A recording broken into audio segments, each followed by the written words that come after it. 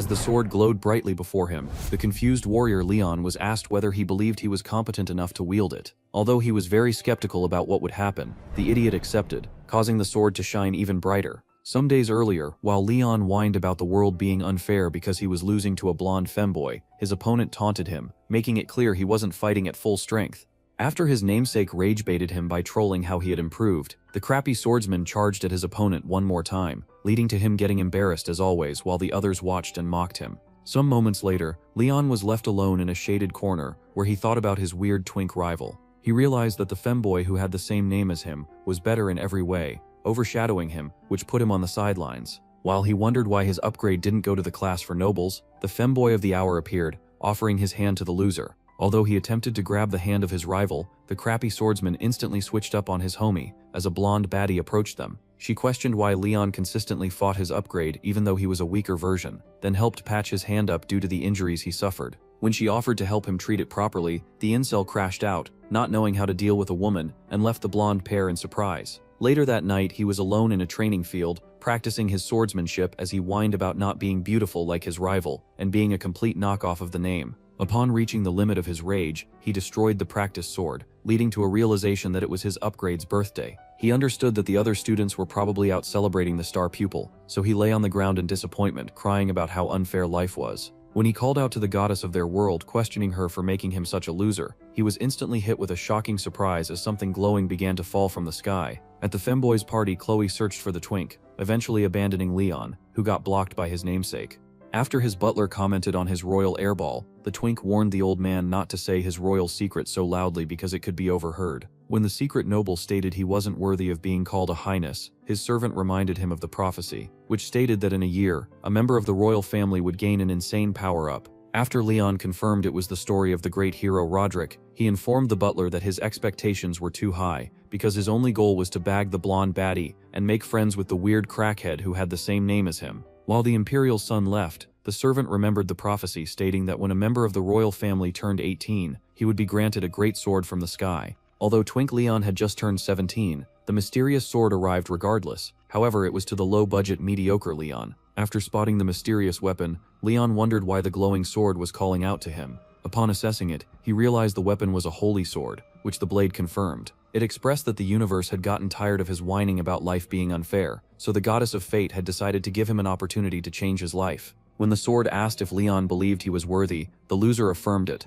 leading to the weapon demanding that the inferior Leon grab it. After hearing the instruction, the whiny wimp thought about the consequences of his action, yet he believed it was a chance to change his life and stop being a complete loser. He understood that life had been unfair to him, so it would be foolish of him to miss his chance and let the perfect opportunity go to waste. While the inferior Leon yapped, the mystical sword asked why they were doing so much talking when he could simply grab the sword. After the loser explained that he was giving the manhwa more filler pages so the author could meet up to his deadline, the glamorous sword further accepted him as a righteous hero and requested he pull it out like a man trying to avoid a baby bump. Leon locked in and grabbed the weapon, which introduced itself as Elcid, a clone of the Holy King Rodrigo. Upon connecting, the sword and loser merged, leading to them agreeing to defeat evil together. Meanwhile, somewhere in the heavens, an angel had a conversation with a mysterious force who questioned his decision to hand over a holy sword to someone as pathetic as the inferior Leon. Although he was aware the loser was a trash option, the angel decided to refuse tradition because the upgrade wasn't up to his standards and was completely boring to him.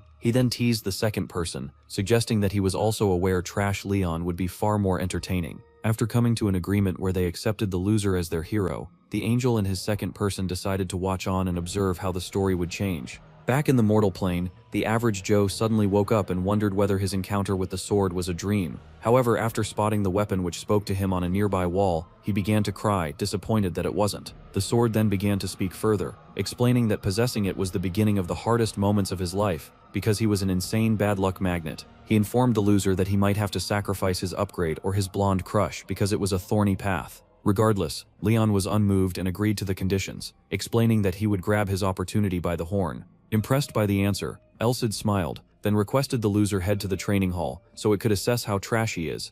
Although it was still dark outside and there was nobody in sight, Leon was hesitant to begin his training with the overpowered sword because he couldn't explain how he acquired such a shiny weapon and what he was doing so early in the morning. After hearing the loser's excuse, Elcid came up with a solution and possessed Leon's arm, erasing the sword's physical presence. Since no one else could see the mystical personality, the spirit could follow him anywhere, and the loser could pull out his sword wherever he wanted. When the weakling suggested Elsid could act as a night watch, the weapon got upset and demanded they get to training as soon as possible. After the loser warned his new weapon to get ready for a sorry display, Elsid explained that Leon had done enough with the trash resources available to him, so there was no need to be ashamed. Upon hearing the words of encouragement from his sword-turned master, the weakling began to swing his sword viciously, hoping it would be enough to impress his weapon. However, despite feeling more powerful, the loser was quickly stopped by Elsid, who informed him that he had foolishly destroyed his sword. When Leon asked what had happened, the talking weapon refused to answer, explaining that it waxed too early to say anything. While the weakling wondered how he could use his decimated weapon to train, Elsid informed him that his basic swordsmanship was good enough and didn't need any criticism. He then suggested Leon went for physical training, asking his wielder to run and listen to his instructions because he needed to improve his form. Unfortunately for the loser, the sword's demands were ridiculous, as he was asked to either run on one leg or pull out a handstand out of nowhere, even though he was treated like an easy AI creative tool. The weakling continued to follow the sword's instruction, hoping they would make him stronger. In the heavens, the mysterious angel continued his conversation with the unknown persona. They discussed how unique a vessel the wacky Leon was, explaining that he was inferior to an already well-built warrior. Although they didn't know how powerful the demon lord of that era was, they expected that getting to half the sword's potential would allow him to at least kill a dragon. Back in the real world, Leon dozed mid-class like the average Manhwa loser, forcing Elsid to wake him up. Even though he continuously swore that he wasn't asleep, the sword was completely unconvinced, informing him that he needed to pay attention because he was heading into his next training. When the weakling expressed that he was very tired from the early morning bazaar runs, the talking weapon explained that he was just going into another realm of his training, which was to train his eyes. After the brain-dead wannabe hero showed a confused expression, Elsid informed him that there were 4 different important attributes, with eyes, footwork, and courage being the most important. He informed the loser that even though his strength was crappy for a 4th attribute, it was good enough for him to start training the others. He then promised to show the loser that after their training, he would see exactly how useless his eyes currently were. When Leon asked what the blabbing weapon meant by how to see, Elsid instructed him to focus on the uncock in front of the board while he memorized for 10 seconds. Although the loser got many details about the teacher, when the time came to close his eyes, he failed his test woefully, as he couldn't tell the yapping sword what was written on the board. While Leon complained about not being able to remember what was on the board, the talking sword explained that his inability to remember what he saw on the blackboard was exactly why his eyes were completely useless. He then mentioned that humans were very trash when it came to their vision,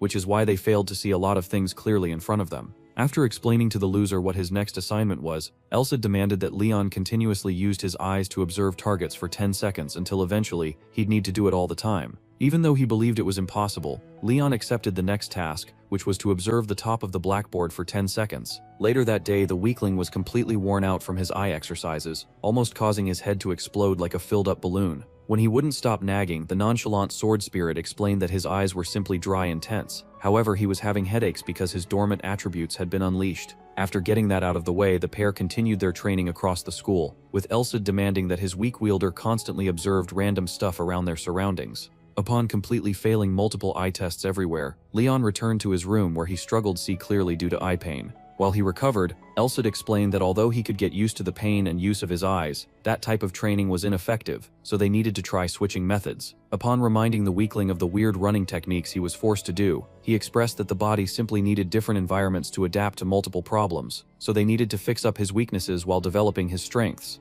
They then discussed his pros and cons like he was a merchandise up for sale. After hearing that he couldn't learn aura because it would be suspicious and swordsmanship was far beyond his level, Leon became extremely disappointed. However, after the talking weapon motivated him using his rivalry with the upgraded blonde Leon, the weakling was instantly fired up. Unfortunately for him, he had signed up for a series of suffering and torture, as his new training method involved getting punished for every failed test, completely surprising him.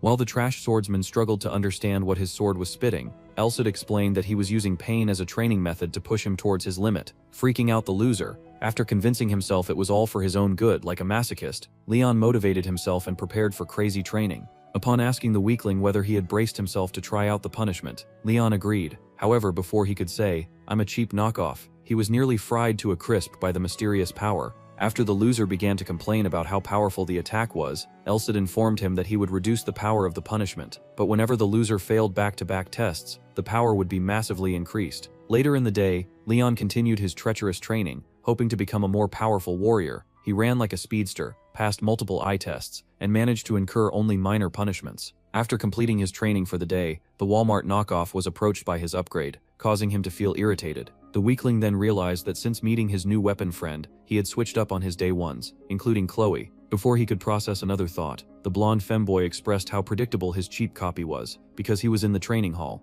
He then informed Leon the inferior that he was initially worried he had given up like the other weaklings. But from the look of his hideous face, he was definitely still full of fight. When the loser asked what he meant, Leon 1 explained that he was more hideous than the other trash, so he was definitely still raring to go. He then requested his cheap copy gave him a few more minutes of his time so they could talk. Upon gaining Leon's attention, the blonde femboy confirmed that he was definitely a nepo baby like the rumors suggested. However, that wasn't the reason he wanted to talk. He proceeded to remind the loser that he had continuously accepted all his previous fight requests, even though it was always just him the floor with his cheap copy. After successfully completely catching the loser's attention with his rage bait, he informed the weakling that he wanted to wrap up their one-sided duels, surprising the serial loser. When Leon asked for clarification, his upgrade explained that he wanted one last battle with his trash rival, in a match with special conditions that would be like none of the previous ones. He then dropped a bomb wager, demanding that if he won, the loser would become his servant. Although the weakling was originally skeptical about Leon keeping to his words, the blonde femboy charmingly convinced him that there was nothing to worry about, causing the cheap copy to agree. When Leon asked what was in it for him, if he won, his upgrade explained that he would teach him any elite trick he wanted. So with their agreement sealed, the pair chose a date to have one last dance. Meanwhile, in the heavens, the angel and his mysterious partner acknowledged the battle between the accidental hero and the chosen one. After the loser expressed that he was nervous, Elsid began to crash out, reminding his idiot wielder that he was just incredibly confident a few seconds ago when he was accepting the battle. Leon then explained that he wasn't scared, but rather confused on how much stronger he had gotten in the little moments of training he had. After the talking weapon assured him that he had gotten stronger, the loser began to become a bit more confident. However, he was given a completely different boost when Elsid told him to look out for the physical assessment tests, which would apparently knock him off his feet. Some days later, their physical assessment tests came up, and all the students were lined up to be checked out. Leon explained that he came 9th in the last check, and although Manhwa wasn't involved, the top spots were dominated by nepo babies. Even though he did all he could, the nobles were allowed to cheat using aura and elixir, making 9th position his limit. After Elsid asked where the upgrade ranked last time, Leon shamefully admitted that his rival was first place, which the weapon understood because the twink had clearly trained quite a bit as well. Yet upon hearing the blonde freak of nature completed 800 meters in less than a minute and a half, the yapping weapon was completely shocked. Some minutes later, the first test commenced, and the loser was grouped in the first batch.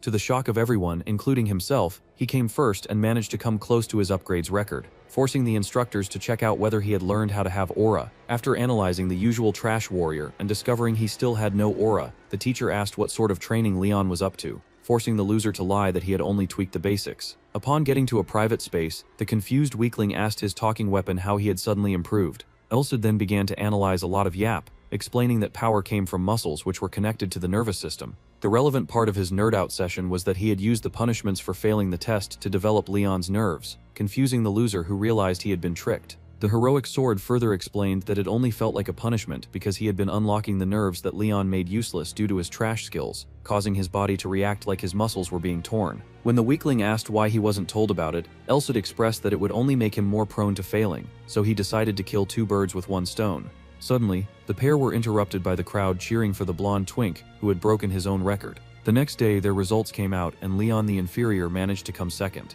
Unfortunately, his upgrade had still gotten the better of him, causing him to feel disappointed. However, after words of encouragement from the yapping weapon, he realized he was finally getting closer to defeating his nemesis, declaring that in their upcoming battle he'd win. That night, Leon asked Elsid what training routine they'd be changing to, causing the talking sword to go into deep thought. He understood that his weak wielder was no longer complete trash, so he didn't need to bother about practicing stalking, and there was also no longer any need to train him physically. Although the yapping weapon believed the next course of action was practice fights, they were clueless on how to get a sparring partner, annoying Elsid, who believed his wielder needed to leave the glorified waste bin called their school. When Leon suggested his inanimate teacher taught him swordsmanship, the blabbering sword once again refused to, insistent that it was too soon for an auraless piece of trash like him. He also informed him that because he wasn't far off from the upgrade on the physical assessment tests, they were similar, so he wouldn't be overpowered by his rival in a fight. While they discussed the topic of battle experience, Elsid wondered if the loser could rage bait someone into picking a fight with him, which Leon thought was unlikely, because they weren't in the slums.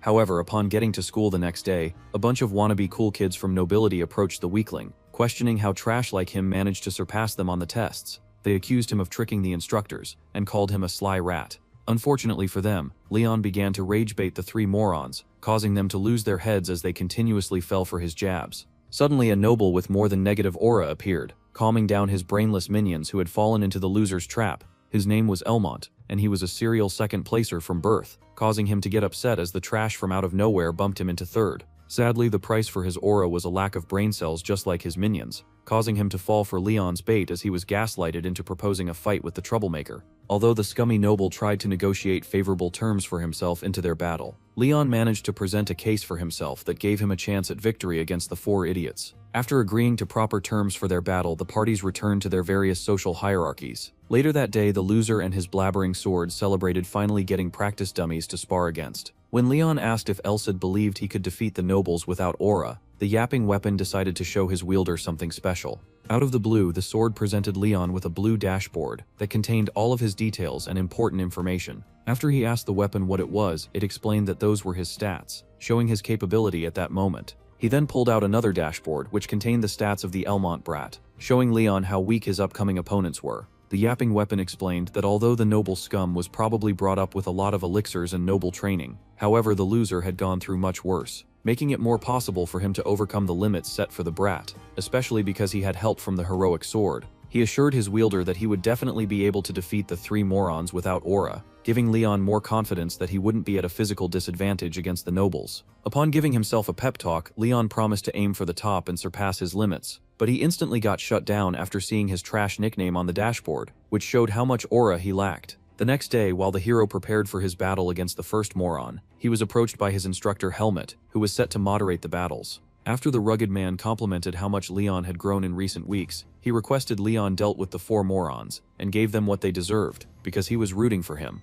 Some moments later, Leon walked into the battleground where the first non-purpose noble crashed out about being delayed by a measly commoner. As if he wasn't insulted enough, the loser completely ignored the shouting idiot and confirmed the battle was about to commence from Helmet, annoying the irrelevant noble further. Just before the battle commenced, the instructor confirmed the stakes of the match from both fighters, as the NPC demanded Leon admit to being a fraud if he lost, while Leon asked that the idiot completely stop bothering him if he won. When the battle commenced, the blonde twink believed Leon was in trouble because he had no aura, yet the cheap copy thought otherwise. Requesting Elsid didn't help him in the battle because he was that confident. After the trash warrior came charging in, Leon analyzed his movements with his special eyes. However, he was completely disappointed as he realized his opponent was a slow, aggressive piece of trash. In seconds, he completely beat his opponent to the ground, shocking everybody who weren't expecting the battle to be a complete whitewash. Even though the battle had been deemed over with Leon the winner, the trash NPC demanded a rematch and the hero Regen agreed, surprising the instructor. The NPC scum then promised to go all out on Leon, who had received advice from Elsid not to finish off the trash warrior in one attack like last time.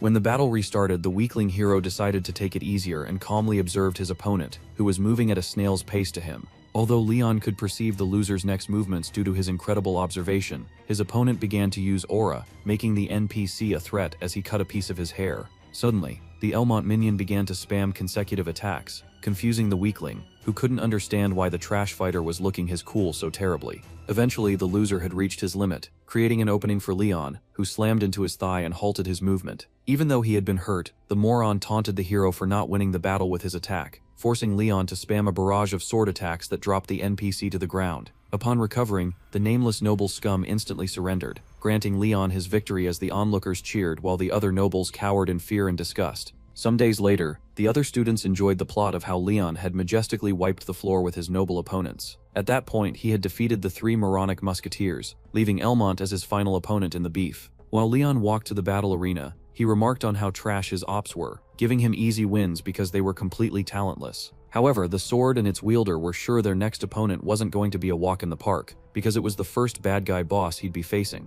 After the weakling hero got to the battle scene, he realized that his opponent wasn't kidding around as he had already imbued himself with aura. Before the battle commenced, the two fighters smack-talked each other, with Leon rage-baiting the Elmont brat due to his high confidence. He believed that the trash noble would be a perfect test before facing the blonde twink, so he prepared to have his best battle yet. Just as the instructor gave them the green light to commence, the weakling hero wondered if the noble scum was talented enough to imbue his sword with his aura. Unfortunately for him, he learned the answer the hard way, as he was struck with a sharp attack that pierced a piece of his face due to the sharp force of his aura. He understood that even though the Elmont brat was a good-for-nothing bully, he was still the descendant of nobility, giving him an edge. Suddenly, the scummy opponent began to gaslight Leon, requesting that the talented commoner join him and save himself the embarrassment of losing. However, the weakling hero was having none of it as he charged towards the noble brat, giving him a similar scar to the one he suffered. Upset that the commoner couldn't care less about his trash offer, Elmont began to crash out, causing him to call Leon's ability worthless. Upon hearing the insult against his heroic reputation, Elsid became filled with rage, determined to teach the spoilt brat a lesson. The yapping weapon then demanded that Leon take out a good number of Elmont's teeth, because it was his duty as a student to deal with whoever disrespected his master. Although the weakling agreed to it already, Elsid made the task more interesting by stating he would punish his wielder if the brat didn't lose more than 3 of his teeth. Suddenly, Leon began to push back the brat, surprising both his opponent and the spectators. The upgrade, who had been observing, informed Chloe that Leon still had no aura, so pushing the brat back wasn't enough. Back on the battlefield, Elmont had gotten tired, so he demanded Leon lost immediately, yet the troublesome hero refused, insisting that it should be the other way around. The weakling hero then locked in and began using a low-budget observation hockey to predict his opponent's moves. When he took a cool stance that made it seem like he had aura, he was able to control his opponent's movements, ripping off Giyu's dead calm from Demon Slayer. With the noble brat finally on ropes, the instructor began to look amazed, wondering how a trash commoner like the cheap copy was able to push back the so-called prodigal second son of a noble family. Just then, Elmont decided to pull out his ace card as he began to use arcane swordsmanship, a special skill that greatly amplified his skills. Although Leon had managed to read and dodge the first attack, the spoilt noble came up with a rebound that was nearly about to destroy his opponent's ribcage and send him packing. However, with sheer willpower, the weakling hero refused to lose, going Super Saiyan Brown before dodging his opponent's attack and shattering his arm shield. After Elmont confirmed that his arm had been shattered, he believed he still had a chance if he could destroy Leon's sword. Unfortunately for him, that chance never came as the aspiring hero beat the living daylights out of him, forcing multiple of his teeth out in the process. With his wielder declared the winner, Elsid was incredibly proud, happy that the spoilt brat had gotten what he deserved for disrespecting him. After the loser was escorted out of the arena, the yapping sword explained that his student had begun to understand the skill Excello, surprising Leon, who had no idea what it was. While the pair exited the school grounds, the weakling hero asked what his weapon meant by Excelif. Elsid then explained that it was something similar to a flow state where the body moved faster than its consciousness, giving him insane acceleration. He also informed the loser that aura was an important part of swordsmanship because it helped use Excelif. When Leon expressed that despite being an auraless loser he still felt fine from using Excel, the yapping weapon explained that he had used an incomplete version, which amplified only his thighs. Just then, the weakling's thighs began to rip apart like torn jeans, causing him to crash onto the ground and scream like a lady battling cramps. While he slowly recovered from the intense shock, Elsid warned him not to use it anymore because he'd most likely die the next time. Later that day, Leon walked through the school halls where he was the center of attention due to the numerous ongoing rumors revolving around him. He realized that the noble losers had begun spreading lies to reduce how sorry their trash performance against him was. Suddenly, Leon was approached by Chloe, who requested to talk with him for a bit. When they got outside, the two lovebirds began their conversation, discussing random stuff. Eventually, the blonde beauty flipped the conversation on its head, telling Leon she knew he was ducking her. She then mentioned how bizarre his life was, fighting nobles and causing trouble among their friends. While she continued to nag beside him, the simp internally wondered how long it had been since he chatted with the baddie. He usually felt jealous whenever she had a conversation with his upgrade, so his inferiority complex had unknowingly separated them. His interaction with the yapping weapon and the numerous training sessions had also played a big role in him not having time for his friends. When she had finally noticed the moron she was going off on wasn't listening, Leon's face was filled with tears, causing her to panic as she believed she had said something wrong. He explained that she didn't need to worry because it wasn't her fault, then internally resumed his monologue, wondering how trash his life would be if Elsid hadn't picked him up. Meanwhile, in the mysterious otherworld, the angel became extremely surprised, wondering how Leon had exponentially grown in so little time. Back at the bench, the loser continued to recognize the yapping weapon as his savior and promised to become a capable owner. Although he looked like he had lost his mind to the blonde beauty, Leon declared that he would no longer be a trash wielder of the sword, impressing the nagging weapon and the angel, who still couldn't understand how he grew while talking to the baddie. That night, while Leon rested, he understood that he had indeed changed because he was no longer complete garbage like before. After Chloe had finished close to him for the first time in his life, he felt like he had a chance with the baddie, proving he had improved. Although she managed to sneak his blonde twink of a rival into the conversation, he still felt confident that he had a chance with her. While he rolled around on his bed filled with anxiety like a girl anticipating a Valentine's love note, his upgrade aura farmed atop his balcony, thinking about the upcoming battle with his cheap copy. The next morning, our upcoming hero continued his training with the talking weapon, which continued to boost his skill level and teach him new fight tricks. Leon remembered that he had consistently gotten mopped on the floor by his opponent, meaning he had to up his game due to the large power difference. Even though the weakling hero still had doubts in his mind, the nagging weapon decided to take down the confidence he had built by teasing Leon with the blonde twink's upgraded stats, causing Leon to crash out. He lamented that Leon was already superior to some trash instructors, calling out the weirdo who moderated his battles with the noble morons. He proceeded to reassess his opponent's stats and finally lost his head when he clocked that he was fighting a losing battle. The nagging sword then stepped in and explained that he needed that humble mentality from his student so he could properly train him for his fight against the monstrosity called a star student. When Leon asked what would happen if he lost to the upgrade, Elsid refused to answer, claiming that every experience was a test, so they simply needed to wait for the outcome before making any decisions. Meanwhile, later that night at the blonde twink's mansion, Leon the upgrade had a conversation with his butler, who was surprised that the cheap copy could beat the three frauds and their creepy lesser Elmont. The star student began to tease the old man Gilbert, reminding the senile Unkin that he informed him of the cheap copy potential long ago. After the old man agreed that he was washed and wrong, Leon made the man promise him something, swearing to himself afterward that he'd defeat the cheap copy. The next day, the battle was finally set in place as a storm went blazing down onto the battlefield. Fortunately for Leon, his alternate side had booked a sheltered fighting ground for them, away from the eyes of others. Upon the mention of a single hidden observer, the sword and his wielder came to the realization that it was most likely Chloe. When Elsid gaslighted Leon into believing his namesake had organized a fight over their joint crush, the weakling became extra fired up, not wanting to lose his baddie. Although he had initially gotten over the decision,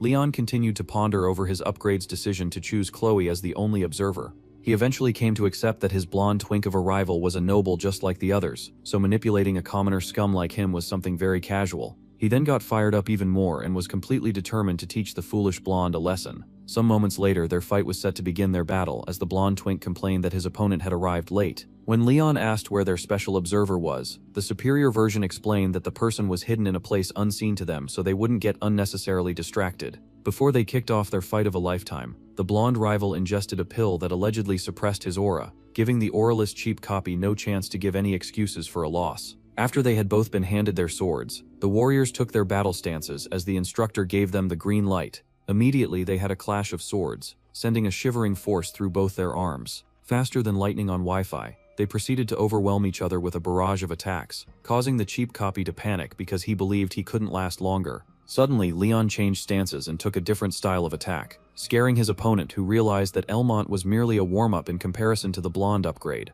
Although the cheap copy had been using his special vision, his opponent still managed to make himself a nuisance, forcing the weakling to try calming down and regain his composure. The two old unces who had been spectating the battle began to wonder whether the two kids fighting in front of them were actually students or fully trained knights. While the two Leons continued to go at it, impressing each other, the senile old man was blown out of his mind, acknowledging that the cheap copy could keep up with his upgrade. Back into the overhyped battle, when the blonde twink attempted a pump fake using his sword, Leon pulled an Akashi and claimed that he saw it coming, matching his opponent as they both took a good deal of damage from each other. Upon realizing what had been going on, the upgrade understood that his weakling rival had unexpectedly dragged him into a battle of stamina, giving himself a chance. The weakling clocked that he had been figured out and reassessed his tactic, which was to wear out his opponent and turn the tides on him. However, the blonde twink locked in and was determined to make his cheap copy submit, pulling out a special technique that left his butler in shock. After charging his special flash step technique, the upgrade immediately charged at his rival, who was panicking, and dealt a huge blow,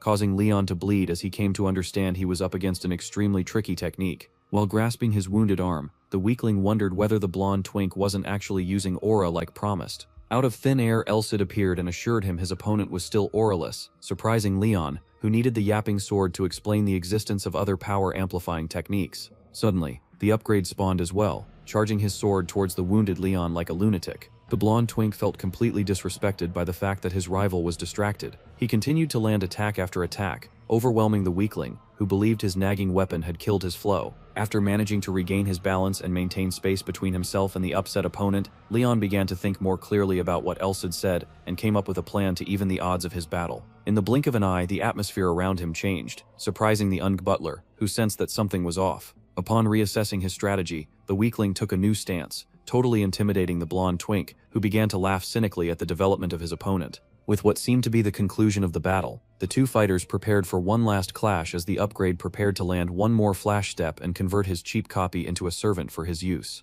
They had a quick flashback, remembering the different struggles they had been through, and before they could both say Chloe, the two fighters charged at each other at the sound of a thunder strike, finalizing the so-called battle of their lifetimes. In a shocking turn of events, the cheap copy managed to beat the upgrade, surprising the twink, who couldn't understand how he had lost to utter trash. Leon began to explain that he had total understanding over the weakness of swords because he had destroyed so many, giving him an insight, unlike the perfect blonde creep who only knew his own limit. He acknowledged that he might not have been able to scam his win using real swords, yet the old man appeared out of nowhere and confirmed his victory, leaving the blonde rival shattered. After it was settled, Elsid asked what his dumb wielder had requested if he won the battle, and the weakling moron instantly went blank because he was lost in thought. He then remembered that his offer was anything which didn't jeopardize Leon's family. When the blonde twink finally came to terms with losing to the weakling, he asked the cheap copy what he wanted. However, Leon refused to accept anything at that moment because there was nothing he needed from the entitled noble. After he requested that he could ask for his reward later,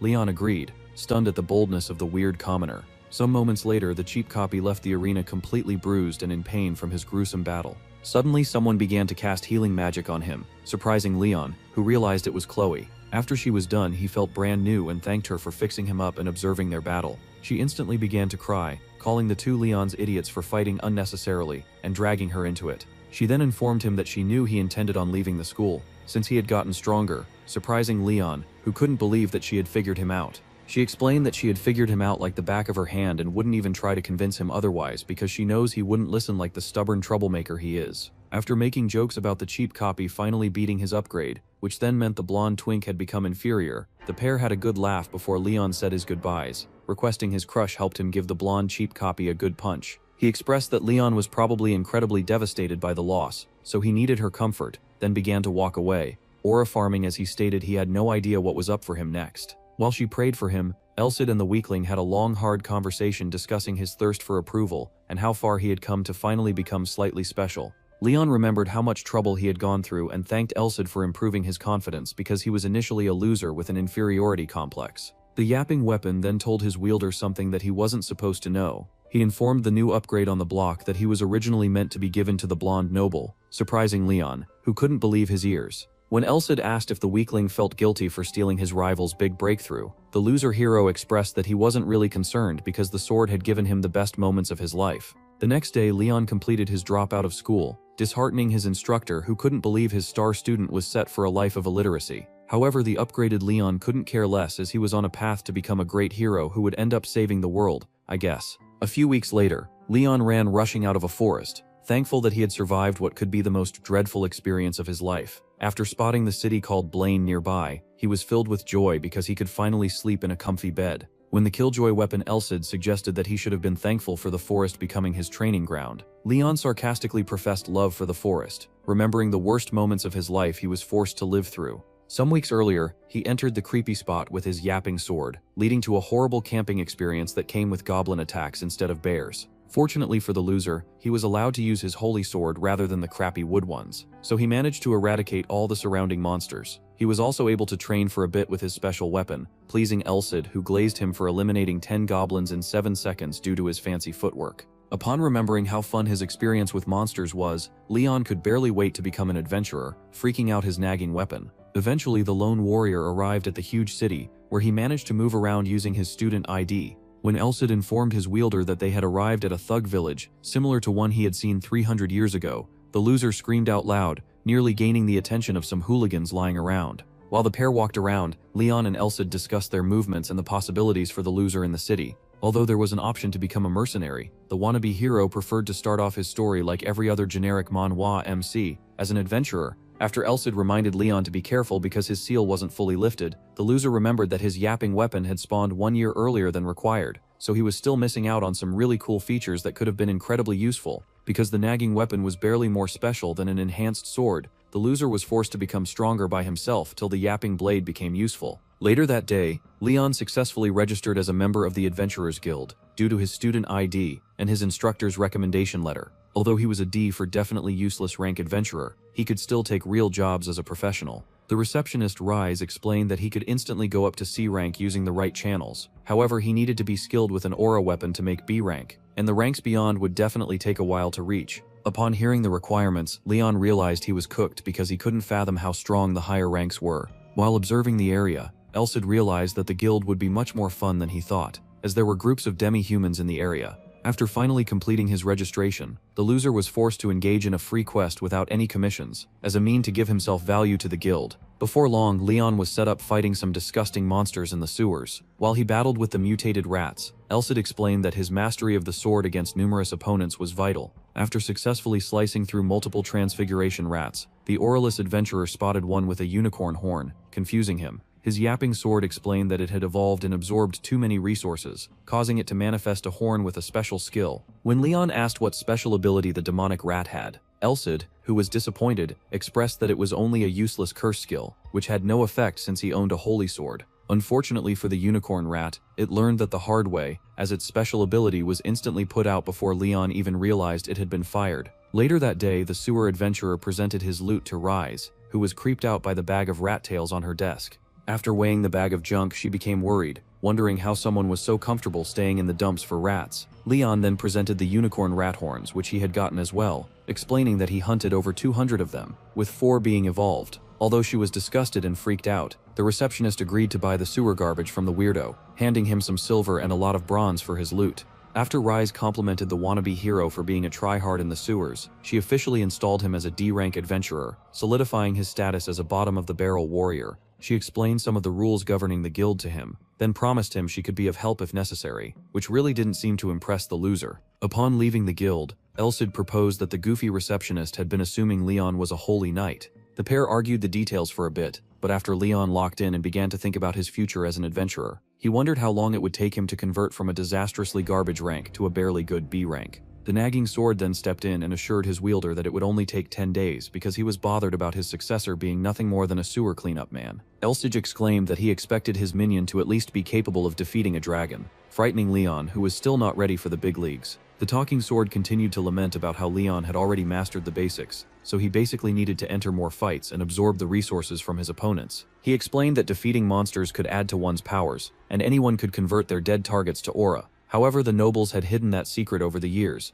leaving only him, the holy hero Roderick, with that unique knowledge. The ultimate goal for the wannabe hero was to end up comfortably hunting dragons, which frightened the loser. Yet the nagging weapon refused to listen to any excuses because he was tired of being used as a purification device for nasty tasks like sewer cleanups. When Leon asked why his master was so hell-bent on going after dragons, the sword explained that their targets afterwards were even higher, meaning the coward needed to get out of the trash leagues and face some decent opponents. After the frightened warrior asked again why they were going for unreasonable heights, Elsid informed him that he had dementia and lost his body, so he had no idea why he was going so far anyways, but he didn't care, since it was Leon who was going to go through all the suffering. The sword assured his wielder that they'd be fine, so long as he was ready, causing the sewer adventurer to give in and agree to the weapon's crazy demands. The next day, some dialogue loop victims trolled our sewer hero by calling him a cat, since all he did was hunt rats. He had become such a terror to the creepy rodents that he could no longer hunt them as much as before because they had gone into hiding, preparing to create a bell. Aware that the sewer adventurer no longer had his daily bread, Rezim presented some other commissions for the weirdo, allowing him change his atmosphere for a bit. After spotting a unique document that looked like it had seen as long as the dinosaurs, Leon wondered why the task was avoided so badly and stupidly decided to choose it. He assessed the details of the request and assumed it would come with no hitches, so he headed to the castle walls, where he was supposed to subjugation some slime rocks. Although the senile commanding officer had forgotten the task because it was out for so long, another soldier admired his dedication upon finding out he was the rumored cat. He was eventually allowed into the task location, where he was supposed to find some slimes and prevent them from destroying the kingdom's structure. Before long, the sewer adventurer was confronted by a group of slimes, which Elsid warned him to be wary about. Faster than a coked-up Sonic, the monsters nearly slimed him out, forcing him to attack, but his slash was easily repelled by the tiny beast, proving how trash of a warrior the wannabe hero actually was. The yapping sword explained that the slime's only weakness was their core, which should be common knowledge to anyone with working brain cells. However, because of the numerous rocks inside the monster, that would be nearly impossible without proper precision. The pair instantly understood why the task had been abandoned since the dawn of time. Caveman weapons were unlikely to work against the goo, and swords were an even worse mismatch, making the slimes an incredibly awful opponent to come against. While the rock slimes continued to fire attacks like a rip-off pea shooter from Plants vs. Zombies, Leon managed to deflect all the incoming pebbles, nearly knocking off his arms due to the crazy force. As the yapping sword continued to analyze how bizarre of an op the danger gooer were, Leon suddenly clocked an idea, giving him a chance at eliminating the monsters. He decided to try a different approach with his vision and pierce into the monsters at a unique window, which would most likely kill them once and for good. Immediately, the sewer hero got an approval from his inanimate master and charged at the monsters, wiping out the group of 3 at a go. More of the danger goom began to appear, so Leon continued to evolve his movements and improve his eradication of the rock slimes. However, just as he was getting into flow state, he slipped on a puddle of water, putting him in the path of a rock storm that could turn him into SpongeBob. Fortunately for him, plot armor came out of hiding and saved his baby, giving Leon the ability to gain balance out of nothing and finish off the last disaster goo. After finally getting breathing space, the nagging weapon explained that Leon had improved his footwork to level 2, giving him a super balance that would save him on any type of ridiculous grounds. Although the loser managed to pull it off by chance, which is basically plot armor's middle name, Elsid wouldn't stop glazing it, explaining that it was an incredibly cool technique to pull off. The wannabe hero had finally started to adapt efficiently, yet he was still on the basics of a beginner. Out of nowhere, the yapping sword suggested that Leon stop dodging the attacks and instead take them to learn durability, causing Leon to panic. After the more demonic than holy sword continued to suggest that Leon put himself in front of death's door, the pair got in a fight that summoned a large group of disaster goo. Some weeks later, Leon continued to delve into the castle walls to hunt the rock slimes, which impressed the surrounding knights. When he came out with a bag of his loot, they were all completely astounded as he declared he was finally done with his escapades against the disaster goo, because he had completely wiped them out. He explained that they wouldn't need subjugation for a while because slimes took a long time to breed. He then presented the knights with his bag, requesting they confirm the completion of his task, as he aura farmed and walked away from the scene, leaving the officers with nothing but shock on their hideous faces. While he walked away, Elsid confirmed that his student was finally ready to learn aura since he had done something so impressive. After getting to their in-room, the yapping sword expressed his surprise at how fast Leon was in developing, because he wasn't expecting a huge gain from measly rock slimes. Regardless, the loser was finally ready to have aura for the first time in his life as they were 1 month ahead of schedule. Elsid explained that his wielder was relatively late to aura training, unlike others, so he needed to be fully ready for the process. Nobles had begun to develop aura from the moment of birth by a process called baptism, which would continue to be enhanced by elixirs. However, commoners like the sewer adventurer had to wait till they were older, which was nearly impossible at that stage. The process was nothing but pain and could probably kill someone who wasn't developed enough, but after continuously absorbing mana and gaining the Holy Sword's blessing, it should be light work for the wannabe hero. Finally, Elsid warned Leon that no matter what he needed to retain consciousness, because getting knocked out would be a failure. After confirming his student was ready, the sword summoned a barrage of light swords, which he sent charging into Leon, causing the weakling to scream in agony. Eventually, Leon looked like a naughty birthday cook filled with numerous swords, which pinned him down onto the bed. While observing the process, the yapping sword sensed the presence of weird individuals, which were definitely destined to be the ops of his upcoming great holy hero. Some moments later, the sewer adventurer expressed his joy over finally having aura, which made him seem like Superman. In heaven, it became revealed that who you mistook to be the angel was actually Roderick talking to a mysterious person. Anyways, he was very happy with the low-budget Leon proving to be superior to the blonde Luxmaxer. Although they had taken a shortcut and snuck the holy hero into the sword Elsid, the cheats were still proud of their bet. Back on the mortal plane, the yapping sword congratulated Leon for surviving multiple swords but told him not to get cocky because all he did was open the dead pores. There was still a long way to go with aura, but at least the weakling could finally have a grasp of the power that once ridiculed him so badly. After assessing Leon's aura sense and informing him of the multiple aura elements, Elsid smiled, informing his wielder that he had gained the same element as the great hero Roderick, the sun. Hyped up that he shared attributes with the legendary hero, Leon started to celebrate and dance around. When the loser was done with his tomfoolery, Elsid presented his stats one more time, which displayed his new title as the noob with aura along with the development of some other skills in his arsenal. The expired hero explained that his student had already mastered 2 other aspects of aura, so he was definitely above level 2.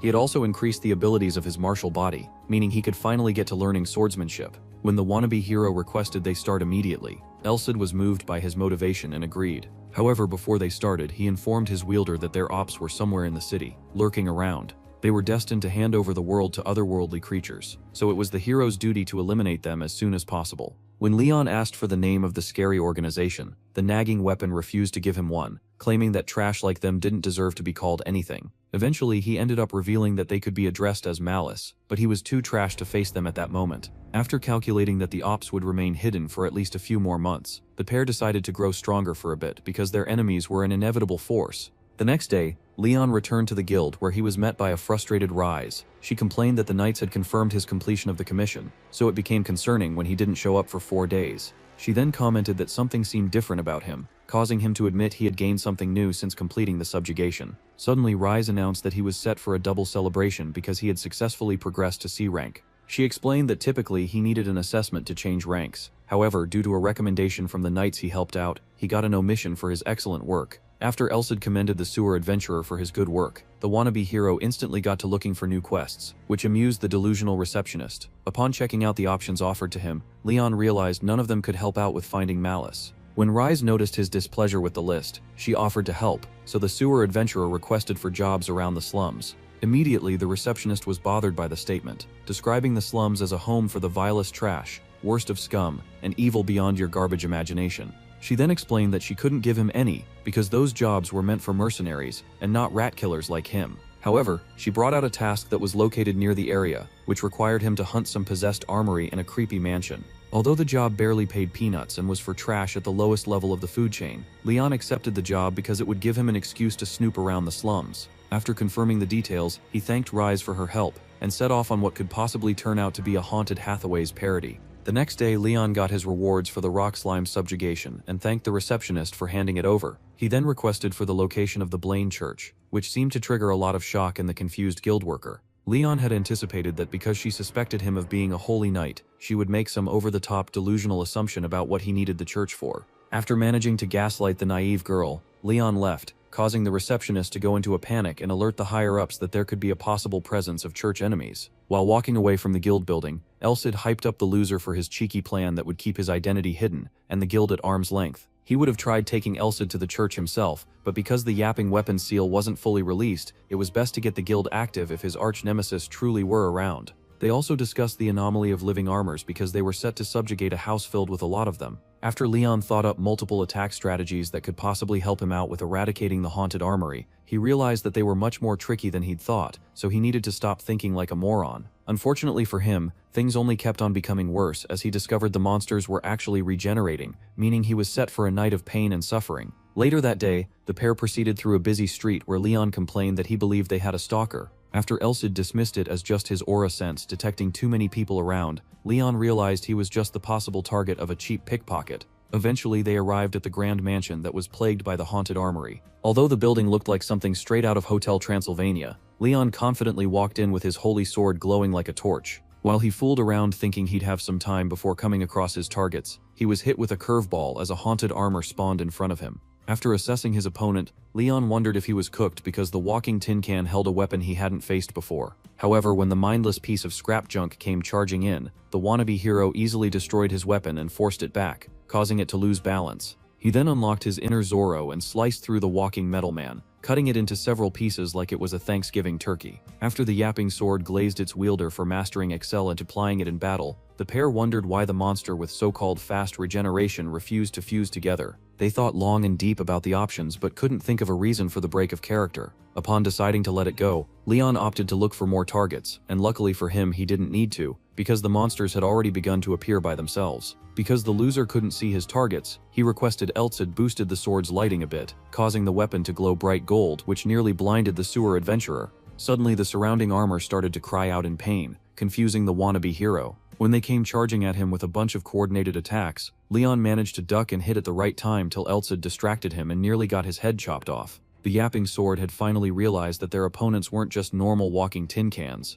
After Leon used his special vision to analyze the monsters as well, he also discovered that they were filled with evil energy, which devoured whatever it touched, and that explained why the glorified heap of scraps refused to regenerate after being cut down by the holy sword. Once again, Plot had perfectly handed our loser MC a convenient opponent for him to easily glide through. Elsid further explained that the phantom armors they were facing needed to be rid of all their hatred before they could die, so that was why the other unlucky losers who came before couldn't clear out the quest. Just then, an even larger group of the armors appeared, forcing Leon to choose an escape tactic to secure his life. Before the wannabe hero retreated, the nagging weapon explained that it was unlikely the armors spawned out of nowhere, so they were most likely summoned by a strong incantation. Apparently thousands of dead souls had managed to migrate into the castle, creating the walking tin cans. Elsid continued to talk endlessly like the yapping weapon he is, explaining that the phantom armors couldn't go long distances, meaning there was a lot of murder and irregularities in the slums. Suddenly, Leon decided to lock in, and changed his mind from retreating to eliminating as many rusty tin cans as he could. Before any of the glorified rust buckets could react, he cut through them like a rampaging knife, littering the ground with scrap iron as he drove through. The next morning, the sewer adventurer had managed to clear enough phantom armors to satisfy himself, but his brain was really woozy due to the lack of sleep. He expressed that it was nice fighting against a gang because it helped improve his vision and awareness of his blind sides. After assessing the multiple pros and cons of the overnight battle, the exhausted warrior left the haunted mansion, prepared to take on whatever threats the slums could hold. They understood that the slums would be a more tricky terrain to fight on because they were up against humans and traps, so improving Leon's vision was very necessary. Somewhere else, an entitled brat wailed all over the street, causing a nuisance. However, when a stinky old man with a crazy presence walked past, the little kid instantly muted himself as the other non-purpose characters glazed the man named Khan, who was the leader of a slum gang called Bastard. Upon getting to their destination, the gang underlings gave a report to the big bad boss, who gave them comments on their mission. The weaklings informed him of their daily escapades, and spoke only when spoken to. Although the huge stinking man was meant to be a gang boss, he seemed to be helping out the guild and church, contrary to his rogue looks, which made it seem like he was the threat. Oh wait, I take it back, he was definitely a threat. When one of the minions suggested the gangsters took a more direct approach, he was instantly met with a KO by Khan, who made it clear that complete trash like him had no right to an opinion. After frightening the other background antagonists, the scary human skunk ordered the others to follow his orders and keep nasty suggestions that could get them killed away from his face. Eventually the scums got to discussing Leon and his recent visit to the haunted mansion, intriguing the human skunk. Upon hearing the numerous egregious nicknames and mundane tasks the wannabe hero had taken, Khan assumed he could be useful and ordered his minions to fetch him. Later that night, while Leon practiced aura, Elsid informed him of multiple developments which proved he was getting stronger. They checked out his stats, which showed he had grown very quickly, impressing the nagging sword, yet Leon went out of his way to rage bait the weapon, causing them to have a scuffle.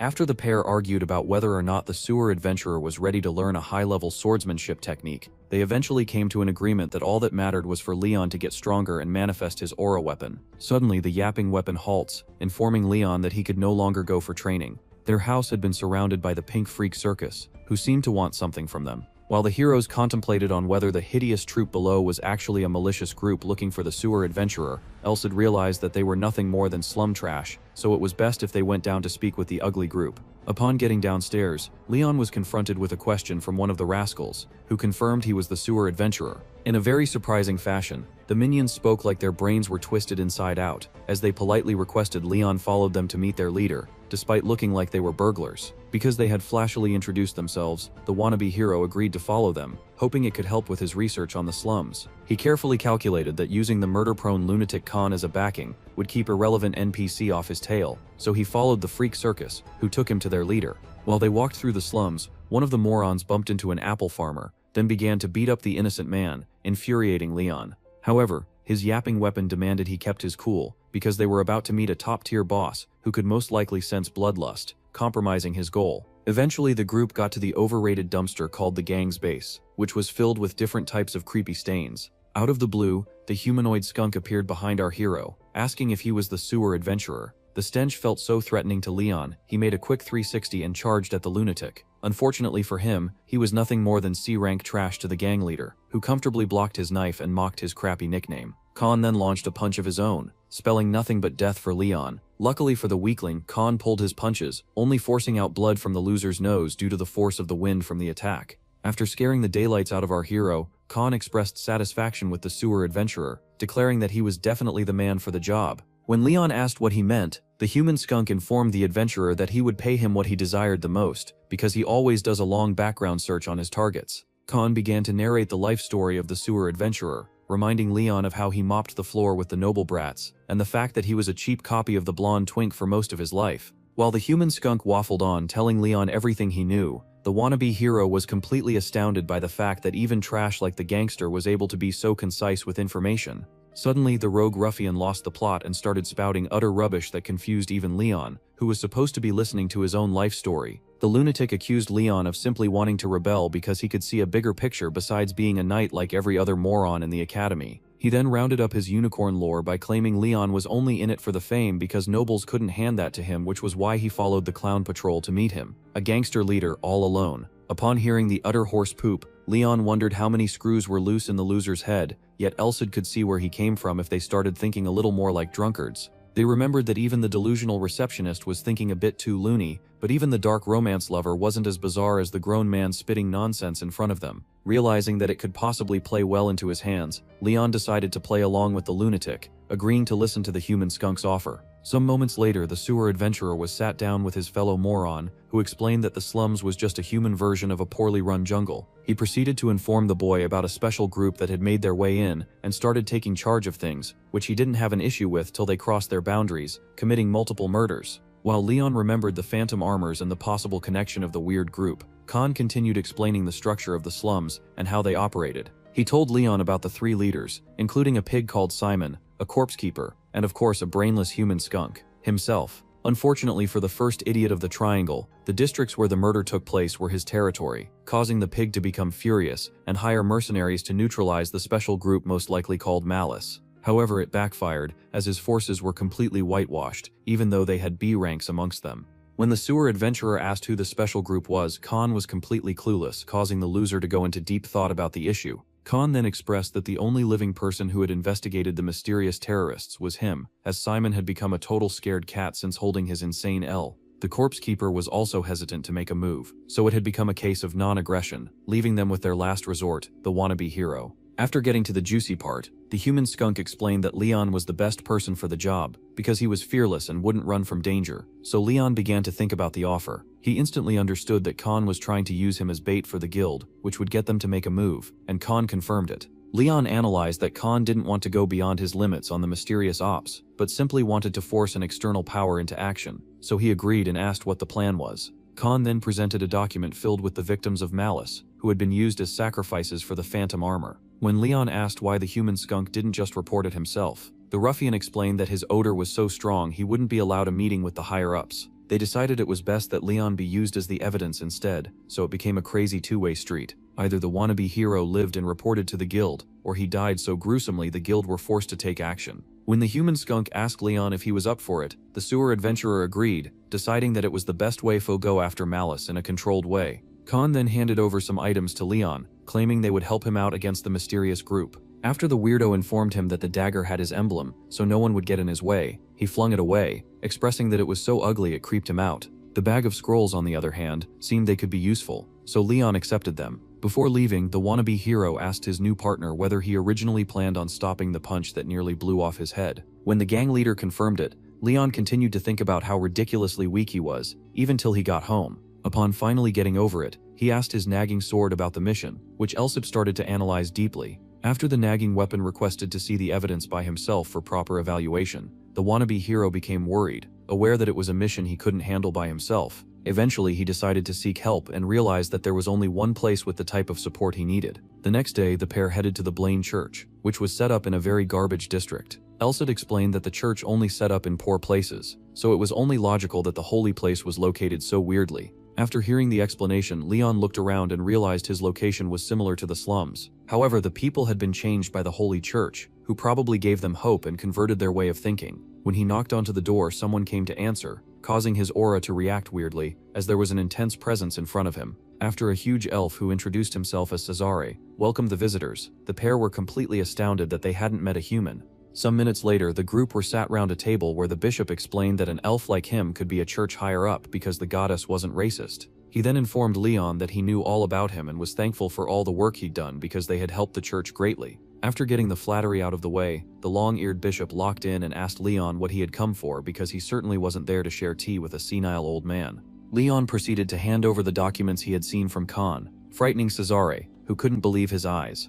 Although the long-eared bishop was bothered, the church wouldn't be moved by information from a slum ruffian like the human skunk, so they needed another investigator. After Leon expressed that he had taken that role but needed a partner, Cesare assessed his options and realized everyone else in the church was either a loser or a completely garbage warrior. He then offered to follow himself, surprising Leon, who wondered what a wrinkled bag of meat like the old man could do. Upon noticing the look of displeasure from the youngin', the old man decided to put on a show. Suddenly the bishop's arm began to glow red with fire, astounding the heroes who realized it was aura fire, a special ability that had nearly limitless potential. After the old elf shut it off, Leon's worries transitioned from himself being held back to him being the burden on the mission. The bishop explained that he used to be a member of the Holy Church's most elite force, but he had been retired for 50 years, making him rusty. The loser remained surprised that the wrinkly elf was a member of the continent's strongest force, and agreed to have the bishop follow him on his recon mission. When Cesare dissipated to go get his weapon, the hero pair fantasized what classy weapon he had probably used, like an arrow or a clean spear.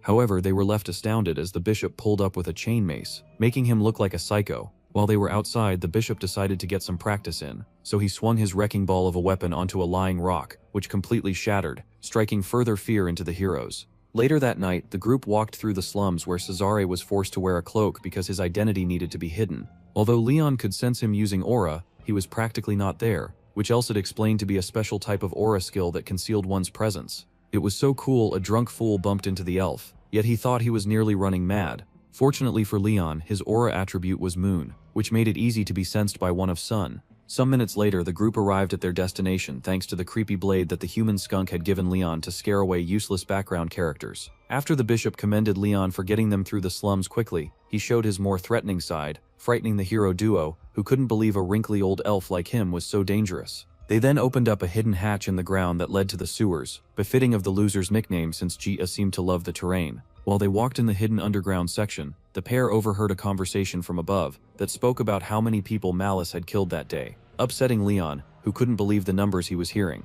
Although Leon was evidently irritated, he managed to keep his cool. However, it was the complete opposite for Cesare, who smashed through the ground and charged at the yapping cloakmen who didn't see him coming. Before Leon joined the party, the long-eared warrior had already cleared out most of the ops, leaving only a few members. When the bishop tried destroying the moron's face with his mace, a mysterious shield seemed to protect the cloaked figure, making it seem like he was a relevant floor boss. Yet it took Leon only seconds to slice through the non-purpose character, bringing his chapter to an anticlimactic end. After Cesare snapped the neck of the final filler antagonist, the group praised themselves for their well-done work, even though Leon had done only 0.001% of the work. The sewer adventurer had converted the holy sword into a machete look-alike, so the bishop wouldn't tell he was affiliated with Roderick, causing the old man to think he had stolen one of their swords. The group analyzed that their infiltration was a bit weird, but since they've caught the ops using techniques prohibited by the church, they had every right to continue with their mission. Once again, the long-eared Unkal let out another scary remark, frightening the hero duo who couldn't tell if he was a priest or a murderer-prone psychopath. After searching the base a bit longer, the pair arrived at a room where parts of the sacrifices were spotted,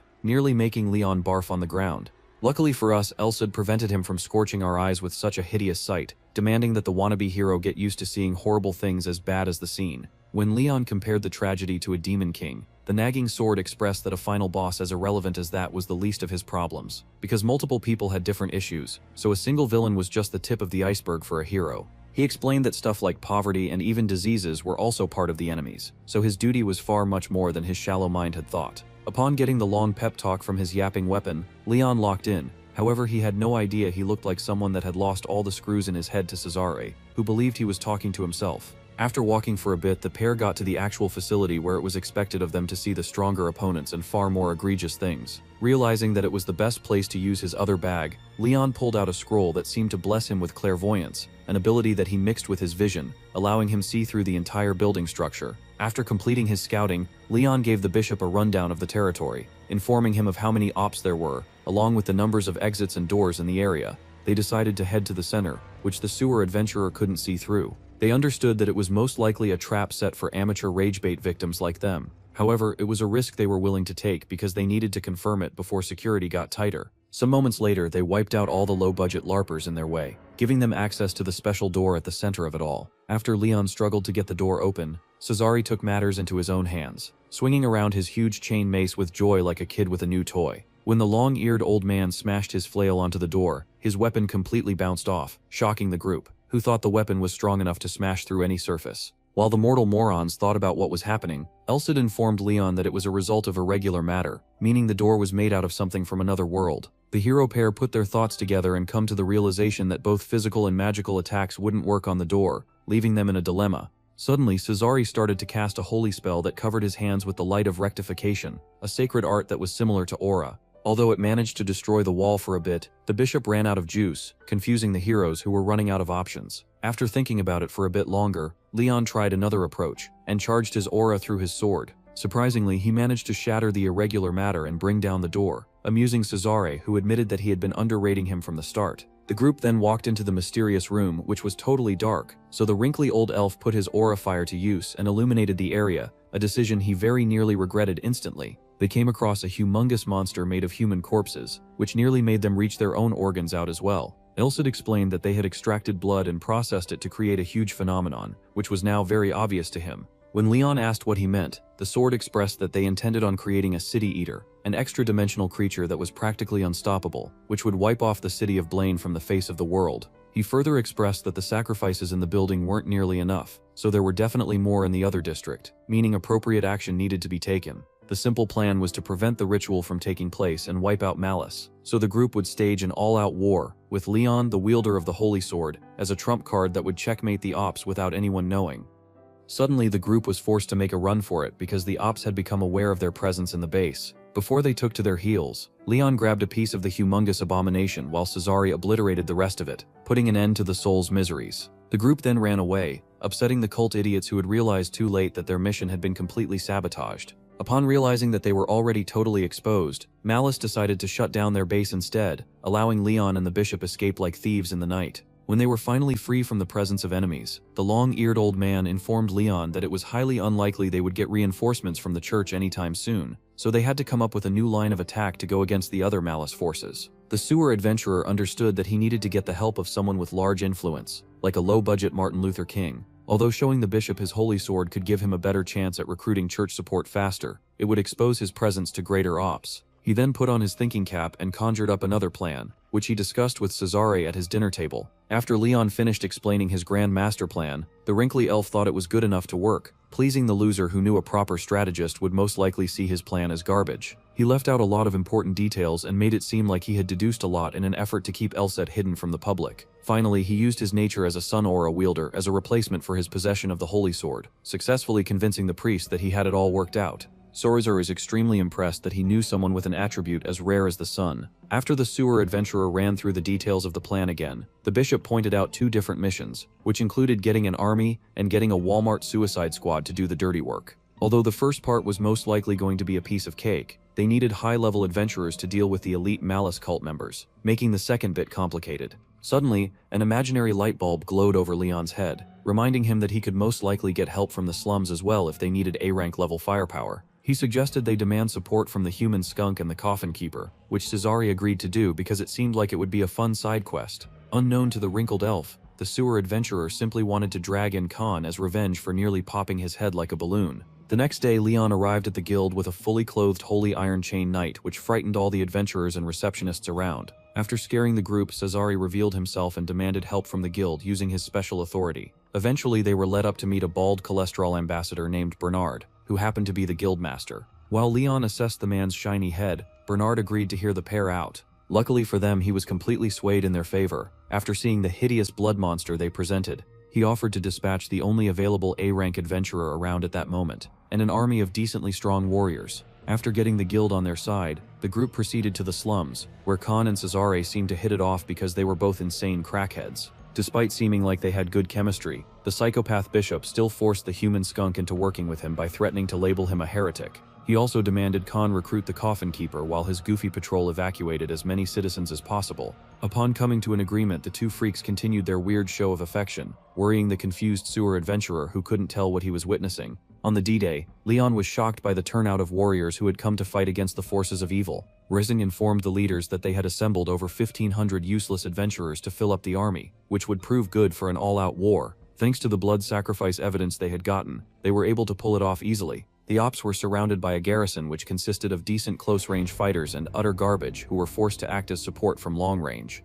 While Bernard continued to give a rundown of his forces, the hero duo were pleased, as they only needed the trash to fill up numbers, since the main force consisted of individuals who could actually do something relevant. As if they weren't done cooking, the lord of the city presented them with one of his senior knights named Conrad. Although he got along well with Cesare, the stuck-up warrior couldn't see eye to eye with the human skunk, who was a boss of the slums. Suddenly, Leon was scared stiff by a mysterious presence who appeared over his shoulder, introducing itself as the coffin keeper. After Khan acknowledged his fellow slum garbage, the other members of the elite force were forced to accept him. Except of course the wrinkly elf, who threatened to destroy the dark force if he didn't help as well as he was supposed to. After the mysterious presence disappeared, the sewer adventurer freaked out, wondering why he couldn't sense the coffin keeper. His thought was interrupted by the arrival of their last member, a baddie adventurer named Karen. Although Leon was bothered about the contrast in personalities amongst their forces, he chose to accept the hand he was dealt, leading the charge into the upcoming battle that would determine the fate of the city. Some moments later, the army completely ran riot on the Malice base, causing the insignificant junior ops to panic. When they realized they couldn't escape their doom by falling back to headquarters, the cloaked morons summoned one of their blood sacrifice abominations, which easily wiped out a set of archers.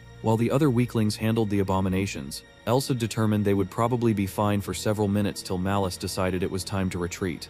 Out of nowhere, a huge tornado appeared, forcing the main force into action. After the others ran, Leon tried to follow, yet he was too slow to keep up, causing him to realize he was barely better than the NPC trash that was used to fill up the army. Upon getting to the battlefront, Conrad decided it was his time to shine, manifesting aura fire with his sword before hurling it at the tornado to break apart the heretical spell. Unfortunately for the old idiot, his attack had no effect, but on the bright side, he didn't create a firestorm, which would have been 10 times worse. Realizing it was his turn, Khan gently escorted the loser away from the front lines and launched a punch of his own to shatter the tornado barrier. Yet once again, it remained totally unscathed, showing that the so-called elite force might actually just be a bunch of frauds. While the others contemplated on what to do, the sewer adventurer locked in and approached the storm, surprising everyone else who wondered what a C-rank bozo like him could possibly do if the others failed. After charging up his weapon with aura, Leon gripped his sword and went all out as Elsa instructed, unleashing a humongous blast that totally eradicated the tornado barrier, shocking everyone except those of us who had already predicted plot armor attacks. Upon spotting a barrier opening, the group immediately jumped in, leaving the non-purpose characters to battle it out on top. While they walked through what seemed to be the sewers, the group confirmed their creepy partner, the coffin keeper, had come along as well. Leon observed his teammates and continued to confirm that he was nothing more than garbage beside them, as they couldn't stop impressing him by doing basic stuff. Eventually, the party got a hatch, which caused a debate on whether or not to go through with it, or stay away from the clear trap. After Karen goofily decided to proceed anyways, they confirmed she knew what she was doing, but the baddie was simply going forward on vibes, which didn't seem to bother the others. While they walked through the stairway, a mysterious spell suddenly activated, separating the group. Elsa explained it was a labyrinth formation, a technique that distorted space, meaning they would meet up with the other members later on. Out of the blue, the baddie adventurer spawned behind Leon, celebrating finding him quickly. After Leon asked if she was alone, Karen informed him that the coffin keeper was also with them, creeping out Leon, who saw the two supposed partners beefing. They proceeded through the enemy base, where the baddie adventurer chose whatever path she wanted using her whimsy. Although the hero pair couldn't get how she managed to be so accurate with each of them, they continued to listen to her regardless. Finally, the group had come across enemies who Karen had sensed from afar. When Leon asked what their plan of attack was, the baddie said they had one plan: attack. Their opponents were definitely stronger than the cannon fodder from the other base, yet Leon was confident he could easily eliminate them. After the warriors hyped themselves up, Karen took the lead, charging into the battlefield with her green aura, which allowed her stick to the roof like a pest. The hero duo understood that she had probably gone through some insane training, so Leon had to go all out on his footwork to keep up with the overpowered baddie. After they confronted the ops, it seemed like Karen had one-shot them with her mini-blades, which broke through their masks. However, it had simply unleashed the hidden hideous monsters that were kept in covers. The reveal commenced the grand battle that saw the baddie flatten a squid enemy on the floor using her rope. On the other hand, the coffin keeper easily ripped off the head of the mutant bulldog, frightening Leon, who was thankful the A-ranks were on his side. When it finally came to his battle, he was nearly one-shot by the low-budget Doc Croc, who smirked because he had pulled the longest straw. Despite getting the worst of the bunch, Leon applied his special vision and realized the mutant was just a spin-off of the rock slimes, giving him a bit of nostalgia. He instantly destroyed all the incoming projectiles charging towards him and split the overgrown lizard in half, ending his battle swiftly.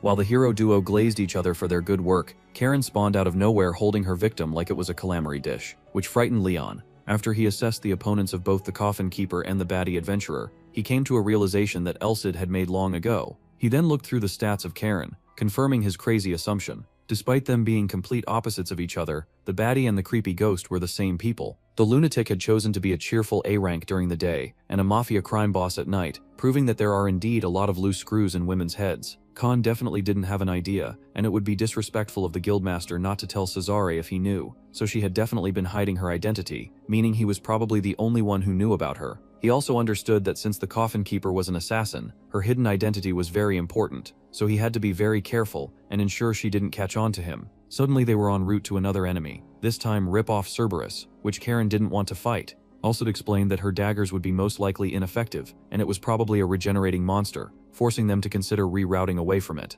After carefully thinking about it, they chose to stay and battle the monster, hoping it wouldn't buy them enough time to summon the City Eater. When Leon asked the coffin keeper if he could one-shot the overgrown dog, the spooky shadow confirmed he could, giving Leon a plan that would most likely work in his favor. After getting confirmation from his partners, Leon kicked off the attack by charging at the mutt with his aura sword, forcing the beast to react as well. Suddenly, in mid-air, the sewer adventurer converted his weapon into a glow stick, blinding the dog with a holy light that affected him negatively, the same way it freaked out the phantom armor. While the dog was distracted, Leon slashed through its neck, but it was too weak, leaving only a shallow mark that the beast could easily recover from. After successfully ducking the counterattack, Leon received support from Karen, who opened up the monster with her daggers, allowing the wannabe hero to strike once more. Although it was another bust, Leon had done his part, buying enough time for the spooky shadow to pin down the beast with a special attack. In a matter of seconds, a series of dark strikes slashed through the beast, eliminating it as the dog dropped down to its demise. After witnessing the monster stay down without any form of regeneration, the sewer adventurer understood how big a difference there was between him and a top brass like the A-rank adventurer. With the monster subjugated, Karen commended their teamwork, expressing that they were doing well enough for a makeshift team. After the group glazed each other yet again, the baddie adventurer suggested they move forward to save time, pleasing Leon, who wanted to ensure they dealt with the bad guys before the ritual was complete. Some moments later, they came across yet another enemy, but this time they were 8 in number, proving to be a huge challenge for the trio, who weren't sure they could handle it alone. They were definitely strong enough to give him goosebumps, so Leon considered either waiting to regroup with the other party members or take their chances with the 8 morons not too far from them. They realized that either choice was a gamble, so Karen dropped to the ground and began to lament till, out of nowhere, the ground above them began to shake vibrantly like the bed of a honeymoon couple. The intruders instantly knew it was the result of a battle, but so did the cloaked morons, as 4 of them left their post and went after the source of the noise. With their options slimmed down, the warriors wondered whether to wipe out the 4 unlucky leftovers or head towards the noise as well. Eventually, Leon decided it was best to regroup, as it was necessary to help their comrade, who was probably in need of support. Before they got going, the baddie dropped to the ground and ultra-scanned the area, giving her a perfect route to their intended location, which impressed the hero duo. While the pair ran towards their destination, they were stunned by the sight of Conrad, who had been turned into a donut by a wood attack, causing Leon to crash out. When he charged towards the dying body, the surrounding enemies split themselves up and cornered him, restricting his movements. He understood that there was only 1 cloaked psycho on him while 2 were on Karen, meaning the wiped out ones on the ground were from the weird senior knights before he was Ringakud. Unfortunately for the loser, he had no time to think about the wounded fighter, as his op was extremely strong, which Else had confirmed. Suddenly the heretic began to cast a Russian spell, firing a blue fog that was supposed to give Leon a lavish death. Elsa discovered that the mysterious creep with a hideous smile was a summoner, which meant Malice had 2 types of weirdos, the ones who turned themselves into more hideous monsters, and the fools who were dumb enough to summon other hideous monsters, including the creep in front of them. When the hooded weirdo continued to gloat, Leon grabbed his holy sword and prepared to attack, causing the enemy to laugh because he believed there was no way Leon could harm his astral monster. However, the creep was forced to eat his own words as Leon easily destroyed his blue tentacles. After he used another Russian spell in a desperate attempt to stop Leon, he was once again thwarted by the holy sword, allowing the wannabe hero to turn his opponent into a Cape Kebab. While Leon drove his weapon through the cloaked freak's heart, the enemy assumed his regeneration could save him. However, he was dumbfounded to see it didn't work, leading to his demise as he discovered there was something special about the hideous adventurer before him. Upon defeating his own op, Leon approached Karen, who had eradicated her own share as well, yet she was upset because she hadn't done it as fast as the wannabe hero. Suddenly they remembered the wounded cornball in the corner and rushed towards him, where they spotted a bloody red-haired donut with a funny British accent. After the others asked how much longer he had left because his aura most definitely couldn't handle that level of bleeding, Conrad informed them that he'd be gone in an hour or less, meaning their group would be reduced significantly. Leon assessed his options and requested for help from Elsid as he tugged upon his sword, surprising the others. Instantly he began to cast a special spell that made everything glow gold, shocking Conrad even further because something seemed to be happening. With the power of plot armor, Leon successfully healed the wounded senior knight, astounding the old fart, who thought he had pulled up a bizarre magic trick. He assumed Leon was a church cardinal, which was why Cesare trusted him, and the sewer adventurer was unable to deny it, causing the allegations on his head to pile up. After the senile victim promised to keep his secret safe, the baddie adventurer stepped in to cut the conversation short and offered to give Conrad potions while she led Leon away. When she was finally alone with the wannabe hero, she pinned him to the wall like a dummy mommy, surprising the rookie, which probably made his wood stand. She then began to interrogate him, confirming he was indeed a cardinal, yet Leon denied it, claiming the wounded knight was loony. Karen tried to rephrase the question and get the truth from the adventurer, assuring him that her goddess bod with huge milkers always got an answer, but Leon was a better man than we are, resisting the dummy mommy as he stood strong and hid his identity. When Leon changed topics and asked where they were headed to next, Karen informed him not to worry because he was in for a surprise where she was leading him. Upon getting to a nearby corner, they came across the psycho-elf and the human skunk, who had wiped out all the heretical losers in their path, forcing even their own teammates to feel pity for the ops. The adventurer pair informed the other group members that their useless knight friend was out of action and recovering for a bit, so they needed to go forward with what they had, including the coffin keeper, who couldn't get along with anybody. Before moving any further, the group chose their positions, with Cesare taking the vanguard because he could resist the voodoo.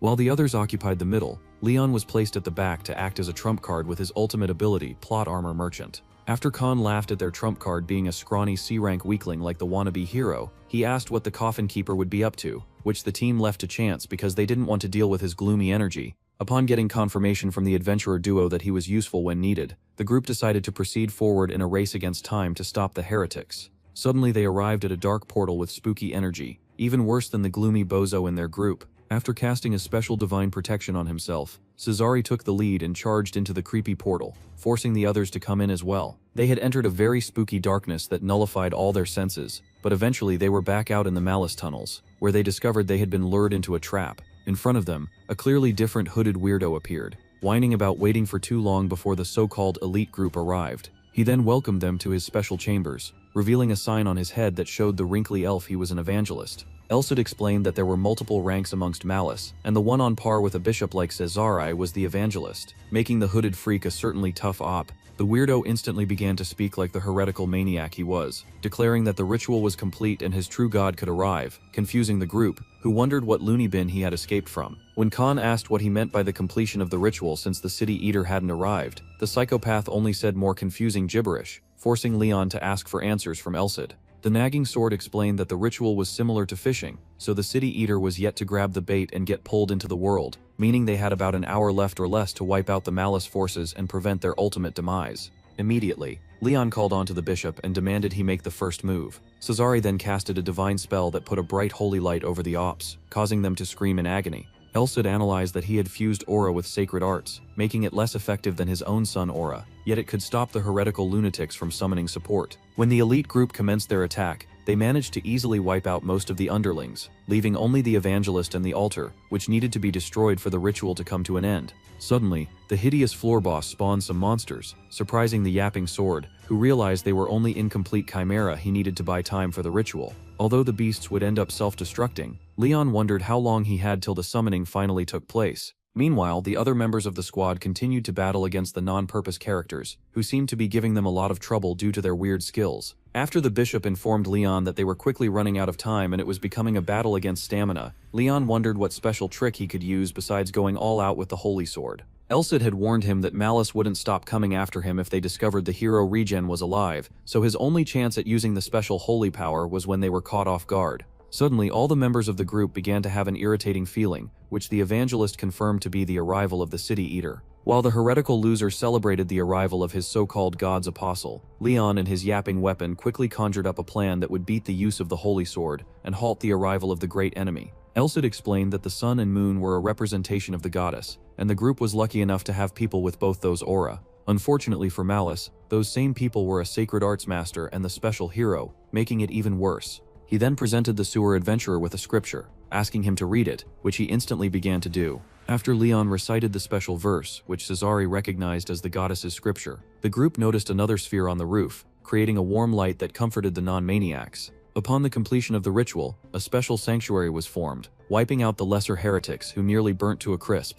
With their ops on ropes, the elite frauds decided to go all out against their nerfed opponents, easily smashing through them, which angered the evangelist. Suddenly, the lunatic snapped his finger, causing his minions to disintegrate and flow into him like a megazord. Before any of the frauds could react, he had turned into a humongous demon, aura farming as he flexed on the clueless group, who didn't know what to do. While Leon and Elsid discussed how long the sanctuary could keep the city eater away, Cesare and Khan charged at the humongous Walmart demon, giving it their strongest attacks. However, the beast easily tanked it and sent them packing with a single attack. The sewer adventurer then began to wonder if his holy sword could actually defeat the monster in one swing and put the gruesome battle to an end. After the humongous monster celebrated his ridiculous strength, beating the elite duo so badly they couldn't get up, Leon wondered what could actually be phoned to stop a monster of its nature, who seemed to have endless power. He then rushed over to Karen, who had taken a stray hit and was wounded on the ground. She informed him that neither her nor the spooky shadow could do anything against the freak in front of them, so they couldn't be of use.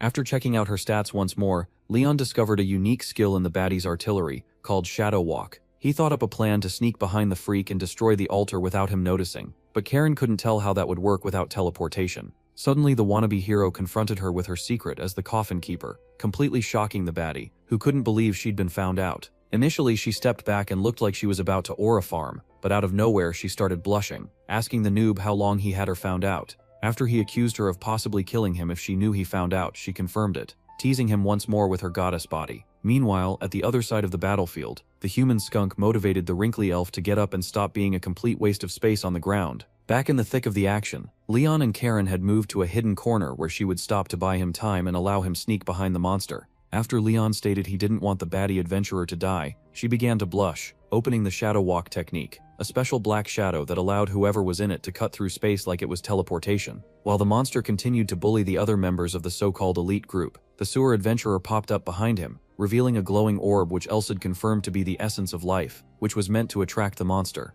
Unfortunately for Leon, before he could charge up and destroy the red ball of doom, one of the demon's arms had pierced through his chest, causing both the bishop and his nagging sword to scream out in shock. After the monster picked up Leon like a dead rodent, causing panic amongst the members of the group, it told the others that they were set to join Leon in death, because there was nothing else they could do to stop him. Meanwhile, in his subconscious, Leon began to wonder if he was truly going to die a loser who hadn't done anything significant in his life. Upon remembering his promise to conquer the Forbidden Lands with Elsid, his inner plot armor ability began to shake rapidly, reminding him that he was the main character and the otaku who wrote this story certainly wasn't ready to stop yet.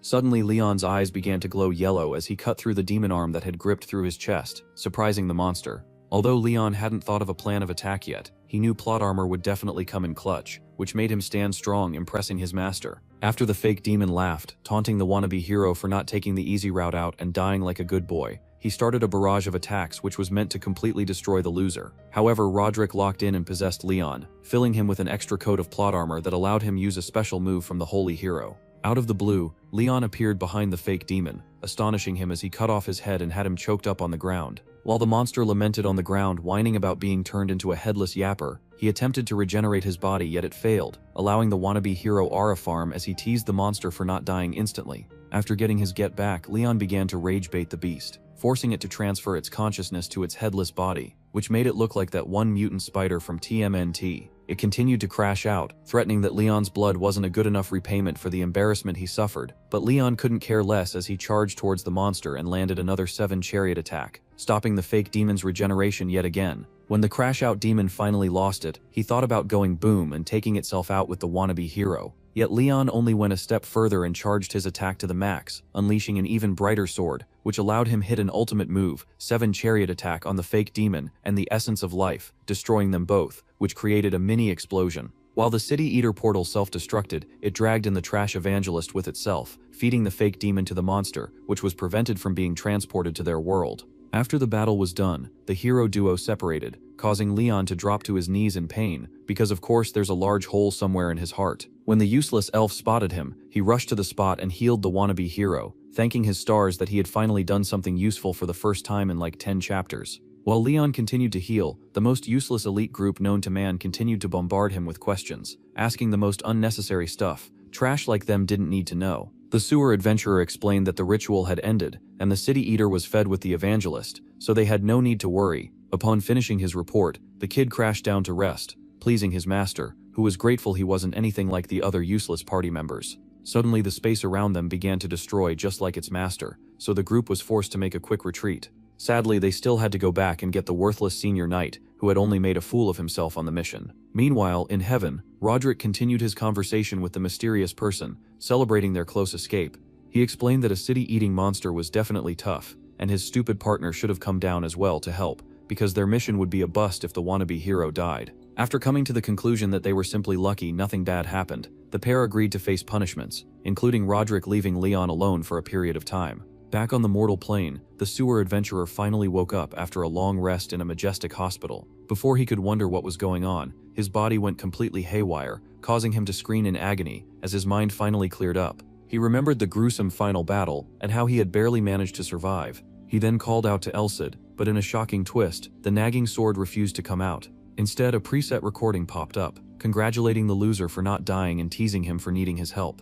He then informed Leon that he couldn't be of help for 1 month because he had forcefully released himself, meaning Leon had to live life without a nagging guardian for a while. He advised the kid to learn how to use an aura weapon before he returned, and also practice the Grand Chariot, since he had already seen how it was done. Upon hearing the special move, Leon wondered how overpowered he would be if he was no longer C-rank trash, because it was extremely cool seeing the ability which made him feel like a top-tier warrior. After commending the wannabe hero for his good work, the nagging weapon said peace and exited the scene, leaving Leon to resonate with his newfound peace. While alone, the sewer adventurer continued to fantasize about how powerful the chariot ability was and how sensational it felt to use it. He understood that it was the peak of his powers, so he needed to strive towards it. As Leon began to finally think about life without the troublesome guardian over his shoulder, the useless elf arrived, surprised that the kid was already awake. When Leon asked how long he had been out for, the bishop informed him that the mission was over 3 days ago. The abominations crashed immediately with the base. However, numerous adventurers already died, making it hard to celebrate their victory. He explained that they were able to thwart malice, and he had done proper research on the ridiculous heretical art that summoned the beast, all thanks to the wannabe hero who came in clutch. He then made it clear to Leon that he was aware of the second coming of Roderick, surprising the sewer adventurer who realized that the jig was up. The useless elf informed Leon that he had already been suspicious of the kid since they began the mission, which made sense to the wannabe hero since the old fart was an iron-chained knight, giving him an insight on things like that. There was also the fact that the elf had probably witnessed the dinosaurs, so seeing a C-rank bottom feeder like him slash through heretical arts so easily was definitely a red flag. While Leon felt ashamed of being caught, the bishop commended him for putting his life on the line and saving them all despite the odds. He acknowledged Roderick as the goat of all heroes, so seeing the Grand Chariot was definitely one of the best experiences of his never-ending mediocre life. After the morons were done with the glaze session, Leon reminded Cesare of the sword from inside the Malice Labyrinth, which the elf apparently couldn't find. Suddenly, Leon summoned the sword, forcing the wrinkly old elf to get on his knees and plead for not acknowledging the great power of the goddess who was in front of him. When the long-eared priest asked his partner whether he intended on keeping his identity hidden, Leon affirmed it, explaining that he was still too trash and immature to handle the burden that was meant to be placed on his head. After Leon promised to reveal himself in due time, the bishop agreed to keep his secret, but only at the expense of telling one person. He requested to inform the priestess who was yet to be installed, and Leon was perfectly fine with it, wondering what the worst could be if just one more person knew. Just then, someone else knocked on the door, causing Leon to panic that their discussion might have been overheard, but Cesare assured him that there was nothing to be worried about because they had a soundproof spell. When the pair told the visitor to come in, Karen appeared at the door, looking even more like a baddie than ever before. While she walked in complaining about the atmosphere and how she was being looked at, Leon wondered if she remembered his verbal contract to keep her own secret. He assumed it was definitely a bad time for her to come because the useless elf was in the room, but fortunately, he had her own secret as well, shocking Leon once more. The bishop explained that he had traced their auras and figured it out, so the strange assassin definitely wasn't slick with hiding her secret. When Leon asked if he was in trouble for keeping in a slum boss's identity, Cesare informed him that he was perfectly fine with it because she had stuck with them till the end and wasn't completely useless like the human skunk and the senior knight bozo. While the pair enjoyed their conversation, Karen hopped in and teased that they were probably planning an execution date for her. Instead, the old fart decided to ask for her story, requesting an explanation for what she turned out to be, a two-faced baddie adventurer and killer assassin. Suddenly, she began to narrate a story about how she was amongst the most hated class in the world, orphans, causing her to be isolated like trash from the rest. She had no home or parents to love her, and there was nobody who could see her baddie potential, so she was left completely isolated in the slums. Randomly, a creep saved her from her terrible life and instead dragged her into a life of assassination, which turned her into a complete problem for society. She succeeded in many assassination missions, and was so badass she was given the nickname Coffin Keeper, causing the association she was in to grow larger in power and stature. Eventually she rose to the top and got bored, leading to her killing her master and becoming her association's leader, which cemented her identity as one of the 3 great slum powers. Fortunately for her enemies, she got tired of the lame gig and hated the coffin keeper gimmick, so she rid the organization of garbage and saved a few orphans before becoming a baddie adventurer who instantly rose up to A rank. After narrating her story, Karen pleaded with the bishop to forgive her because she didn't want to become a fugitive and hoped that her contribution to their insane mission would at least reduce her punishment for being a criminal. Upon thinking about it for a while, the useless elf once again ducked his responsibility and shifted it to Leon, causing him to panic under pressure. The sewer adventurer assessed her predicament and remembered how awesome it was working with her, so he determined that he didn't have the right to judge her, and instead gave her 2 possible outcomes. When she asked why an insignificant C-rank trash like him was responsible for her verdict, Leon wondered whether it was alright to tell her his secret as well, which Sasori eventually confirmed. He then revealed his identity as the hero one more time, amazing Karen as he informed her of her 2 possible options for a penalty. Some days later, after he was discharged, Leon proceeded to the guild, where he appreciated the guildmaster for his help, and held a conversation which seemed to be him quitting life as an adventurer. While he exited the building, he was approached by the baddie adventurer who complimented his clean trim.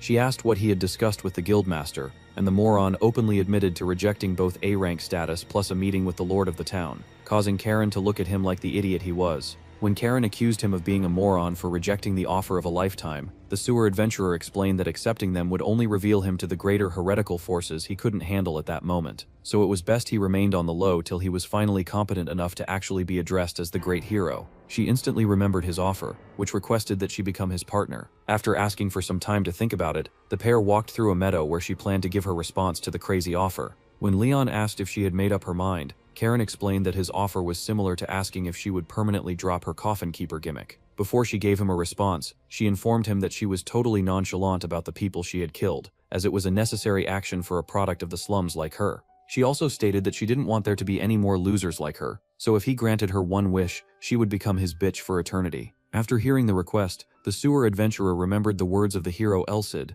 Leon agreed to accept her offer, and picked up her hand, accepting her as his aide, till his time as a hero was up. Some moments later, the pair sat beneath the tree, where Leon asked about the human skunk. Karen informed him that the useless mafia boss had run away immediately after the mission, taking all his assets and the clown patrol with him. He was so fast with his escape, nobody had a sight of what direction he headed to, which Leon completely understood. If the loser had been caught, he'd be met with the psychopath Iron Chain Knights, who would probably put him in jail or force him into labor. While Leon remembered the funny moments he spent with the weirdo, Karen got up and asked what their next line of action was. After thinking deeply about it, Leon remembered that he was supposed to head to the dangerous Titan range with Elcid if he became a Brank, but he still had 100 days left to prepare for that. Because the yapping sword was asleep, he had no other option but to turn to the baddie adventurer in front of him, who could do so many amazing things with her aura, which included the aura weapon. Wearing a cheeky smile, he informed Karen that he was in her care, frightening the has-been assassin who felt like somewhere in that statement was a threat. With just under a month till the nagging weapon returned, Leon was totally determined to create a tangible aura and learn the basics for the 7-star chariot before they reunite. The next day at a certain district, a baker generously gifted a slum victim bread, passionately assuring the family that he cared for the people who had suffered. When the mother tried to thank him, he directed her to the church and requested she thank the goddess instead, because she was responsible for all the harvest and his successful business. Upon getting to the church, the slum victims began to pray. However, they were suddenly alarmed by a large thunderous sound coming from the back. At the other end of the church, the wannabe hero and the baddie adventurer were going at it strongly. Although Karen nearly caught the noob off guard, Leon managed to bounce back and caught up to her, impressing the baddie who believed he would be a fine assassin. She expressed that he was pretty good, but was yet to master his techniques, so she charged at him with an afterimage, forcing Leon to use Roderick's vision and predict the real assassin. After he impressed her by seeing through her antics, Karen decided to stop fooling around, and tried a different mirage this time, messing up Leon's vision and breaking through his defenses, which granted her the victory. She laughed at the fact that she had beaten him over 100 times already, which seemed to be nothing but fun and games for her. She also explained that aura was meant to fit individual strengths, so there was no way a loser like him could match up to her in open space like the field. The wannabe hero suddenly began to whine about being trash in comparison to a woman who wasn't going all out, meaning there was a huge power gap between them. When he asked what she felt about his performance, she said it was meh, nearly upsetting the kid who thought he was improving. She then decided to lie to him that he was doing fine and was definitely more skilled than most B ranks, so he wouldn't stop sulking. After he asked about aura weapons, Karen explained that although some could destroy borders and cut through steel, they were totally useless without a skilled adventurer, so he was definitely doing fine without one. She began to analyze him and informed him that he had good fundamentals and a decent sight that couldn't be tricked, but besides that he was complete garbage. He couldn't trick his enemies, and he didn't have anything up his sleeves, so his former teacher was definitely an absurd monster, which seemed to be affecting his arsenal. After suggesting that he learn to put more tricks up his sleeve, she told him that training was over for the day as it was time to finally get his aura weapon. While she continued to explain the fundamentals of aura, she informed him that it was dependent on the nature of the user, meaning the user's experience mattered a lot. Although some people would stay in a situation and fight, cowards like the human skunk would run. Both that would not determine whether or not the individual was a good guy or bad guy. She explained that training aura was simply just increasing your strength and improving your abilities depending on what type of person you are. She informed him that people with the fire attribute would naturally be scum and fight around. However, others like her with the shadow attribute would just go on different missions. She then asked him what he believed the sun attribute would require, since it was one that symbolizes the goddess. After thinking about it for a while, Leon understood that light removed darkness, yet that answer seemed too trash to him, so he continued to think about it. Suddenly it occurred to him that his body was overflowing with hot aura like lava, so he started to concentrate, and he began to summon a low-budget Rasengan on his left hand. Upon locking in, he managed to create a huge ball of light on his arm, which seemed to impress the baddie adventurer. Unfortunately for him, it exploded in his hand, causing him to feel severe pain as Karen comforted him. He remembered how it felt using Elcid's power, so he finally had an idea of how tough it was to use tangible aura. When the has-been assassin commended him for being able to emit light, she explained that he was getting closer to creating an aura weapon, and all he needed to do was make it bigger and stable so it would be complete. From my experience, it was like pulling out the veins in your body like a maniac, and the aura weapons consumed a lot of power, making it difficult. Suddenly, the useless elf bishop appeared, giving them an idea with his own experience with aura. After Leon confirmed that he was done with his patrol, the upset elf whined about the pair destroying some facilities, which meant they had to pay. Leaving that aside, he presented a letter from the Saintess, reminding Leon there was a coronation ceremony. In what seemed to be a Walmart Antarctica, a bright yellow light glowed from inside a facility, amazing a bunch of church weirdos who couldn't believe what they were seeing. They began to glaze everything she did, stating that she was the strongest saintess who would support the soldiers. They explained that 300 years ago, the great hero Roderick and the first saintess realized that they were complete trash on their journey, so she prayed, and suddenly plot armor kicked in, blessing her with a special power that could make her defeat evil. Eventually, they went through a long arc that nobody cares about, and the strongest saintess became a super soldier, which was the goal of every saintess after her. Finally, the saintess was tasked with her last test, which was to prepare for battle. As she wore her glorious armor, she grabbed onto the mace planted in the ground in front of her, and pulled it out, surprising all the weirdos who couldn't believe she was that strong. Once again, they began to glaze her endlessly, declaring that she was the next great saintess named Elahan. Upon getting to the bottom of the mountain, the new saintess began to fantasize about the wannabe hero glazing him endlessly, even though she had no idea what the loser looked like. She understood that although there was still a year until the oracle, he was still actively doing important things while she was being garbage. With her heart filled with determination, she promised to become a useful partner, unlike the worthless elf bishop. She then swung her mace to the back and slammed it on the floor like a low-budget Thor, completely shattering the mountains in front of her, surprising the weirdos who witnessed it. Like a hopeless romantic, she began to fantasize about the wannabe hero, assuring him that she would become a worthy partner. After Cesare completed reading the letter to the sewer adventurer, he was frightened stiff, wondering what sort of freak and trouble were headed his way. He asked the bishop what type of person Elahan was, and the old fart explained that she was an extremely talented individual who would definitely be a great help. While Leon thought about his future with the others, he realized he needed to become stronger as well, and requested the worthless elf to give him an idea on how to use his aura weapon, surprising the two people in the room who felt it was an insult asking an aura user about their skill. Karen lamented that it was wrong to do so because it was similar to asking for their weakness. However, Cesare had no issue with it, agreeing to tell Leon his method. He explained that he used the forms of the moon to gauge his weapon, which made them seem like transformers. While the wannabe thought about what he had heard, he came to a discovery that he could try something different, using the eclipse of the sun, which would help him amass a lot of power. When the bishop discovered that Leon had made a realization, he followed him to an open field where they were set to practice Leon's aura weapon. Before long, they commenced their battle as both warriors charged up their weapons. After the worthless elf swung his weapon at Leon, the noob deflected the sword, bouncing it away, which made it destroy a huge portion of the ground. The sewer adventurer realized that he had not gotten into the zone, and was sure that the elf's weapon would most likely eliminate him if he kept on fooling around. When Cesare fired a straightforward attack, Leon dodged it and charged straight at him, thinking he had escaped the blast. However, he was tricked by the useless bishop who surrounded him with the chains and had him trapped. Suddenly, he locked in and tapped into the sun aura, allowing him to achieve a technique called the Sword of the Eclipse. He began to compress his aura on a sword, imitating Roderick's 7-star chariot, as his eyes began to glow yellow. With the power of an eclipse over his sword, Leon instantly cut through the flail and its chains, surprising the worthless elf who could not believe his eyes. While the old man praised him, Leon explained that the technique was still incomplete, and he was just using a temporary method. However, he was still very proud that he had come up with a trump card to beat his opponent.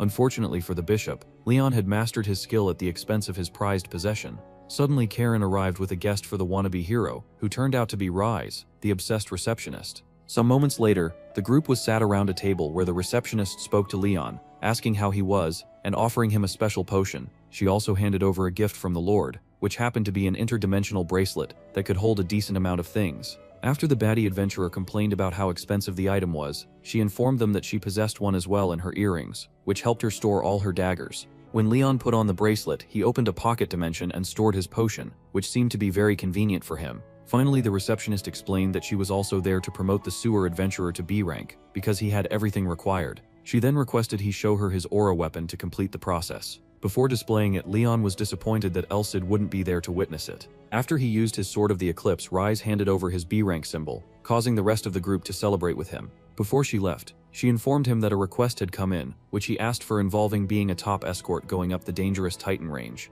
She told him that they would be leaving soon and she had reserved him a single spot, upsetting Karen, who wanted to tag along. After the obsessed receptionist left, Leon continued to train, awaiting the day of his journey, which would determine his future. The next day, Leon sparred with the baddie adventurer, who once again seemed to be bullying him. As he continued to struggle, he realized that there was more to tracking his opponent than his special sight, so he tried out different other senses, which led to him spotting Karen out of thin air. Upon successfully tracking the has-been assassin, Leon thanked her for developing him so much, and began to wonder how much stronger he could get. Just then, the bishop arrived, informing him that they had set up a meeting with the merchant for his mission, which wasn't far away. The next day, the baddie adventurer and the wannabe hero headed off to the camp where they were set to have their meeting. Upon getting to the camp, Leon was welcomed by the head merchant, Arnold, who confirmed that he was sent from the guild. They shook hands and analyzed each other's grip like a bunch of weirdos, disgusting Karen, who thought it was weird. After getting another chair, the group commenced their meeting, discussing the arrangements for their trip to the Titan range. Arnold explained that he was broke as hell, so he couldn't afford another escort, which Leon suggested. However, when Leon proposed getting an A rank to toughen up their defenses, the old man began to reconsider. Although he was reluctant because he believed it would be too expensive for a rip-off Mr. Krabs like himself, Leon introduced Karen to him, surprising the man who couldn't believe the baddie was that strong. When she confirmed that she would take a cheap rate because she was only in it for Leon, the stingy merchant instantly accepted her contract and apologized for not treating her with enough respect sooner. While the adventurer pair left his tent, the head merchant promised to take care of all their minor provisions and feeding so they could be rest assured, amusing Leon, who thought it was too much. As Leon and his baddie continued to talk outside, he spotted some hideous steroid addicts in the camp, which Karen explained to be mercenaries. She teased him, thinking it was his first time seeing hairless douchebags like them, but Leon explained that he already had an eye full of the glorified murderers back at the battle against the heretics. When he whined about their creepy stares, the baddie informed him that mercenaries were low-key fascist, so they hated adventurers and believed they were way better. Later that evening, the wannabe hero stood atop a hill and wondered if he was going to truly leave the city of Blaine for good. He remembered how he had ditched his academy long ago and pondered if he would come back, which seemed to be unlikely. Suddenly, he had a flush of flashbacks reminding him of his crazy adventures in the bizarre city, which were some of the best moments of his life that he wouldn't forget. He intended to leave after Elcid had returned with his nagging, but he didn't want to miss what could possibly be his only opportunity at getting to the Titan range. He also wanted to prove to the yapping weapon that he wasn't complete trash that could only depend on him, so it was a must for him to go. After informing the church of their journey, the adventurer pair received blessings from the useless elf, who would definitely miss the problematic duo. He thanked Leon for saving the city from the heretical maniacs and presented him with a gift that was apparently overpowered as well. The divine necklace that he had been given could be used to recover and summon the holy sword. However, its biggest advantage was the ability to summon the holy iron chain knights, which amazed Leon. The bishop explained that it had only one use, so Leon had to save it for the right time and not abuse it. The next day, the adventurer pair was offered a grand breakfast by the head merchant, confusing the wannabe hero who thought it was too much. While he whined about being overpowered, Karen had the time of her life, explaining to Leon that from that point on, things would get a lot more troublesome for them. With his heart full of determination, the sewer adventurer was fully ready to go after all his ops and continue on his path as the next great hero of the world. The duo set off together in a magic carriage, While riding, Leon noticed that they were covering distance much faster than he anticipated. Karen then explained that this was because the carriage was making use of weight-minimizing magic while it was being pulled by 2 horses, which was a very common and cheap option. However, she also explained that they would have to disable the magic when they reached rougher terrains like the Titan mountain range, because the carriage had weak shock absorption, so they had to save as much time as they could right now. When the group decided to set up camp for the night, Leon readied to step out, while Karen said she would stay back in and plop down on the floor for a nap. She told Leon to let her know if anything happens. Leon stepped out alone and noted how the whole carriage moved as one fluid body, preparing and taking care of itself. Just then he sighted the band of mercenaries again, and this time they confronted him and were mocking him for acting all high and mighty because he was accompanying an A-rank hero. Not backing down, he fired back at them for cornering him when he was alone, calling them cowards and jealous of what he had accomplished. Things were getting heated up when, out of nowhere, Karen appeared, surprising everyone, and said Leon would have to prove his worth with his skills through a sparring match. One of the mercenaries stood up to the challenge and agreed to spar with Leon, provided Karen mediates fairly.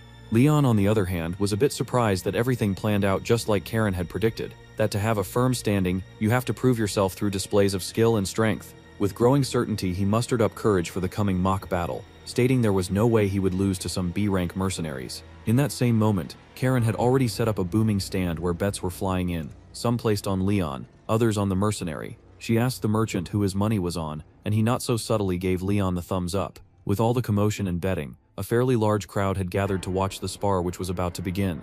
Representing the mercenary with one of the worst nicknames out there was Hansen, the Iron Toenail. Karen made a rundown of the rules one more time, that no foul play should be done, and with that all said and done, the mock battle kicked off. Instantly Hansen, the Iron Toenail, went into a defensive stance with his spear and shield. Leon noted that a B rank using a shield was rare, and Toenail Man's shield over there looked even more suspicious because it seemed to have some silver scratches that were gleaming in the light. Leon pointed out that his shield didn't look ordinary, and Toenail Man just spilled it all out that he got this special shield from a dwarf he helped, and it was crafted with a special alloy called mithril. Leon, looking confused, asked if it was okay to reveal all this, and Toenail Man said with or without this knowledge, it won't change the outcome. Leon smirked at being looked down upon, and with an attacking stance, swore to make him regret that. With a dash, Leon covered the gap between him and Hansen, and with a downward swing went in for the attack. Hansen blocked with his shield and thought to himself in surprise how much power the attack had. He counterattacked with multiple thrusts, which Leon had a hard time defending completely. Leon knew that if he used his Eclipse attack, he could cut down Toenail Man's shield, but he couldn't guarantee the shield would be the only thing that would get cut down.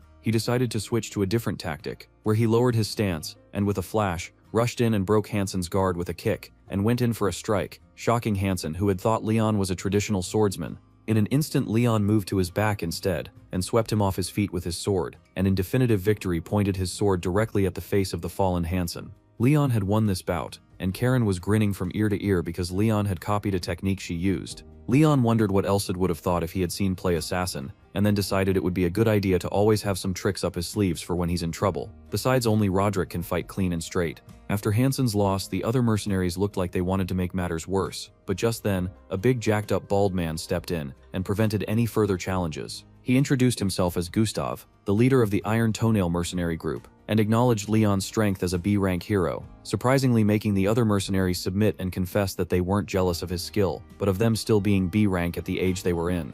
They were also upset Leon got the chance to ride the carriage with Karen, a total baddie, while they had to bundle together in a different carriage. With tears streaming down their faces, they apologized, and Leon, being the wannabe hero he was, shone like light in their eyes as he stretched out his hands to shake them in forgiveness and a bid to become friends. Gustav swore his indebtedness to Leon, who nervously said it wasn't that big of a deal. Later that night, the mercenary band and Leon bonded over drinks and campfire. The next morning, Leon was hungover and bedridden over the amount of drinks he had, causing Karen to laugh at him for being a lightweight. Going forward, the atmosphere in the merchant camp improved greatly, and although Leon made no money, he picked up some tips on how to handle mountain orcs, seeing as he could encounter one at any moment. It was during one of these conversations that a question was thrown to him, asking what was his relationship with Karen, the baddie adventurer. Leon was teased with the question, what was his relationship with Karen, from the mercenaries, and in a nervous bid to play it off, acted like he had no idea what they were talking about, but that didn't stop them from theorizing and making assumptions about intimacy. He anxiously tried to shut down their thoughts when a mercenary named Hamel, who was a former ranger, pointed out that perhaps it was intimacy between a junior and senior, seeing as Leon copied her move in the sparring match, and they lacked formal hierarchy in how they interacted with each other. Leon immediately clarified that he and Karen became close after taking on a mission together, and that seemed to subdue the mercenaries for a while. As Leon walked off, he thought to himself that from the point of view of the mercenaries, it looked like he was being carried by an A-rank adventurer through the mission, and that made him feel like a pimp, hiding behind a girl. Clenching his fist and thinking hard, he thought of how best to change this narrative, and decided that the best option would be to use his spare time when he's off the carriage to train and spar, and at that moment no other person came to his mind to spar with than the leader of the Iron Toenail group, Gustav. A thunderous strike could be heard, and as the other mercenaries gathered around, Leon could be seen huffing and puffing as he just took the full brunt of Gustav's attack head-on, and was still even though he looked dazed and worn. When Gustav was impressed that he took his attack head-on instead of dodging, Leon remarked that he barely blocked the attack, and that it wouldn't have mattered in an actual battle because the Baldy would have ended the battle in the next strike. The mercenary boss then laughed, finding Leon more likable as he got to know him better, and agreed to spar with him anytime he wanted, because fighting a strong opponent would help both of them grow stronger. As they prepared to move again, Gustav warned Leon that they were about to enter the forest, where loud noises would attract a large horde of monsters. He explained to Leon the anatomy of the trolls who reside in the forest, that they were 4 to 5 meters tall creatures who could skillfully climb trees despite their size and build. They also attack in groups and use lesser creatures like orcs as their minions. Leon noted this wasn't taught at the academy, and could only be learnt through first-hand experience. The merchant and his convoy finally entered the forest, leaving the boring plains behind. Though Leon was on high alert, Karen told him to rest up and recover from his spar with the hairless mercenary, predicting that the monsters won't attack until dawn or the following day. Leon had barely gotten any chance to rest when Karen sensed something amiss and called out to him. At that same instant, a mercenary standing guard atop a carriage noticed what Karen sensed and shot an arrow into the sky, which exploded into illuminating fragments, bringing into light the group of trolls that had ambushed them. In perfect sync, Karen and Leon jumped out of the carriage and into the night to face the ambush. Chaos erupted as the ambush struck the group, causing Karen and Leon to jump out of the carriage and into the battle ready for action. But to Leon's surprise, this battle was far different from every other he had experienced on his solo encounters as a wannabe hero, because instead of freestyling his tactics to destroy his enemies, he had to fight together with others, making it a whole different strategy. Gustav noticed the wannabe hero standing like a deer in the headlights, and while facepalming at the randomness of it all, screamed at him, which was enough to jolt Leon out of his stupor. He quickly slayed a couple trolls, noting that he had grown stronger because of how easy it was for him to defeat the monsters compared to when he fought goblins with Elcid some time ago. On the other hand, the mercenaries were moving like a well-oiled machine, as their archers took down trolls in the trees while the rear was being defended well. Gustav held the spotlight as he handled his longsword with the skill and versatility of a professional that he was. Meanwhile, Leon was busy bumping into every free mercenary he could find, which definitely required skill that couldn't be replicated easily. After he realized how badly he sucked, he took a step back and concentrated on being aware of everyone's personal range by maintaining his aura sense and how to move effectively through open spaces. Finally, he was able to take down a string of trolls without bumping into anyone. Soon after, the last of the trolls were wiped out by Gustav, and after making sure no one was hurt or injured, the recon squad set up while the remainder of the troops returned to the carriage to rest. Leon was about to retire too for the night when Gustav beckoned for him to stay behind for a different sort of job. Leon looked confused and asked what sort of job, and while smirking, the Baldy revealed that it was a troll hunt. Karen was already aware of this sort of thing, and Gustav explained that he had already gotten permission from the head merchant to hunt some trolls. He also explained that Karen, being an A-rank adventurer, would have to sit it out because the troll would sense her strength and instantly run away. Karen pretended she was upset about this but couldn't really care less, and asked Leon if he wanted to do it. She suggested that it would be a good chance to fight against one, so Leon dwelled on this and figured that since he couldn't use the purification when fighting fragile humans, that it would definitely work against monsters with abilities. When the mercenaries requested Karen help them set up, she agreed to the whole thing under one condition, which was for Leon to get a chance to fight a troll, one-on-one. Karen said Leon fighting a troll one-on-one was the only condition that had to be met for her to follow the plan. Gustav set up, and that if he defeated the troll, Leon gets to take the pay for it. The Baldy had no complaints about this, so they set off. 4 days had gone by with them in the forest, and Leon commented on how they have had to deal with so many different species of monsters coming at them, making it seem very suspicious. He noted that the monsters should at least feel fear and steer clear away from them. He then assumed that the monsters were probably being ordered to attack them by the trolls, and although they were small fries, the best course of action would be to defeat what was controlling them behind the scenes. He continued to talk to Karen, explaining that perhaps the trolls won't do anything more than send them weak monsters.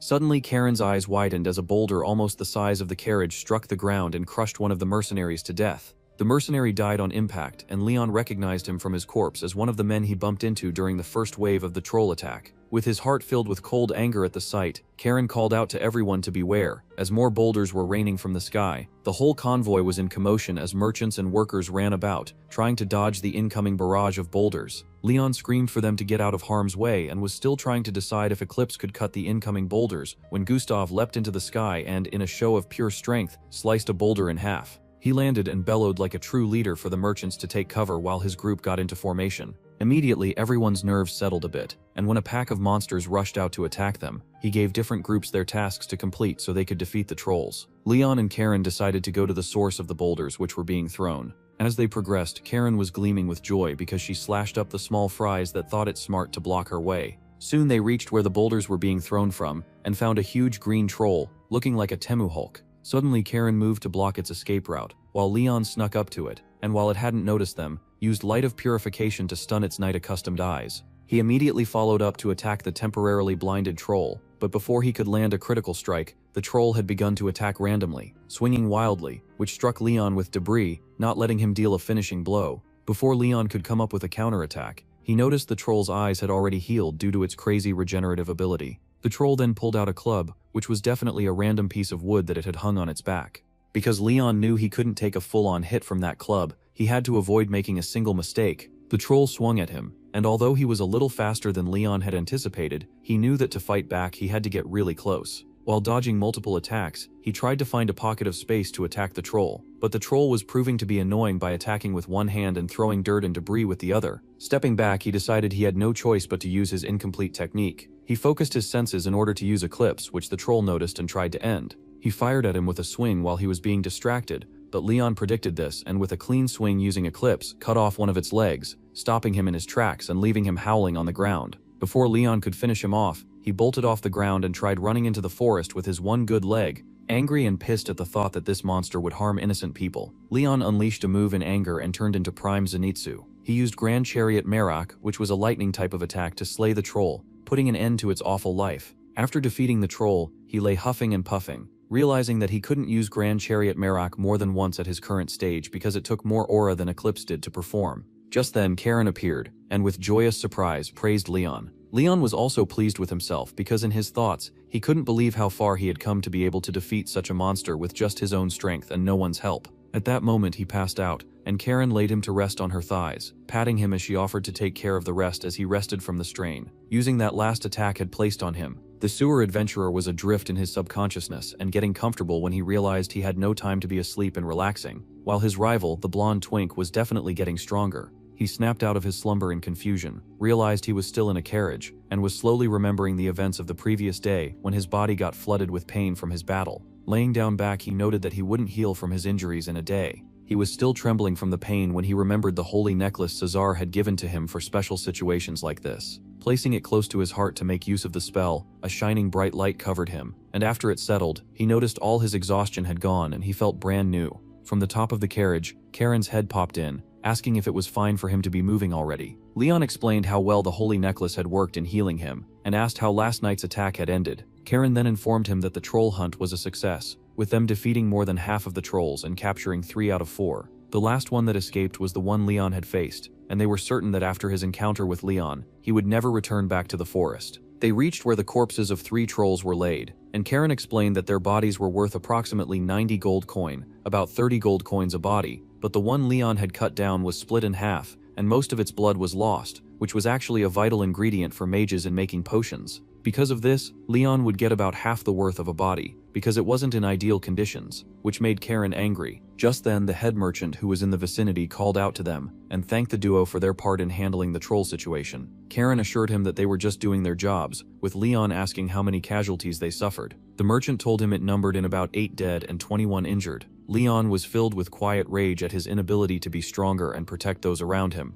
Karen noticed his mood and in a bid to lighten the mood, quickly asked about their payment for the troll. Although the merchant said he would pay full price for the troll even with it being in bad shape, with humility, Karen told him to pay 15 gold coins and told him to not bother haggling over the price. Surprising Leon, who later asked her why she didn't take his offer. She explained that getting a favor from someone meant you would be indebted to them, and she didn't want Leon to have that while she was with him. Leon was looking at her in a different light, till Gustav's bulky arm suddenly came over him, and the mercenary boss, in his Teddy manner, was glad that he recovered fine and well. Sheepishly, he asked Leon about the technique he had used to kill the troll, stating that the cut was unlike any he had seen before, but Leon was quick to be humble, saying it was an incomplete technique, not yet refined. He then asked about his colleagues, and ruffling his head like an elder brother would do to his sibling, Gustav assured him that they were a bit banged up but alright, and he shouldn't think too much about it because they all knew what they were risking when they took on the job. He also stated that Leon should not carry the guilt to the point that he hurts himself. After dropping all this insight, he wandered off and Karen came back to cheer him up.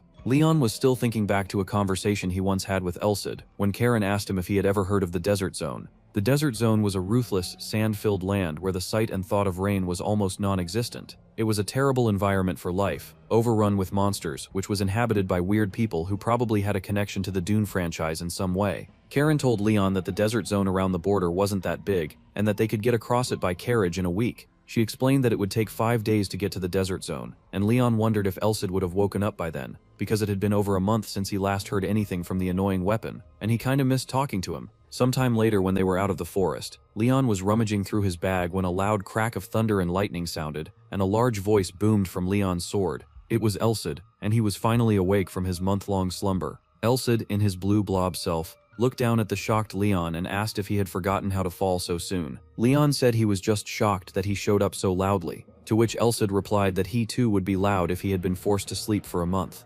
Leon whispered in mock tiredness that he wished he could re-experience the month, and Elsid responded that being his teacher, he should be treated as a king. They made a few more banter, mostly with Elsid undermining Leon as a person. Then he asked, in seriousness, the situation of things over the past month. Elsid was genuinely shocked over the recent situations with Cesare finding out Leon's identity, and Leon being comrades with Karen. He accepted that Karen could be trusted, and she made for a trusty ally that could make up for Leon's weakness in terms of skill and inexperience. Moving on, he asked if Leon had made any solid improvement, and hadn't just been playing like a bum the whole month. Chuckling with confidence, Leon edged him to find out. Snapping his finger, Elsid summoned Leon's stats list, and they both looked in shock as Leon realized he had surpassed the blonde twink's stats. Not allowing himself to be overjoyed by this, he noted that the upgraded Leon would probably have made some improvements too, but not as much as being in the open world and getting first-hand experience would give you. Elsid, not wanting to believe that Leon was so much stronger in a month, decided that there was an error or Leon lied about how long he had been away. He noticed that the Grand Chariot tab was in level 1, meaning Leon had learnt a new move, which was Merak. Elsid was glowing with pride and glazing himself that this was because Leon had a great teacher. Just then, Elsid got a whiff of the desert sand and commented that it stank, asking where they were. Leon explained that they were crossing the desert on their way to the Titan mountain range, with a group of merchants they were escorting. Elsid wondered why they were following the longer route, and Leon, being confused, pulled out a map to show there was no shorter route to their destination. And that was when Elsid saw it, screaming why this area was a desert. Leon, looking bewildered, said it had been a desert for the past 100 years, but Elsid said 300 years ago it was a grassy plain, and that it definitely didn't happen by natural means. He concluded that it must have been put through artificial desertification, and done over a long period of time to avoid suspicion from anyone. Frustrated, Leon was screaming why did he bring it up in the first place, but then realized that he had actually missed Elsid's presence and was glad he was back. Watching from afar was Karen, who wondered why Leon looked like he was having a full-blown conversation with himself. The sun was so hot Karen was literally soaked, yet Leon, on the other hand, was smiling like a giddy child while cleaning his sword. Karen, obviously confused with how he could be so happy while under such scorching heat, asked why he was so happy, and because he couldn't tell her about Elsid, he just mumbled gibberish. Outside, Gustav bellowed for everyone to stop and set camp for the night. Leon thought it was too soon, but Karen told him not to underestimate how quick the desert night creeps up on you. Leaving the carriage, Leon called out to Elsid, but Elsid was lost in thought, still in shock at how quick the grass plains he remembered had turned into a desert. Snapping out of his trance, he apologized, and they set out to meet Karen, who had been calling Leon.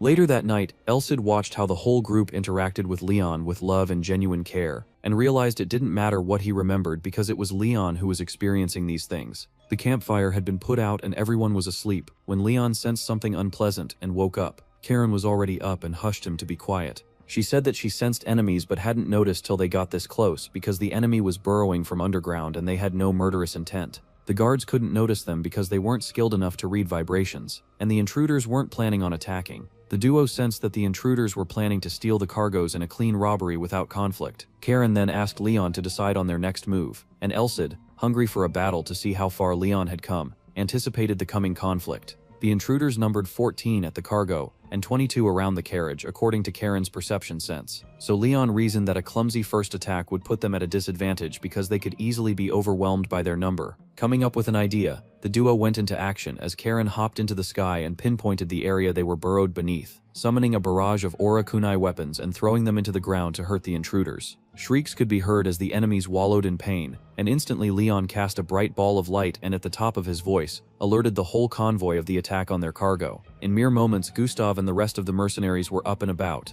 In annoyance, one of the intruders ordered for his group to retreat, so in a bid to stop them, Karen threw kunai at the one who gave the order as he tried to run with a bag of stolen cargo. Without looking back, he caught the kunai in his hand, and with a face of visible anger beneath his mask, continued on with his retreat. As the intruders were escaping and heading past Leon, Elsid looked forward to seeing how Leon would stop them, but Leon looked conflicted because if he used the 7-star sword slash, he would definitely have their blood on their hands, and they were just thieves who didn't even want to have a physical conflict with anyone. Still battling his conscience, he re-evaluated his values and pondered on what choice would be best. Coming up with nothing at that moment, he decided he would have to find his own answers. Later on, they had captured a number of enemies, and the merchant realized that some cargoes had still ended up being stolen. Surprised, the group wondered when and how, but Karen, who had thrown the kunai, knew it was probably that one intruder who looked like their leader. He had looked relaxed, like someone who had already gotten away with a bit of stolen cargo. She noted that he looked average and basic, but maybe he had used an artifact or borrowed power. Leon, on the other hand, remembered he had easily caught the weapon Karen had thrown at him, and commented that he definitely was not your average guy. Weakly, the head merchant said he had one more thing to say, which was that the intruders had stolen one of the more important crates, and he was requesting a pursuit to retrieve the cargo.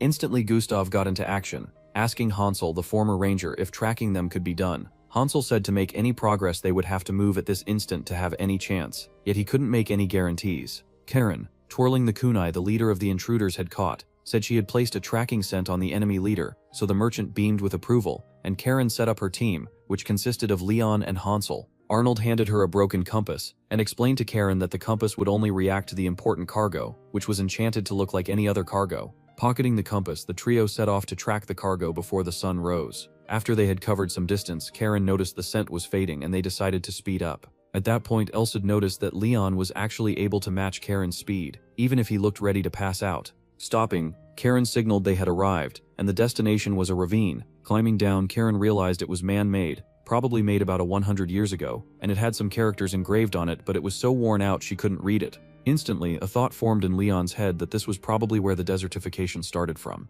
Leon wondered if mining affected everywhere like this, but Elsid shut him down and told him that this was the arterial vein of the grassland, and digging or mining it was probably what turned it into the desert wasteland it was now. Suddenly, Karen and Leon both sensed something, which Leon confirmed to be intruders. After the baddie informed him that there were still over 100 ops to get past, who were guarded by a mysterious door, Leon began to question his moral compass, wondering if he needed to wipe them out or not. Suddenly, he overheard a conversation between some of the guards, stating that half their squad had died, and their leader crashed out so badly, he eliminated 2 others, reducing their numbers even more. They began to debate whether or not it was right to attack merchants, and came to an agreement that travelers were better targets because they were smaller and easier to attack. When they started to narrate the story of how they had made an innocent child an orphan a few days ago by wiping out his family, Leon charged up his aura and eliminated the clueless morons, informing Karen and his yapping sword that he was definitely ready to wipe out all the thieves. While they rushed through the pathway after the door, the baddie adventurer explained that there were a lot of them, so they needed to be careful and avoid taking on too many at once. She then offered to take the lead, as it was her specialty. Before you could think of 5 badder characters, she eliminated 2 more non-purpose characters, and proceeded to wipe out even far more, in a very short amount of time. Eventually, she had completely eradicated all the thieving scum, pleasing herself as she stretched out her body from being folded in the carriage for a very long time. After Leon surprisingly helped her wipe off blood from her face, she started to blush a lot, amusing the worthless mercenary who had tagged along and realized that the wannabe hero was as dense as morons came. Some moments later, the group arrived at another door where the compass they had received seemed to be alerting them of the goods they were searching for. Karen directed the others to go inside directly so she could sneak in and maintain her cover. While the stealing morons tried to break open the box they had swiped, their door went kaboom, revealing the wannabe hero and the archer ranger, who frightened the gang leader. Although he intended to run and escape from the B ranks who were definitely far beyond his abilities, he was ambushed from behind by the coffin keeper, who seemed to have a good idea of his past and openly revealed his name, calling him the Trash Mole. While Karen dealt with the mole, Leon and the Ranger turned all his minions into complete fodder, slicing through them like the author couldn't bother to draw the panels. When they were done, all that was left was for the baddie adventurer to finish off the Trash Mole, but that seemed to take a while because she wouldn't stop bringing up his past.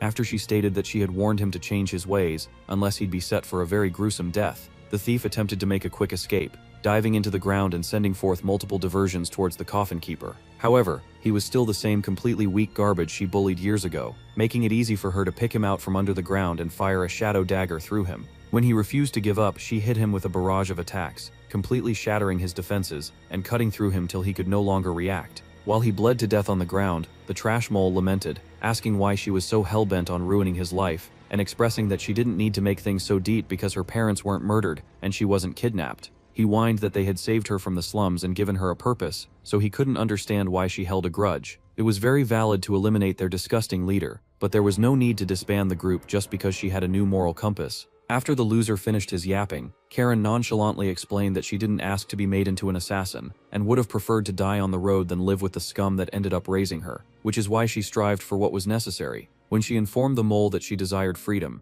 the lunatic whined again, complaining that everybody else wanted to remain slum trash, shocking Karen, who couldn't believe how hopeless her old group was. She then stepped forward and gave the loser a light hug, remembering how Leon had given her a second chance. She decided that she would leave him to choose his own path, and suggested he found his inner child before leaving to meet her adventurer boyfriend. After confirming the location of the missing cargo, the group prepared to leave, but suddenly everything began to shake aggressively. The Trash Mole had decided to go Osama bin Laden, and informed the baddie adventurer that his inner child wanted to go boom. Instantly, everything in the cave started to self-destruct, causing it to explode and cave into itself. The next morning, the mercenaries spotted some figures approaching the camp, which made them smile. Their recovery group had finally returned from the long journey. After the horrific incident, Leon and Elsa discussed how they were unable to research the artificial structure that seemed to have completely turned what used to be a beautiful grassland into a desert. To get his mind off it, the nagging sword convinced himself that there was nothing to be found, and they'd figure something out next time. Suddenly, the baddie adventurer called out to Leon, informing him that they had arrived at the grand citadel city of Valkas. When they approached the gate, Leon expressed amazement that there were walls so big, which Karen explained to be a border. She explained that it was a territory led by a marquis, so it was independent and had its own military, which the king granted. Upon getting to the center of the city, the head merchant asked the adventurer duo what they planned on doing, confusing them. He then explained that they were set to be in the city for 4 days, and he had already set up accommodation for them, but he didn't have any missions, so they had to sort themselves out and get back before the merchant group left. When they asked about their accommodation, he gave them its location, and stated that they were given a single room with a double bed, causing the pair to panic as a realization began to dawn on them. After Leon showed a sign of weakness, Karen seized her opportunity and immediately started to tease him, forcing the wimp to run away in embarrassment. Although Arnold thought he was at fault for the awkwardness, the baddie adventurer assured him it was all good, yet the instant he pressed her about it, she instantly took to her heels because she was blushing hardly. After getting far enough from the others, the flustered assassin calmed down her humongous jugs and decided to go on a badass training arc.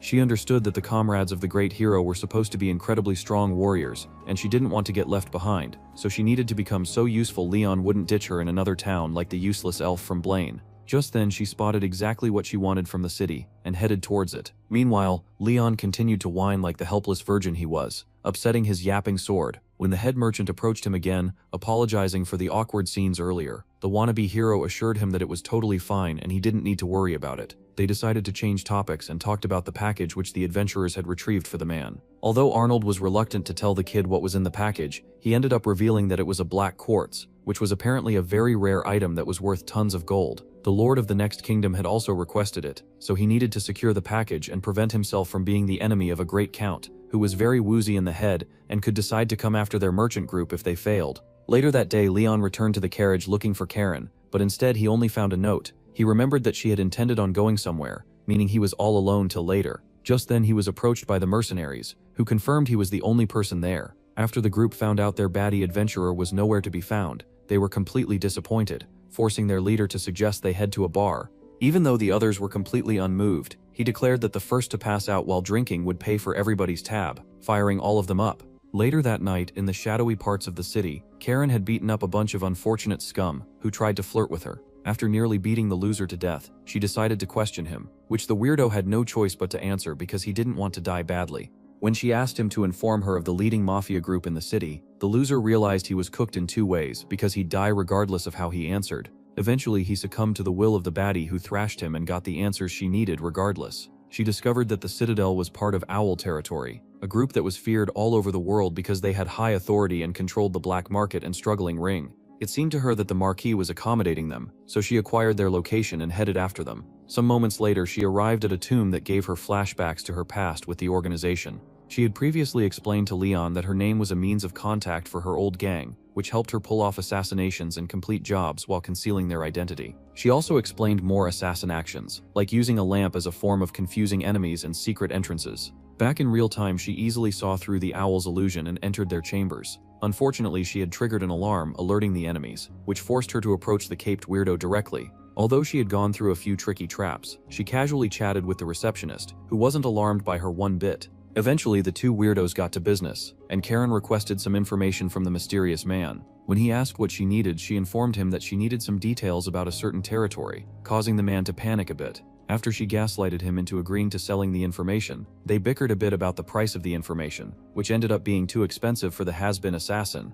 Suddenly, she called out the identity of the butler in front of her, forcing the man's hand as he removed his hood from his head. Because the weirdo named Glenn was caught, he assessed his options and reduced the price to one Karen could accommodate, making them come to an agreement. Meanwhile, at the bar, Leon continued to pretend he had a gut of steel, drinking as much as his little belly could tolerate. When their waitress walked by, she asked where they were headed next, and one of the drunk morons revealed they were going to the Lubina territory. After hearing it, the waitress asked the group whether they hadn't heard of the rumors, or they were just confident idiots. When the group asked what she meant, the blonde bimbo informed them of a special vampire that scared off even mercenaries, surprising the group. Vampires were unique creatures in their world who were just as intelligent as humans, yet had a very strong magical prowess with immortality, making them high-class monsters. Although they could live with humans, they were blood addicts, so no one was foolish enough to get themselves associated with maniacal monsters like them. They were also pretty much very rare at that point, so the drunk fools refused to believe the waitress, expressing that it was practically impossible to meet them, and even if it did come out, they would instantly wipe off its head.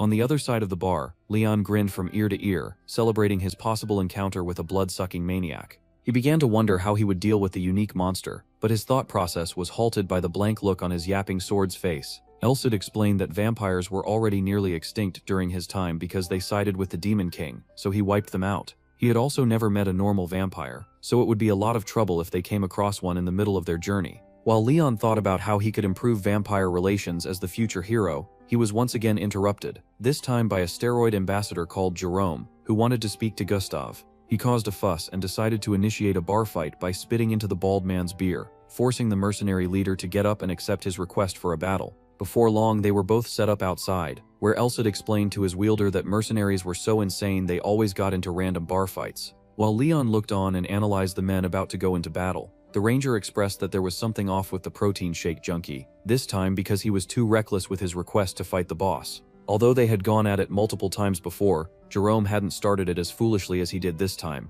meaning he had something up his sleeve. When the bald boss noticed that his underlings were starting to doubt him, he assured them he would win, upsetting his ophal, who thought he was being too cocky. After the yapping sword suggested Leon observe them closely, the fight commenced. Jerome started off by coming in with a low swing that caught the bald mercenary, giving himself a boost of confidence. Although even Elsid was impressed with the attack, Gustav was completely unbothered, gripping his sword firmly as he started to charge his steel aura. When the protein shake junkie came charging again, the pair unleashed an attack so huge it shook everything around them, causing a light fog. After the dust settled, the bald boss remained standing, warning the loser that it was best he stopped before one of them died. However, the maniac couldn't care less, declaring that he would bury the mercenary leader as he suddenly began to transform into something sinister. After transforming into a beast, the loser disappeared, escaping everyone's sight. Upon using his special vision, Leon located Jerome above his opponent, but he was too late as the monstrosity fired a barrage of slashes that had the bald mercenary worn like a cat toy.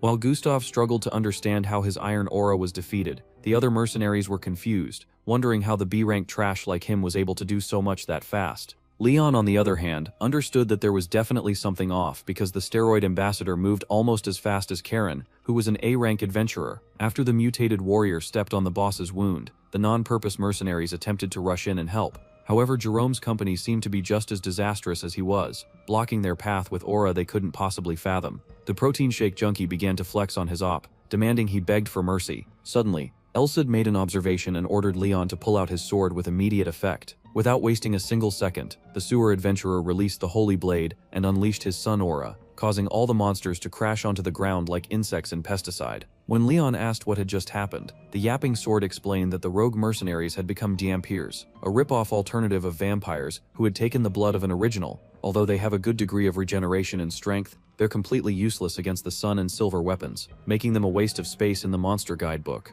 After the wounded bald boss approached Leon, claiming he was doing fine, the rookie knew better and informed the rest that Jerome and his lackeys were recycled vampires, saving Gustav's time so he could get medical attention. Before long, the protein shake junkie and his team were interrogated thoroughly by some special officials, forcing them to reveal all they knew. Later that night, Leon remembered the answers of the creeps, informing them that the Count of Lubina was the source of their problems. Because their merchant group was headed to his kingdom next, he needed to be careful. Apparently, the man had been gathering an army consisting of different types of characters, meaning he had something big planned. Upon reaching a mental block, the wannabe hero decided to go to bed, reminding him of an even bigger issue he had forgotten. He remembered that he was supposed to share his bed with the baddie, causing him to panic till she arrived. Upon her arrival, Karen promised Leon that he would be totally amazed by the incredible news she had gotten. She was unable to tell him the source because it'd be weird, but she informed Leon that there was a vampire in the Lubinia territory, creating an anticlimactic atmosphere. Although Leon was completely unmoved by the news because he had already heard it, the head merchant nearly screamed his lungs out, pleasing the baddie who expected the same from her useless hero. Some moments later, the group discussed it and found out that the Count was responsible for the case. When Arnold asked for confirmation, Gustav could only give him assumptions, but he was definitely sure only someone with the Count's power could convince the idiot Jerome to become a Dampir. After the bald warrior expressed that it was to their advantage knowing about their incoming battle beforehand, Arnold was very disappointed, realizing that they wouldn't need to go to Lubenda if they had simply let the thieving rats steal his package. He explained that nobles were very strict with merchants and would only feel disrespected if they didn't deliver the package, so they had no other choice but to go into the danger zone and hope they could come out alive. On the bright side, the mercenary loser saw it as an opportunity to redeem himself and prove to his minions he wasn't trash.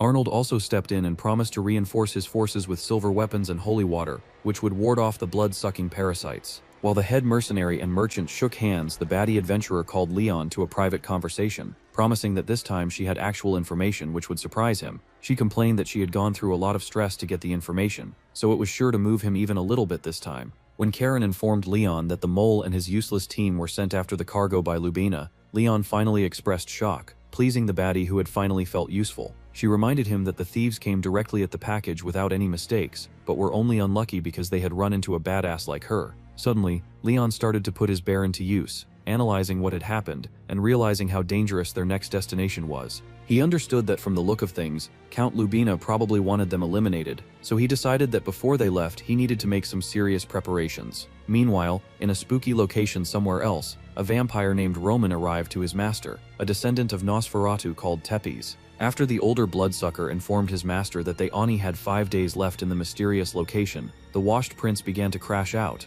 lamenting that he couldn't believe his stupid decision had cooked their clan so badly. Although Roman was insistent that it wasn't his fault, Tepes continued to take responsibility, declaring that he would restore their race no matter what. Suddenly, he started to behave, i.e. he was having a seizure, which Roman understood to be his authority, an ability that allowed him to see through the eyes of cheap vampires who had sucked his blood. He observed the fight between Jerome and the bald loser, which ended with Leon using his holy sword. A normal vampire would have been scared to death or at least bothered, yet Tepes was extremely overjoyed, expressing that the wannabe hero was the key to getting back at his opcod. When the vampire butler asked what he meant, the bloodsucker claimed that Leon was a gift from the goddess who would help him deal with the disgusting Count, Andre Lubina. He declared that with his nasty blood claw he would tear down the despicable human to pieces for stabbing him in the back. Back in the merchant's camp, Elsid told his disciple a long boring story of how he wiped out the vampires, nearly causing the kid's ears to bleed. Because he wouldn't stop, Leon started to shrivel on the ground till Karen popped up, informing him that they had arrived at their destination. While Leon assessed the grand walls of the city, he noticed the walls were sparkling blue, which Elsid explained to be a trap. He informed the rookie that they had used silver and some spells as a barrier to scare off vampires, making their intentions unclear. The group believed that Lubina was in control of the vampires, so they had no idea why he would need to trap them. After getting through the gate, Elsid began to scan through the city, searching for possible vampires. From the city gate straight to the Count's mansion, the group were unable to spot a single vampire, causing them to doubt the information they were given. Upon getting to the mansion gate, the senior knight Brad demanded that only B ranks and above were allowed,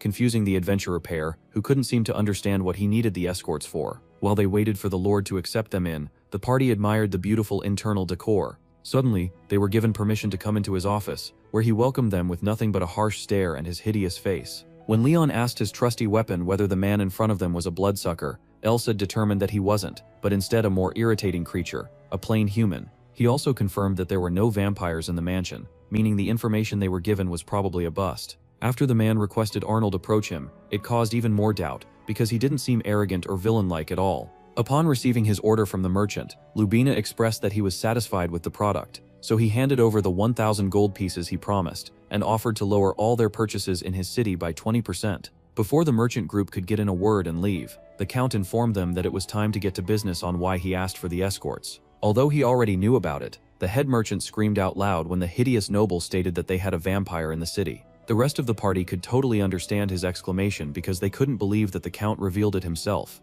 He explained that they had been searching for it for days, so they would really appreciate the help of skilled professionals who would definitely get paid for their service. Even though the merchant group couldn't process what was going on, they were forced to agree to the request because they had no other choice. Later that night, the group sat round a table and complained about their confusion on the Count's statement. Leon assumed that they were set up at his guest house because the Count wanted to keep an eye on them and do something evil, but Gustav was hesitant, proposing that the man could have been saying the truth. While the rest of the group delegated on how much it would please them if the ugly Count wasn't the bad guy, the sewer adventurer and his yapping weapon had a secret conversation where Elsid picked out Lubina to be a problem. He explained that the Count was a high mage, and he was responsible for the large barrier outside, meaning he was a liar who had something hidden. With his power he could most likely defeat the vampires inside, but he refused to, meaning the man was a very serious enemy. Unfortunately for Leon, nobody else knew about Elsid, so he couldn't talk about the analysis, limiting his options. While everyone at the table started to look gloomy, lost in thought, Karen suggested they all went to bed because their brains were too exhausted to make any sensible decisions, so the group split up.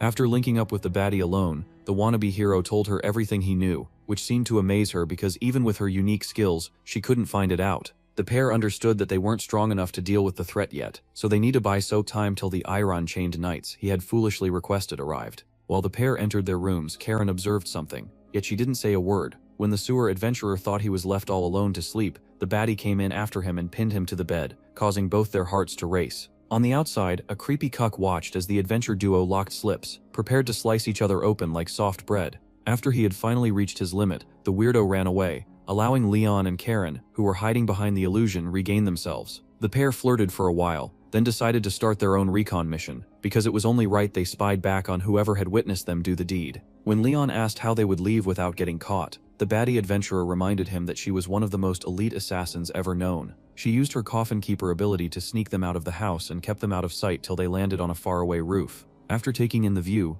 the one-off hero understood why it was called the Night City, because it didn't look like crap when the sun was down. The duo analyzed their surroundings and started to believe that the vampire was a serious problem, because there were no civilians out and the guards were equipped with silver weapons. When Leon asked what could possibly be the relationship between the vampire and the Count, Elsid reminded him that the world didn't necessarily have to be divided into good and bad. He realized the possibility that the vampire could be completely irrelevant to him, or they could both be enemies. Just then Karen broke his thought train and informed him that she had searched everywhere except the slums. Although the group thought vampires were too snotty and proud to live in trash like the slums, they decided to check it out regardless. While they walked through, it was even far creepier than the slums from Blaine, confusing the pair who couldn't sense any form of life. They began to suspect something wrong in the area because there was no way the city could be full of nepo babies. Suddenly the duo was surrounded by black smoke, where the two worthless losers from before spawned from. As Leon began to wonder what kind of mages the smokemen were, Elsid informed him they were vampires, surprising the wannabe hero. When the first vampire introduced himself as the useless descendant of Nosferatu, the adventurer started to wonder if the monster was a friend or an oppie because he could have easily killed him with an ambush. Leon decided to take a bet that the blood-sucking fiend was an ally, and asked why Tepes had revealed himself. Fortunately for him, the vampire didn't want to fight and first confirmed that Leon was from the church. He explained that he had seen Leon use his divine powers, triggering the question. So Elsid analyzed that he didn't mean any harm, since he didn't run away despite seeing the holy light. After Leon confirmed it, Tepes happily grabbed his arm and stated that he had been waiting for him, confusing the adventurer duo. The rest of the merchant group were even more confused after they were informed by the adventurers that Lubena had been breeding vampires and feeding them with broke people. Leon appreciated that Karen was able to attest for him, because it'd be impossible for the mercenaries to listen to a B-rank bum like him. Although the fighters could barely believe that the Count was a high-rank mage, they heard it out because the baddie informed them about it. They started to understand that the man had sent them on a goose chase because he wanted them out of the picture and wanted to keep an eye on their activities, which would buy him just about a week to complete his menacing scheme. When the slow baldy struggled to believe them, Tepos appeared with a simulation, introducing himself as he promised he was saying the truth. He then presented a document older than the senile old elf that proved he had done his share of community service. When the merchant group was confused, he explained that a majority of the vampires joined the Demon Lord, so they were all purged, and innocent victims like his lineage were forced to do community service for 250 years. Leon believed because the story tallied with the boring gibberish Elcid had been telling him. After hearing the story, Elcid told Leon how long vampires could live, explaining that they could go on for over thousands of years unless they were stabbed in the chest by silver or holy water. Tepos continued that his family decided to settle in Lubina, however they were stabbed in the back by the Count. Upon finally getting a long explanation like a baby, Gustav finally understood, allowing the group to proceed. He asked Leon about the so-called elite Iron Chain Knights, and the wannabe hero explained that he had no idea when they would arrive. When he suggested they go after the Psycho Count themselves, Karen rejected the idea, claiming that they'd lose badly because his forces were too strong. Their best option was to go after the Count's forces, little by little, or have a superior force, which needed to be equipped with divine power. After they decided to edge at the Count's forces little by little, till the Holy Knights arrived, they remembered they were being watched like animals in a zoo, leading to Arnold cooking up a crazy idea. Out of nowhere, in the middle of the city, a large force blasted the Count's guards away, causing them to panic. After Leon popped out of the smoke aura farming, Brad asked what was going on, which Leon explained to be the commencement of their mission to subjugate the vampires lurking in the kingdom. After the guards spotted the vampire, Leon drew his sword, promising to execute it as the bloodsucker also grew out his blood fang. Arnold had suggested the groups pretended to fight so the Count would be caught off guard by an event he couldn't predict. If they could stage a decent enough fight, they'd be able to do whatever they wanted in the city. At another part of the city, the bald loser and the blood-addicted vampire clashed, causing them to crash into one of Lubina's towers. Karen explained to the group that one of the mage's greatest strengths was secret structures, which helped amplify their abilities within their territory. Although the group knew they couldn't directly attack the buildings, they decided to make it seem like coincidences and do it so well that the vampire breeder wouldn't figure them out. While the bald loser and the blood-sucking butler continued their battle, Leon and Tepos proceeded to commence theirs, as the vampire prince fired a large attack with his vampire claw. Before Leon could react, Elcid warned him not to use his aura, causing him to freeze as the vampire's attack nearly blitzed off his head. The yapping sword explained that his sun aura was a huge weakness to the blood-sucking fiend, so he had to find his way around it. The sewer adventurer then began to crash out, whining that he couldn't take on such a powerful opponent without the strongest ability in his arsenal. Talk less of destroying mage structures by accident. Suddenly, the vampire fired more attacks, forcing the wannabe hero to duck with his footwork and run for his life. Although he managed to sneak up on the blood addict, he was unable to do anything. Luckily, they destroyed 2 power towers in the area, reducing Lubina's power by a great deal. While Leon regained his breath, the yapping sword commented that the fight without aura was good training, upsetting the useless hero, who almost got attacked again because he was distracted. After 6 days, even though the group was exhausted, they had destroyed 10 towers and reduced the Count's powers by a lot, causing the noble scum to fume with rage in his office. Upon finally getting some free time, the bald mercenary and the useless hero discussed why the Count had yet to make a move despite his destroyed towers. After assuming he needed more time, Gustav asked Leon whether he had any intel on the Holy Iron Chained Knights, but the adventurer didn't. Just then Karen arrived with good news, informing the pair that their reinforcements had finally arrived. That night, the adventurer pair headed to a restaurant where they pretended to be lovers on a date to fool the Count's spies. After confirming their reservation and room number with a dumb twist of Leon's name to Noel, they were directed to a room where 2 tough-looking warriors sat down aura farming as they waited for them. Upon taking a good look at the pair, the wannabe hero noticed that they were definitely young yet powerful warriors, impressing Elcid, who thought his intuition was better since he started getting freaky with the baddie adventurer. Although the iron-chained bums in front of them weren't as strong on paper as the worthless elf bishop, they were definitely powerful. The group proceeded to introduce themselves as the hideous boy's name was Damien, while the girl's was Angela, who couldn't talk. They informed the adventurer that they knew all about their ruse to destroy the Count's towers and how Tepes was one unlucky bloodsucker to have so many family crises for over 300 years. After hearing further information from the wannabe hero, the hideous knight realized that things were far worse than they thought, because the high mage was definitely trying to use dark magic. Because vampires were very weird creatures, they were susceptible to a weird black magic ritual that drained their blood. The poor people were used as feed for the vampire energy, and although the bloodsuckers would pop like balloons if they took too much power, it didn't matter to the psychopath count, who simply needed to drain it from them and increase his own power. When the Silent Knight raised her fingers, showing a 3 sign that confused the adventurers, Damien explained that they were facing a level 3 threat similar to the City Eater, who nearly wiped out a city. The only things worse were level 2 and level 1, which could end up destroying an entire continent or the world at large, making them extremely serious cases. He also informed the duo that if it escalates to level 2, they would need to summon half the Holy Knights and seek help from different countries, which could plunge the world to chaos. They then decided that their first line of action was to question the Count immediately, which would determine how soon they dealt with him. Later that night, a caped warrior visited the Lubena Criminal Correction Facility, where she was joined by the 2 cowardly bloodsuckers. They explained that they were simply there to help her out and guide the imprisoned vampires to safety. When they started to yap about how useless they were and their inability to break through the anti-vampire system, the Silent Knight dropped down and pulled out her shiny brass knuckles, confusing the vampires. Before anyone could say or do anything, she broke through their structure and opened the facility, surprising the vampires who couldn't believe their eyes. After hearing a huge tremor from the other side of the city, the second team were alerted that Angela had made her move. Even though the merchant group was suspicious that she wouldn't be enough for the job, the hideous knight promised that she was way stronger than him, and the actual problem was whether they were strong enough to face the Count. He complained that they were just one baddie, a rank and complete trash all through, making them barely an even match for the High Mage, meaning if one of them was worthless enough to get eliminated too early, they would be cooked beyond repair. When they arrived at the Count's mansion, the guards refused to open up, claiming that it was too late to go in. However, after Damien pulled out his Holy Knight chain to intimidate the worthless characters, the head butler of the mansion permitted them entry, informing them that Lubena had welcomed them in and was actually searching for them. Upon getting to the vampire breeder's room, the mercenaries complained that it was even creepier than before, meaning it could be a trap. Yet Gustav demanded they go in anyways because there was no turning back. After they opened up the door, they were welcomed by the psycho, who apologized for not being able to offer them tea like a proper gentleman. Damien wasn't having any of his BS, so he laid out the Count's accusations before him, wasting no time. In a crazy twist, the madman didn't even bother denying the allegations and took it all up,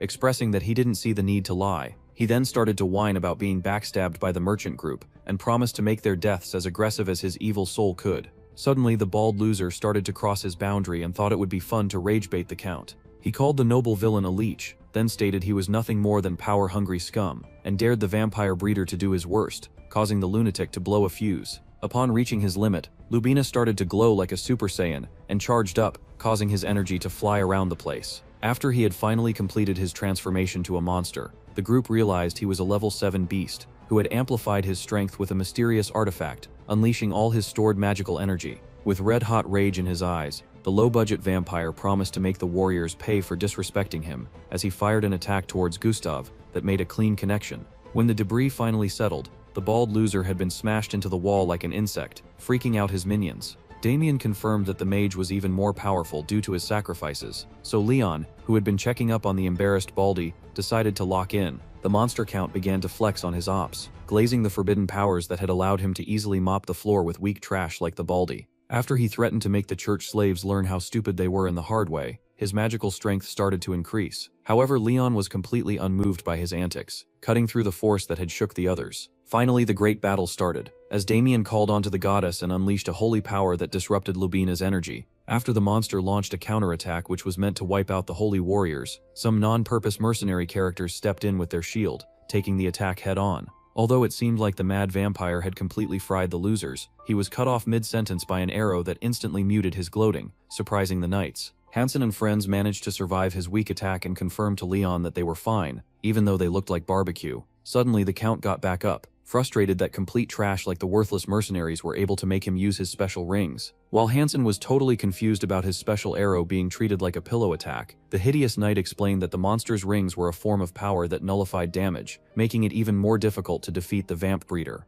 At that point, Lubena had gotten even more upset, causing him to summon multiple magic circles, which spawned monsters far uglier than even him. As the group watched the beasts drop down, Damien realized that they were actually undead beasts from hell, making him panic. Unfortunately for the weakling force, things were only getting worse because their weapons couldn't do any damage to the loose undead beasts, putting them in a losing battle. After the warriors got surrounded, Leon wondered what he could do to fend off the evil monsters. However, even Elcid couldn't come up with a feasible answer. When he asked if he could try out his holy light like he did back at the creepy mansion from the Blaine slums, the yapping sword warned him not to, because there was no way to predict what the low-budget vampire would do next. Suddenly a dagger came flying out of nowhere, which seemed to cut through the undead souls. After the monster regenerated, Karen understood that her first plan was a bust, so she decided to go ahead with plan B. She dropped down to the ground like an earthbender and summoned an army of shadow arms, which held down the undead souls, giving the merchant group a chance to fight back. Elsid explained that it was a perfect matchup because shadows could touch the spirits, proving how useful Karen was, unlike the other trash in the room.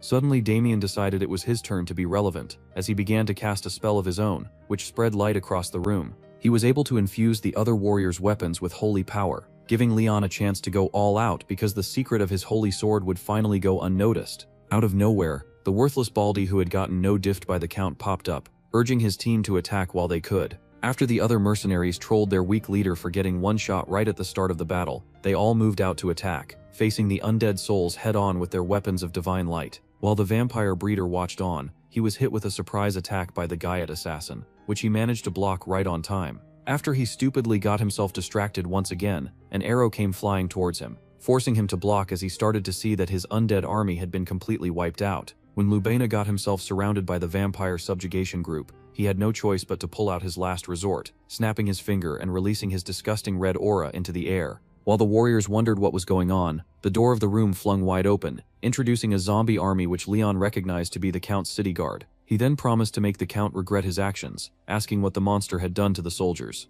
After the Count unleashed his disgusting aura, it flew out of the mansion and possessed the soldiers, filling their mouths with its horrid content, which caused them to crash down. When the other guards spotted them, it was too late, as they had already become victims of the irritating red goo themselves. The hideous knight explained that the ability was called Frenzy, a forbidden black magic spell, which turned normal humans into berserk monsters. He understood that the Count had probably done it to the soldiers against their will, making it even worse. When he accused Lubena of being a vile fiend and asked why he would use yet another forbidden spell, even though the obvious answer was the fact he was a bad guy, the low-budget vampire still needed to spell it out that he didn't care about the church rules, which is exactly what makes him evil. Although the iron-chained knight waffled about the world agreeing the spell was forbidden, Lubena couldn't care less as he sent his warriors forward and declared it was time for the merchants group to meet their horrible demise. The good-for-nothing Baldy was the first to witness their power firsthand. While he struggled with the bad guy, Damien warned them to stay strong and sharp because the frenzy spell amplified the soldiers by a lot, meaning they could only face them 1 versus 1,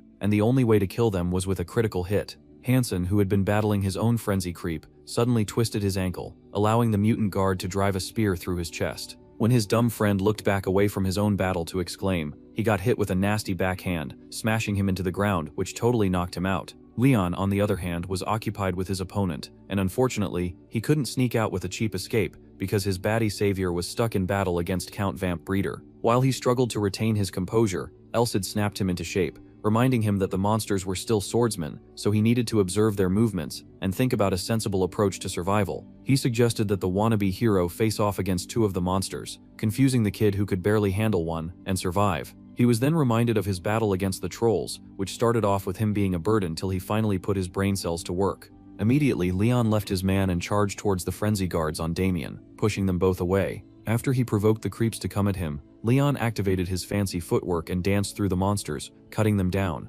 While Leon aura farmed, he was caught off guard by the frenzy monster he had abandoned, holding his hand so fast he couldn't pull his sword. Before he could think of an escape plan, Lubuna fired a large flame attack at him, causing the others to believe it was all over. However, he was saved by Damien's spell, which neutralized the dark magic and prevented him from turning into roasted corn. Just then, he realized that the psychopath vampire had mercilessly butchered his own soldier, causing him to get upset. Yet that was the least of his worries, as the Count had managed to defeat the A-rank baddie and tie her up like a carnival game prize. When Leon charged in to save his damsel in distress, the Walmart vampire warned him not to, else the assassin would be turned into burnt toast. He then presented an offer to Leon, promising that if he did his bit, his damsel would be left free to go. Although Leon tried to be a tough guy, the Count knew just where his priorities lay, demanding that Leon eliminate the mercenaries and the useless Holy Knight if he didn't want to see his girl completely shattered before him. When Lubina gave the wannabe hero time to think about it, Elsid warned the predictable loser not to think too funny, because he didn't have the capacity to pull off a sneak attack which could bail him out.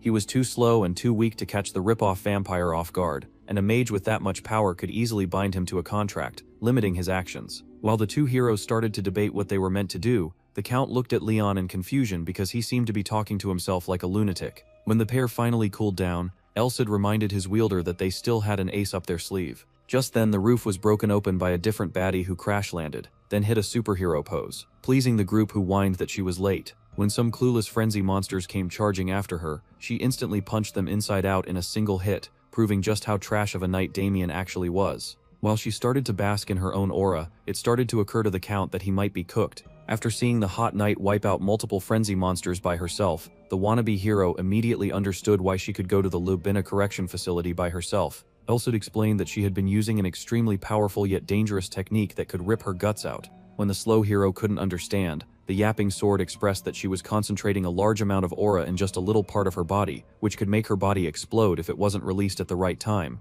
Upon understanding how badass her technique was, Leon realized that he needed to lock in as well because there was no way he would lose to the cow-budget vampire and get his Shayla killed. After Angela taunted the vampire breeder, he started to crash out, threatening to kill her. However, before any of his 5 brain cells could click, she had flash-stepped right to his front and landed a punch so strong that even though the High Mage thought he was protected, it completely shattered his defenses, causing him to panic as she punched right through him. When the group pointed out how cooked he was, they demanded he gave up, but the Count refused, reminding them that he had the baddie on lock. Suddenly Karen popped up behind him and gave him a clean stab on the back, causing him to wail in pain as he wondered what he had trapped. Unfortunately for the dork, he had fallen victim to her coffin keeper illusion, allowing Karen to sneak up behind him. When Leon asked how the assassin was doing, she explained that she was nearly done for, but Angela's distraction allowed her to switch and summon a shadow to fool the clueless noble. Upset that his Shayla was nearly killed, the wannabe hero confronted the vampire and demanded he surrender before things got even worse. When he attempted to abuse his mysterious plot armor once more,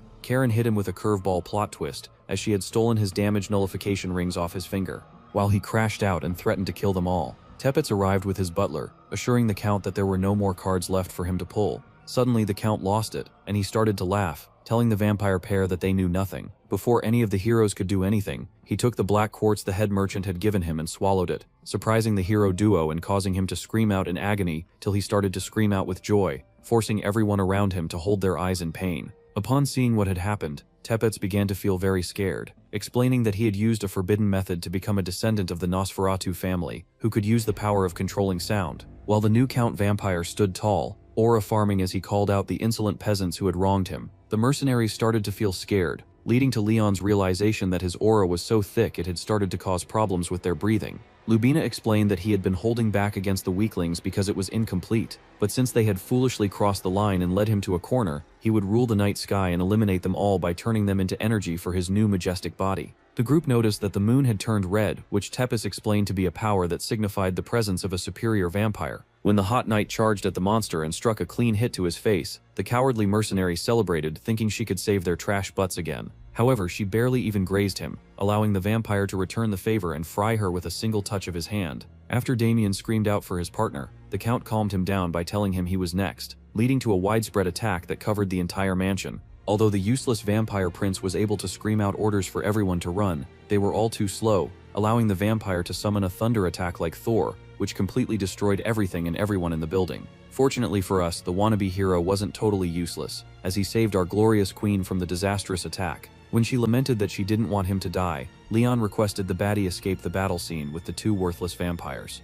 Before she left, the assassin warned Leon that if he died, she'd kill him, which, even though it was impossible, made sense to the man about to get revenge on the Walmart Vlad the Impaler. As several surges of mana appeared in the sky, a powerful dark red Chidori blast was fired to the ground, causing the earth to tremble and reducing the surrounding adventurers to pizza toppings on the battlefield. With his aura overflowing, the wannabe Thanos stared at his demonic hand like he'd just collected all the Infinity Stones, as he felt pleased by the success of the black quartz vampirification process. He smiled as he revealed that his body had now become the advent of the vampire king that disappeared 300 years ago. However, his evil aura farming wasn't enough to keep all the heroes cowering in their wardrobes, as Leon boldly walked up to him. Tumu Dracula stared in shock, wondering how someone could still move after his Bankai, but the numbskull hero stared at him boldly, bloodied body and all, and told him that he'll face him one-on-one. Count Lubina knew he couldn't use power of friendship, since all his homies had already been clapped, so he accused him of bluffing, and said there was nothing at all he could do to stop him. When the Count noticed Karen behind him escaping into her shadow, he asked Leon why he was letting his girl ditch him, and claimed it was meaningless since they could never escape the city. As Leon started coughing up blood, Lubina gleefully mocked him, threatening to make him die in an endless loop like Subaru from ReZero. However, the dumb hero accuses him of yapping too much, revealing that he intended to stall for time by hearing Walmart Aizen's monologue, but could no longer endure his annoying voice. Hearing this, Lubina got angry and charged up a massive dark blast to finish him off, while claiming that he'll make sure he dies a virgin. As the aura from the ground flowed into Lubina's dark Rasengan, Cesari started trembling at the thought of Leon getting annihilated. However, the nerdy hero himself was unfazed as he gathered up some magic energy of his own and realized that Karen had gone far enough since he couldn't sense her aura around anymore. As his sword glowed like a Luke Skywalker lightsaber, the yapping blade Elcid called Lubina an idiot for bragging about the fact that his trump card was vampirification. Leon released a full-powered holy light from his sword which covered the entire battlefield, leaving Lubina helpless as it scorched his flesh. All the bodied adventurers started rising again as their injuries were now healed by the holy light, and Karen stared in awe of her hubby's power. The loser stood firmly, aura farming as hard as he could while watching the low-quality Dracula scream in pain due to the pain of his body melting away. He fell to the ground, his body emitting smoke like burnt barbecue, and other vampires in the area similarly shrieked in agony as their body burnt to a crisp. As Leon watched his victim suffer, Elcid told him that Lubina deserves the pain for committing the evil act of giving up on his humanity to obtain unclean power. When the vampire scum's remains completely vanished, the blabbing sword informed his worthless master that vampires are dangerous, not just because of their Super Saiyan level powers, but also due to the experience gained in their long life. Leon realized that Lubina couldn't properly control the overwhelming power he manifested because he only just became a vampire and lacked experience. Suddenly, alarm bells started ringing in Elcid's round head as he saw that a scorched bloody vampire was standing right behind Leon. Before Leon could react, the vamp bites him in the shoulder, causing his blood to splash all over the area, as Elcid screams his name in fear. At the same time, Tepes, who'd been tied up with Glenn like One Piece fans in the mental asylum they belonged to, begged Karen to release him so that he can defeat Count Lubina with his Iron Claw attack. Without any hesitation, Karen refused and said they'd only get in Leon's way, since they're vampires like him. However, she agreed to release them on the condition that they'd stay put. After she removed their bondages, Tepes expressed how worthless he feels since he can't join the fight against his family's arch-nemesis. Suddenly, his Sharingan eyes awakened, so he informed them that someone behind the door was calling for him. Glenn pointed out that the mystery person had to be a vampire since Tepes's powers were reacting to him. When they entered the room where the signal was coming from, Karen smiled because she thought there was no one else there. However, when Tepes asked for the person that called out to him, everyone felt a chill in their spine as a supernatural creature appeared in the cell in front of them. As Karen rattled her tiny brain, wondering if the monstrosity in front of her is a vampire, a Dampier or Inosuke's twin brother, she noticed that it's dying. The creature suddenly moved and reached out his hand like a poor virgin begging to feel a girl's melons for the first time. Noticing his feebleness, Tepes rushed to him and grabbed his hand, causing his eyes to react even more intensely. By maintaining eye contact with the creature, Tepes connected to its memories, which revealed that it was once a noble man who had a daughter. He and his daughter lived peacefully until one night, an evil scientist chained up his daughter and injected her with vampire juice, causing her to transform into her worst nightmare. In the present, Leon's shoulder was treated like beef jerky by the vampire, but he pulled an automatic Uno reverse as his holy aura burnt the scumbag's mouth. While holding his injured shoulder, Leon wondered if his sun attribute was reacting to the beast. Realizing that it was his chance to attack, Leon charged forward in preparation to hit him with light breathing. First form Virgin Blaze. However, before he could land the attack, the crazy vamp released a powerful shockwave from his mouth which stuns Leon, causing him to scream in pain. As the worthless hero tries to recuperate, he notices that he can't hear anymore because his ears were damaged by the sound wave. He also realized that he would have been sent 6 feet under via head explosion had he not veiled his upper body with holy aura before the attack. The yapping blade informed Leon that the Temu Dracula is in a berserk state, meaning it had nothing left but instincts, and he's more dangerous than before because although he can't use magic, he's awakened his true vampire abilities. Seeing that Leon was still brimming with confidence, he warns him not to underestimate the beast. As the rampaging vampire prepared to attack again, Elcid informed Leon that the only move left for the beast to use against him was the Strigo family's shadow technique, since he successfully managed to block the Elizabeth family's soundwave attack with holy aura. Realizing that he'd already used up 80% of his aura and could no longer fight for much longer, Leon decided to finish the count off with one attack. Elcid warned him that Lubina would definitely try to evade or counter his attack, since he knows how deadly it is, but the trash hero smiled and assured him that he'll get the job done. Seeing this, Elcid smiled back in confidence,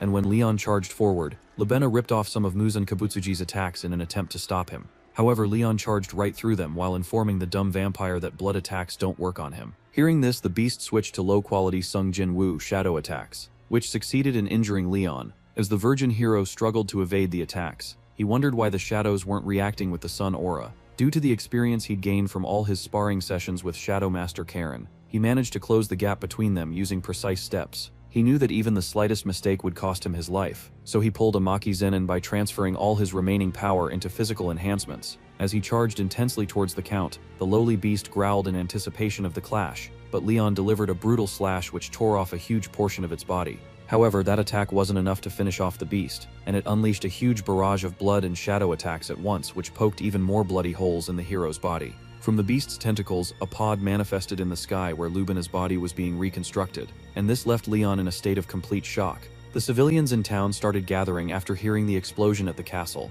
and when they noticed the moon turning red, they wondered whether they'd been randomly cast in the next Avengers movie. Suddenly, a dark monster appeared behind one of the NPCs and started snacking on his disgusting virgin body as he screamed for someone to save him. Meanwhile, a similar shadow monster appeared and bit the shoulder of an adventurer, causing him to scream in pain as he noticed that the creature was sucking his blood. As the shadow monsters treated the adventurers' bodies like potato chips, they noticed that the beasts somehow managed to restrict their movements after stealing their shadows. As they stared at the terrifying monster pod in front of them, they realized that the Count is sucking the blood of everyone in the city in order to return to his vampire state again. He was so desperate to become like Dio Brando that he used a forbidden technique sealed away by the Founding Fathers, which would no doubt have severe after effects, since he's an incomplete vampire. Elcid started panicking as he realized that if Lubenda expands this domain even further, the people in the city will disappear without a trace. When some shadow monsters tried to jump Leon from behind, he used the little strength he could muster to move out of harm's way. However, the beasts weren't done with him yet, so they attacked again,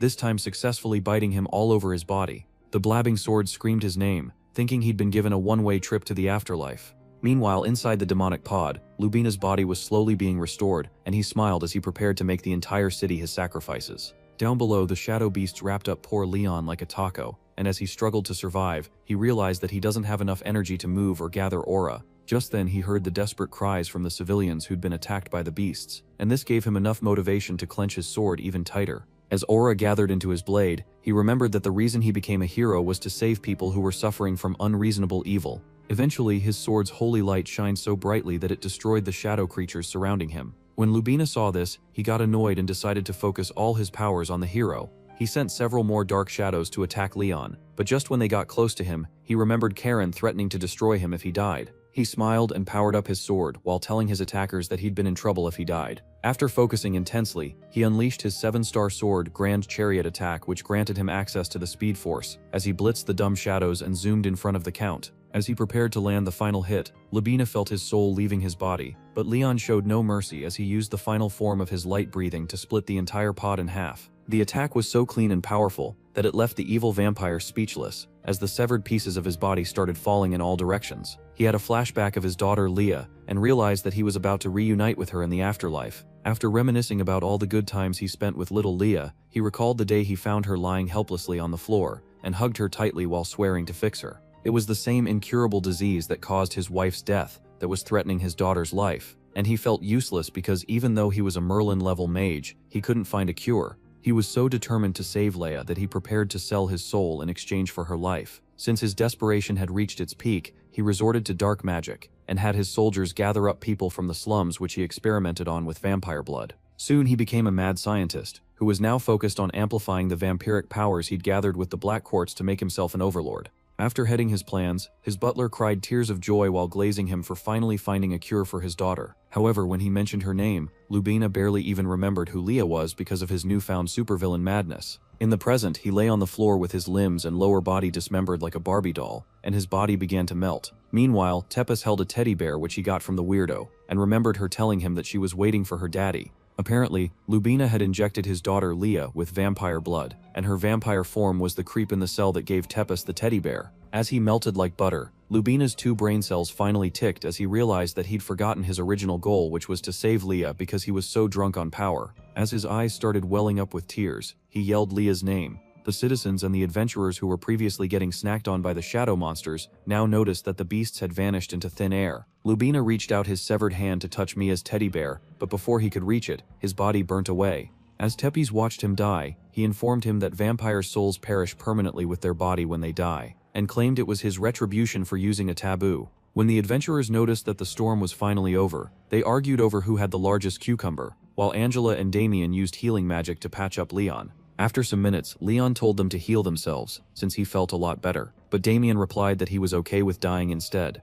Damien starts glazing Leon, claiming he was a Goku-level swordsman who was worth the hype that Cesare gave him. When Leon apologized for not telling him sooner, he promised that he and Angela will keep the hero's identity a secret till the day they die. He also promised to keep the friction with the royal family to a minimum, but the trash hero wasn't focused on them, but rather on the terrifying lady standing right behind them. Seeing that Bro's body is in stitches, she started yelling at him for nearly getting slaughtered despite all his big talk before she left. As she kept scolding him, he suddenly collapsed on her chest, so she called him an idiot while holding him tightly. The next day, the royal family was informed about the Lubena incident, and since one of the counts who ruled the kingdom had died, the news caused a great stir within the royal palace and among high-ranking nobles. However, the Walakoya family, who had completed their temporary services to the church, and the people who were used as lab rats, added to the testimony and proved that Lubena was a heretic. In front of the panel, Damien announced that Count Lubena had been convicted of being a heretic and would now be executed as punishment. He also claimed that the mercenaries who helped them during the fight wouldn't be able to provide more information since they weren't directly involved.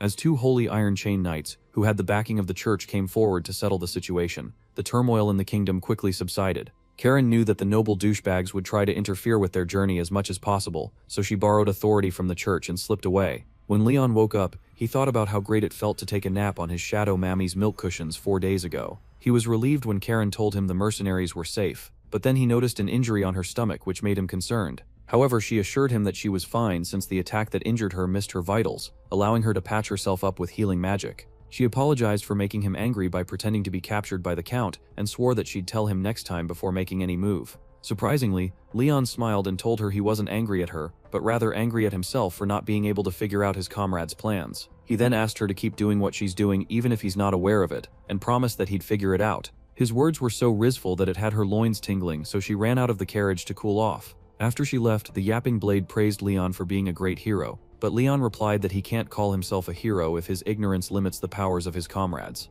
Elsud then informed him that their next destination was the Titan mountain range where the former king Roderick left his will, which was being ruled by the King of Giants. When Leon asked if he has any plans on how they can get in, the Blabber Sword said he doesn't, so Leon decides that he'll trust in his comrades and his skills. Elsud remarked that the useless hero's words reminded him of something. However, Leon clenched his fist and decided that he'll get stronger by overcoming all their upcoming challenges as they head to the mountains. Sometime later, in a desert city of outlaws named Chinuke, a worthless idiot was sent flying through the door of a building and fell on the yard floor where he lay unconscious. The musclehead who punched him came out of the bar and called him a fool for challenging the almighty A-rank adventurer, Odin. After taking all his money, Odin told his fellow crackheads to drink as much as they wanted. Meanwhile, some creepy dudes approach a hooded girl in the corner and try to convince her to be their personal Mia Khalifa. When their leader started getting handsy with her, she started emitting some deadly aura which made his comrades soil their pants. However, their clueless boss kept pestering her until she broke his hand with her powers, causing him to scream in pain.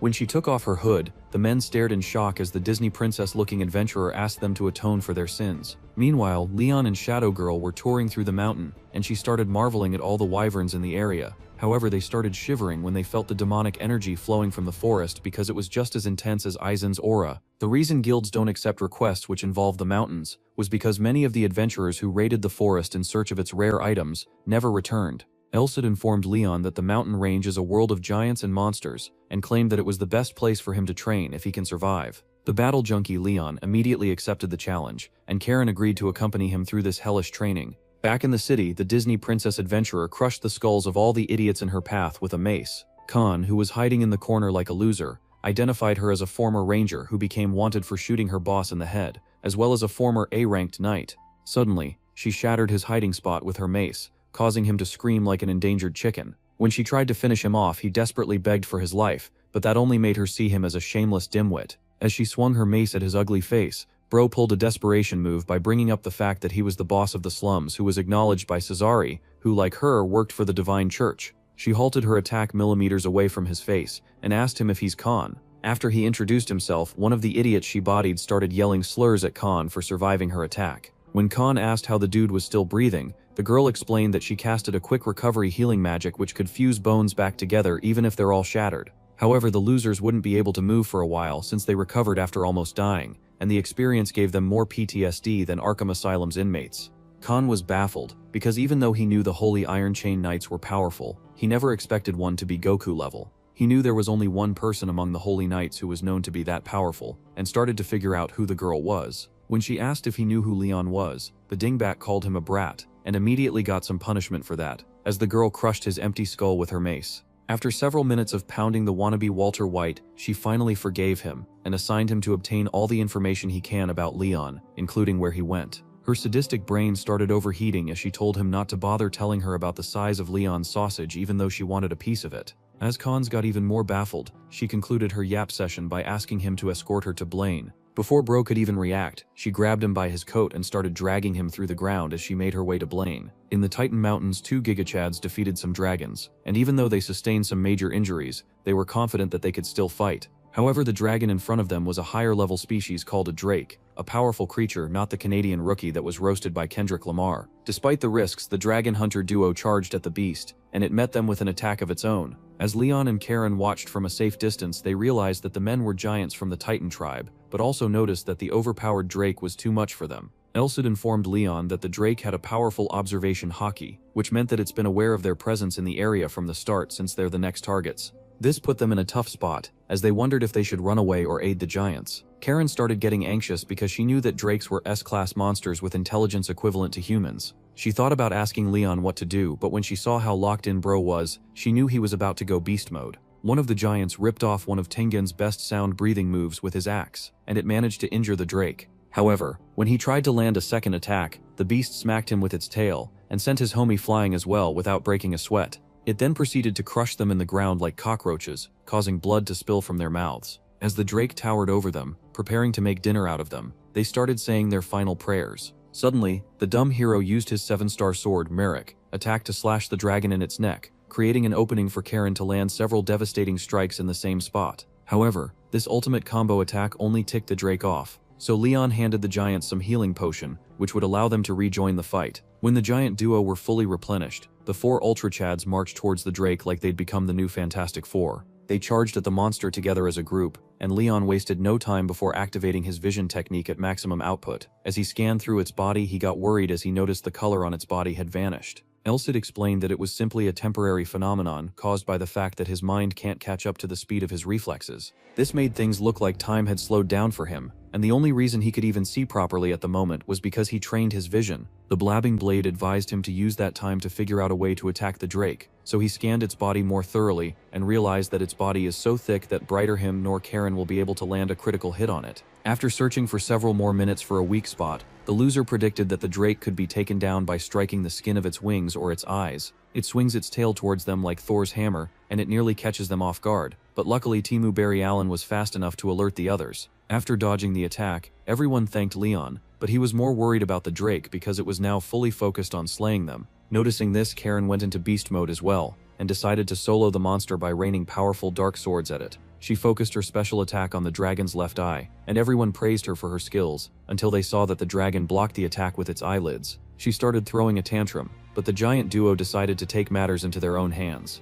When the Drake dodged even more of Karen's dark swords, the giants injured the beast on its toe fingers, causing it to scream in pain. After regaining composure, the dragon noticed some shiny aura gathering in the distance, and when it took a closer look, it saw that Leon was preparing to use his ultimate attack. To stop him, the Drake fired a dark blast which blocked his vision completely. Inside this dark abyss, the worthless hero called out to his friends, but none of them answered. He heard the voice of Elsid revealing that the dragon was using the dark attribute, but he started panicking because he couldn't see his bubbly partner. Elsid gave him some words of wisdom, telling him to create light in the midst of the darkness, so he charged up his sword with aura in preparation for his 7-star sword stabbing attack. Outside, the Drake stared proudly at the circle of darkness like it was a perfect Mona Lisa replica he painted until Leon pierced him directly in the eye with a light-speed attack called Alkide. The next morning, Leon woke up to the surprise of Karen sleeping beside him with her milk factories nearly in full display, causing him to scream like a typical virgin. Bro started freaking out, but she made things even worse by hinting that something heated happened between them the previous night, which he'd forgotten.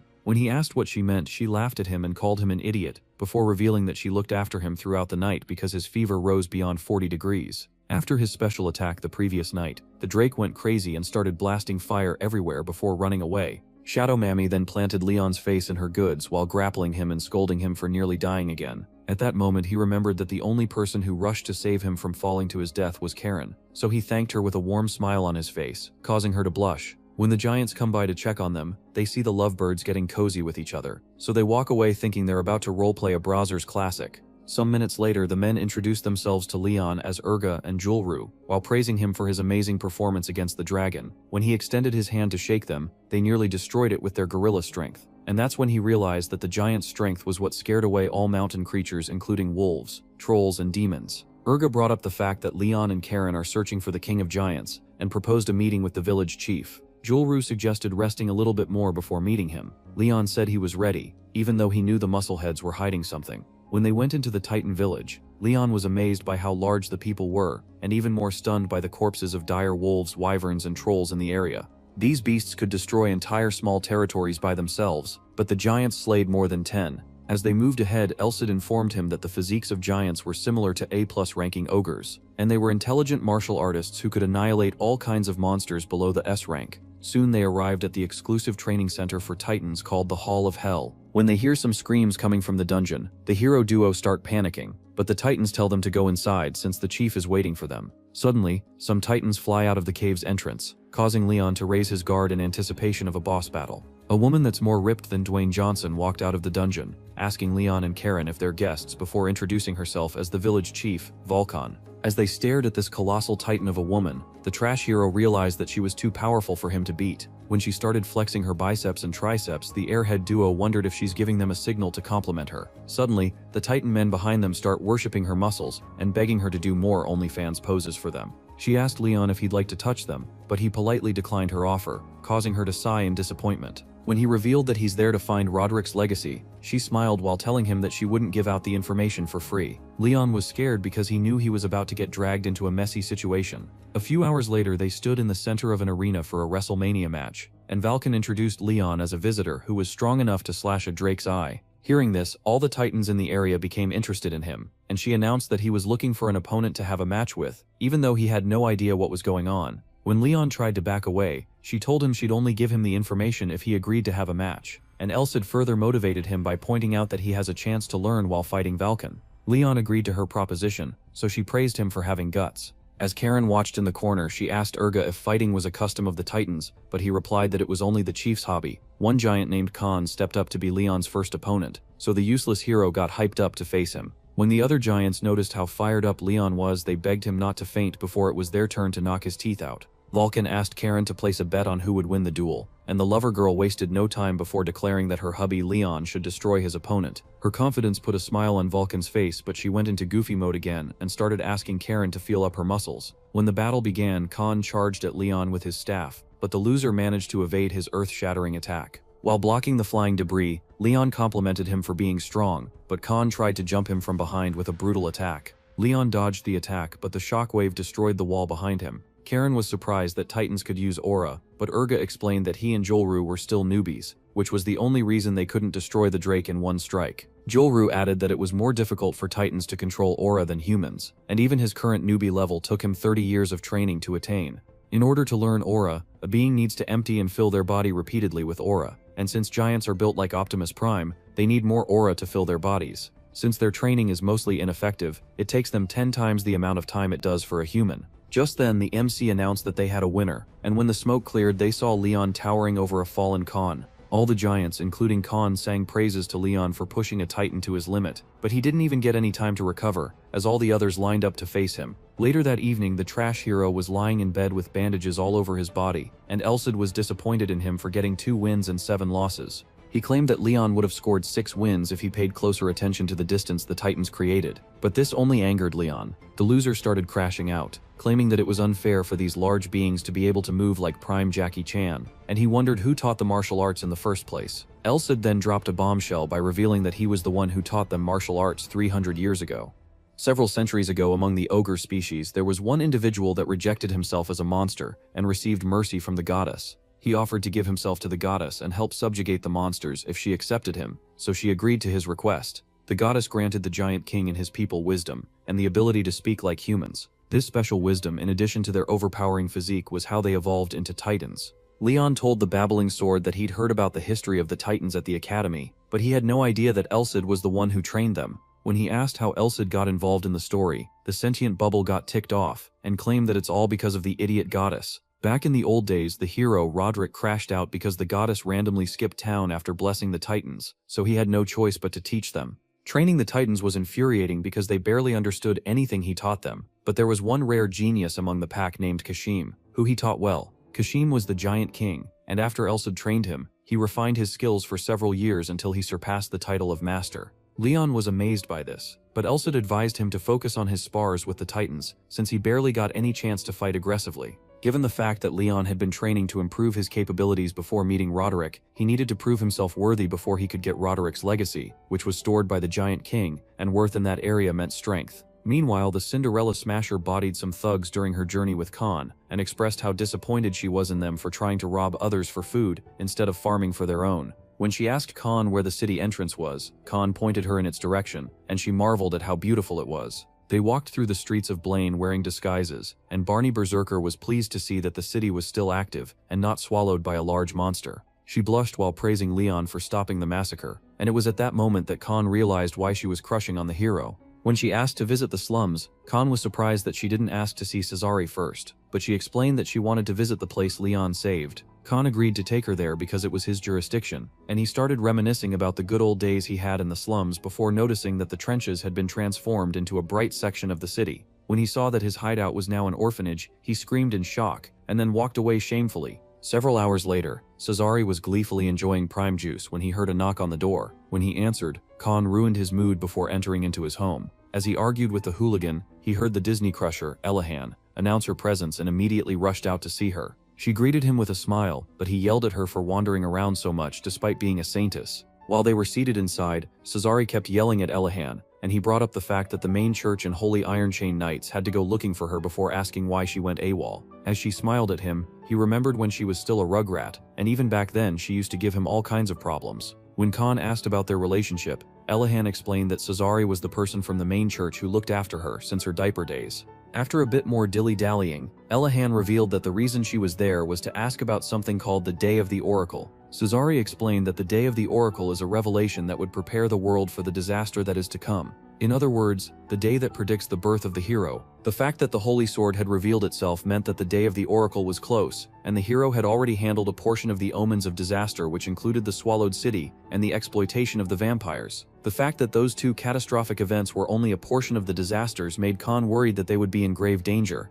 and Cesare confirmed that anarchy was coming. He advised Elahan to prepare herself, but she claimed that she's already prepared. For the past 300 years, 7 generations of saintesses have waited for the hero, so the 8th generation saintess, Elahan, swore that she'd save the world with the hero. As she simped for Leon in the corner, Khan and Cesare wondered why she was fawning over a guy she'd never met. Meanwhile, in the Titan village, the giants cheered as Leon evaded a Detroit smash by a Titan named Drogo. As the hero prepared to land his own attack, the spectating Titans smiled as they chatted about how much stronger he'd gotten since the last match. When Leon slashed Drogo, the brute blocked with his wrist guard, but he's stunned by the fact that the armor was slightly damaged. Drogo got angry and tried a JoJo-style punch rush, but Leon deflected all of his attacks. He then zoomed in behind Leon and tried to crush him with a Hulk smash, but when the smoke cleared, he saw that his attack didn't land at all. Soaring in the sky above him was Leon, who delivered a super fast jab with the handle tip of his sword right to Drogo's head. As Drogo fell to the ground, Leon was declared the winner, and the Titans started glazing him for being faster than Prime Minato. Karen was surprised by his speed, and she started to wonder if he'd actually cook her if they sparred again. As the Titan argued over who would get to be Leon's next opponent, Karen realized that she needed to upskill herself so that her position as the hero's comrade wouldn't be endangered. When Drogo regained consciousness, he glazed Leon for giving him a great match, but the hero said the pleasure was all his since he learned a lot from him. Hearing this, Drogo got so excited that he smacked him to the ground like a bug in an attempt to pat him on the back. Just then, Vulcan arrived and told Leon that the Titan King Kashim was looking for him. When they arrived at a bridge, Vulcan explained to Leon that they were in a restricted area that required permission to enter. Since the king only permitted Leon to enter, she now had to leave. She directed him towards a dimensional crack beyond the canyon, where he'd find a waterfall. The dumb hero was confused as to why there was a dimensional crack in the area, so Elsad explained that the Titans lived in that area so they could fulfill the mission the goddess personally gave them, which was to subjugate the isekai monsters. When Leon arrived at the waterfall, he saw Kashim doing some water-breathing exercises. Before the hero could even gather his thoughts, Kashim zoomed in front of him at a speed that even he couldn't comprehend at all. The jumbo-sized Floyd Mayweather had so much aura that Leon's body started shivering as he stood in front of him. After regaining his composure, Leon introduced himself as the hero, before announcing that he was there to retrieve the previous hero, Roderick's relic. Kashim noticed that Leon had a similar aura with Roderick, so he asked what his relationship with him was. Leon replied that he's his junior, but Kashim said he was capping because he noticed that the trash hero was yet to master Roderick's step and vision techniques. Kashim revealed that people who were mentored by Roderick diminished a long time ago, and even the few geniuses who were born in one generation gave up because they couldn't accept his teachings. Roderick stopped taking apprentices because the cycle repeated multiple times. Since there were many others like Leon in the past, Kashim asked if he thought he had the qualifications to strive for Roderick's relic. Leon had no idea how to answer his question, so Elsid provided him with an assist by claiming that he does have the qualifications. Kashim recognized the voice, but when the babbling blade appeared in his bubble form, he wondered why the idiot hero had a floating jizz as a Pokemon. Seeing his confusion, Elsid asked Leon to raise up his sword, and when he did, Roderick appeared in his spirit form and greeted Kashim. When he saw his long-lost master again, Kashim got excited and threw the meanest punch at him. The shockwave of the punch made the mountains rumble, but Roderick blocked the attack with ease and told him to train for another 1,000 years. This got Kashim even more pumped, but Leon started panicking because he knew he was about to reunite with his great-grandparents in the afterlife.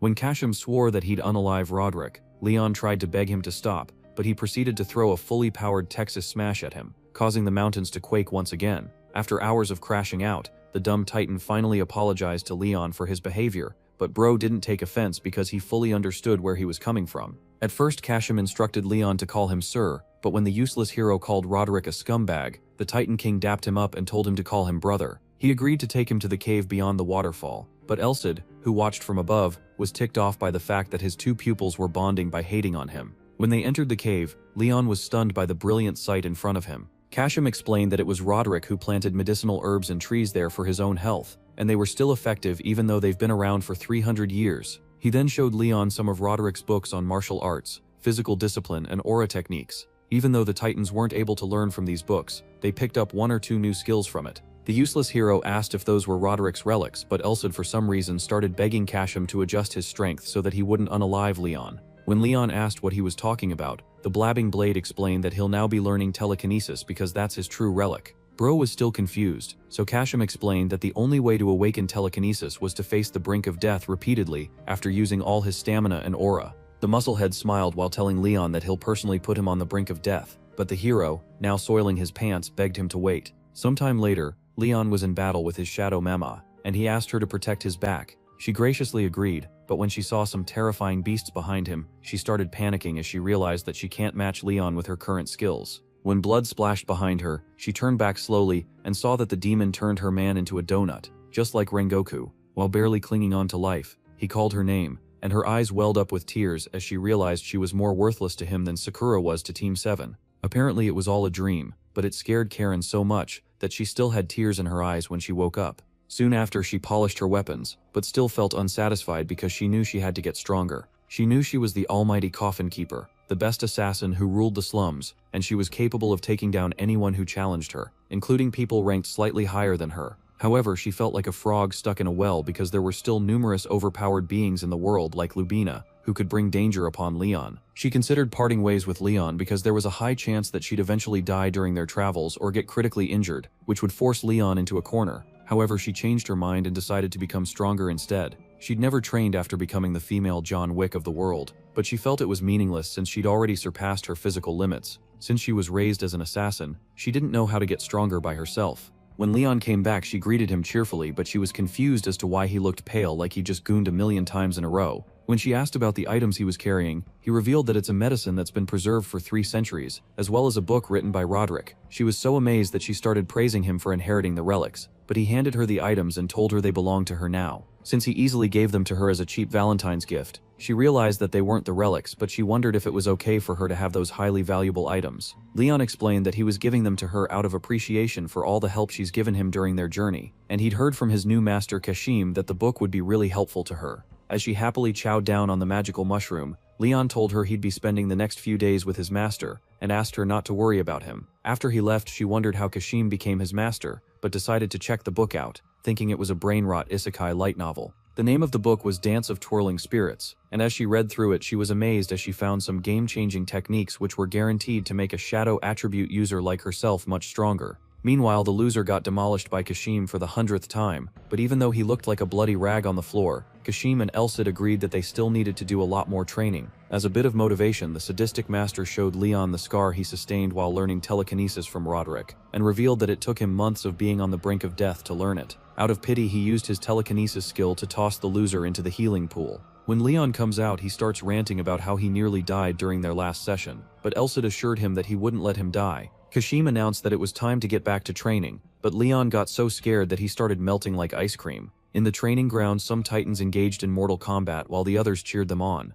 Karen suddenly appeared and asked to join in, leaving the brutes stunned by her new pretty outfit. She informed them that she'd be using assassination-type weapons and poison, and advised them to decline if it's too much for them. When she asked who wanted to face her, Drogo stepped up and complimented her for being brave. However, Urga warned him to be careful, since she's really intense. Hearing this, she tried to defend herself by explaining that she didn't get bumpy in the sheets with Leon, but Urga said he was talking about their battle with the Drake. When the battle began, a titan named Cuckoo started worrying for Karen, but Julru told him to watch the Gojo-level skills that Karen is about to display. Karen charged at the titan with her full strength, but he blocked the attack, so she fired a barrage of kunai at him. When Bro tanked the attack, she went into Coffin Keeper mode and rained some dark sword on the brute. Seeing that he ranked her curse technique, she admitted that she can't win with just power alone. When it was Drogo's turn to attack, he smiled while declaring that he wouldn't go easy on her, but she suddenly appeared behind him and reminded him that assassination is her specialty, before kicking him right in the Johnson. The crowd froze in shock, thinking he'd been KO'd, but he suddenly exhaled, causing Karen to praise him for being tough.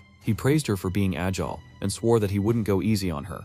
Elsewhere, Leon tried to use his Hinokami Kagura move on Kashim, but the Titan Gigachad deflected the attack with his bare hand. The useless hero was surprised that his attacks weren't working, but Kashim didn't even give him time to catch his breath as he smashed him to the ground like a bug. He tossed Leon into the healing river once again, and after Leon came out, he was baffled by the Titan King's unbelievable strength and swiftness. When Kashim announced that it was time to resume their training, the hero had a fiery look in his eyes which pleased both of his teachers. Elsid and Kashim were impressed because the trash hero had finally manifested his will. While taking a battle stance, Leon asked to go one more round, so Kashim zoomed in behind him and prepared to destroy him with a Saitama serious punch. He advised Leon not to drop his guard before landing a brutal punch that sent him flying into the wall. As the hero laid helplessly on the shattered wall, his teachers wondered whether he was actually dead this time. However, they confirmed that he was still alive when he crawled into the healing river with his last strength. When they asked if he was okay, he gave them a thumbs up to show that he was doing fine. On the day of the Oracle, the seal on the Holy Sword was lifted,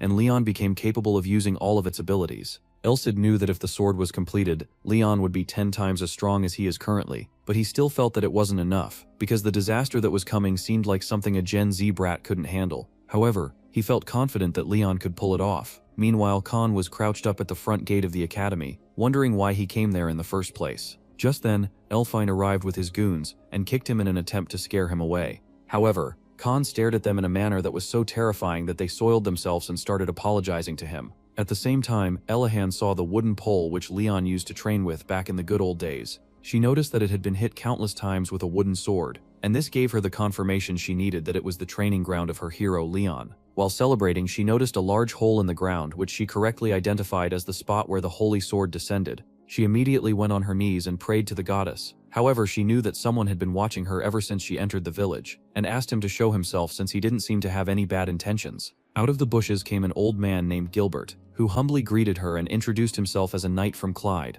She asked why an imperial knight was there because she knew a noble would never come all the way there to study abroad, but she figured out that he was there because of Walmart Leon, who stood behind him. Discount Leon greeted the saintess and introduced himself as the imperial family's legitimate heir.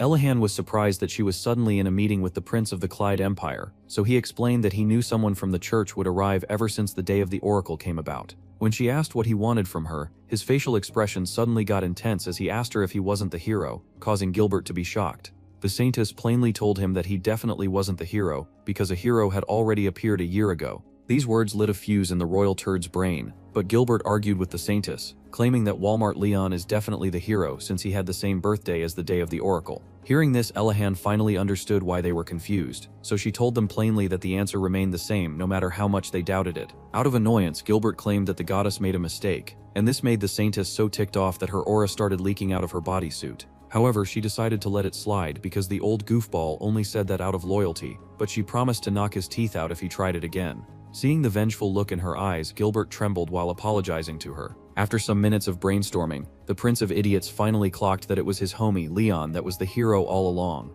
When he mentioned his name, Elahan went into simp mode again and started fantasizing about role-playing Angela White on top of him. When Gilbert noticed how angry the prince was, he started worrying for him. Some time ago, when Prince Leon was still a chibi loser, he saw his father get stabbed by his uncle while seated on his throne. The evil uncle tried to unalive the prince as well to secure his spot on the throne, but Gilbert swooped in just in time to save him. He ordered his minions to slay the prince, and soon they surrounded Gilbert. As old Gil stood his ground, he told the loser prince to never forget that he's the kingdom's rightful heir, and instructed him to acquire the holy sword on the day of the oracle to reclaim the throne. Tears streamed down Leon's face as he realized that Gilbert had lost an eye, but Gil held onto his sword like a true warrior and told him to survive. In the present, Elahan announced that she was leaving, but Gilbert said he couldn't let her leave while unsheathing his sword. The prince was left speechless by his butler's GigaChad display, but Elahan reminded him of her previous warning not to annoy her a second time. However, Gilbert gave a noble speech he learnt from Game of Thrones as he charged at the Saintess, and he claimed that the hero can only be the prince since he's the most suited person in the world. This heroic moment was cut short by a single brutal punch from Elahan, which ripped him in two like a certain honored one. Seeing this, Prince Leon got enraged and charged at her with vengeance in his eyes. But she broke his sword like a toothpick and informed him that his attacks couldn't harm her, even though his speed was good. He started yelling at her, calling her a murderous fraud for slaying the man who took care of him like a father, so she informed him that Gil wasn't dead. When he turned back, he saw that the old loser's injuries had completely healed up, but Elahan decided to test him by asking which he'd choose if he had to pick between being the hero or the Emperor of Clyde. As the dumb prince struggled to think of an answer, she went further to ask what he'd do if the Clyde family were the root of evil in the world, and also asked if he could treat everyone, including outsiders or the Empire, equally. Since he couldn't give her the answers she wanted, she claimed that these were the reasons he couldn't be the hero, and she walked away, leaving the prince completely speechless. Meanwhile, the real hero, Leon, was congratulated by Kashim for finally seizing his will after all the hellish training he endured. The trash hero didn't think much of it, so Kashim told him to have more pride, since he just pulled off something that many others couldn't for hundreds of years. They both stare at Elsid, hoping to get a compliment out of him as well, but he scolds them instead for being boneheads. Eventually, he complimented Leon for finishing his training early, and reminded him that the next day was his birthday. However, Leon didn't think much of it since it was just another day to go on, but Elsid reminded him that his birthday is on the day of Oracle. As Leon's jaw dropped to the floor, Elsid revealed that the reason he rushed the telekinesis training was because he knew the day of the Oracle was approaching. He then assured him that the recovery time would get better after the Holy Sword seal had been lifted. When the clock struck midnight, Elsid said it was time to begin the process, and Leon noticed some crazy astronomical events going on in the sky. Strange rings appeared around the sun and the moon, and soon after several bright stars covered the sky as well. Leon appeared in a strange realm which looked like a cheap knockoff of Gojo's domain. When the goddess appeared, Leon went on his knees and started tearing up because he'd never seen a baddie that beautiful in his life. She revealed that the space he was in was her exclusive domain, and assured him that he didn't have to worry because nothing could hurt him there without her permission. When she asked him to lift his head, he looked up at her, but was surprised that her face was covered in a bright, blinding light. Sensing his confusion, she explained that only people of a certain level, which he'd yet to reach, could see the face of a god or goddess. When Leon apologized, she explained that she wasn't trying to say that he's lacking, and revealed that it was almost impossible for someone who isn't a monster like Roderick to look directly at the goddess's face. She then brought up how Roderick, the nonchalant GigaChad, looked directly at her when they first met, and claimed that he didn't have an ounce of cuteness. In her divine wisdom, she told Leon that he needed to destroy the mountain if there wasn't a path, and part the sea if there wasn't a boat. However, Leon was charmed by her cuteness, even though he now understood why Elsid saw her as an idiot. When she denied being an idiot, the loser was shocked that she could read his mind, and he apologized for being rude. When the pleasantries were over, she told him that the path ahead was a dangerous path filled with honor, but not a forced burden, meaning he could tell her if he wanted to leave. In response, he told her he wasn't an extraordinary person, as he was born a loser who loathed his fate.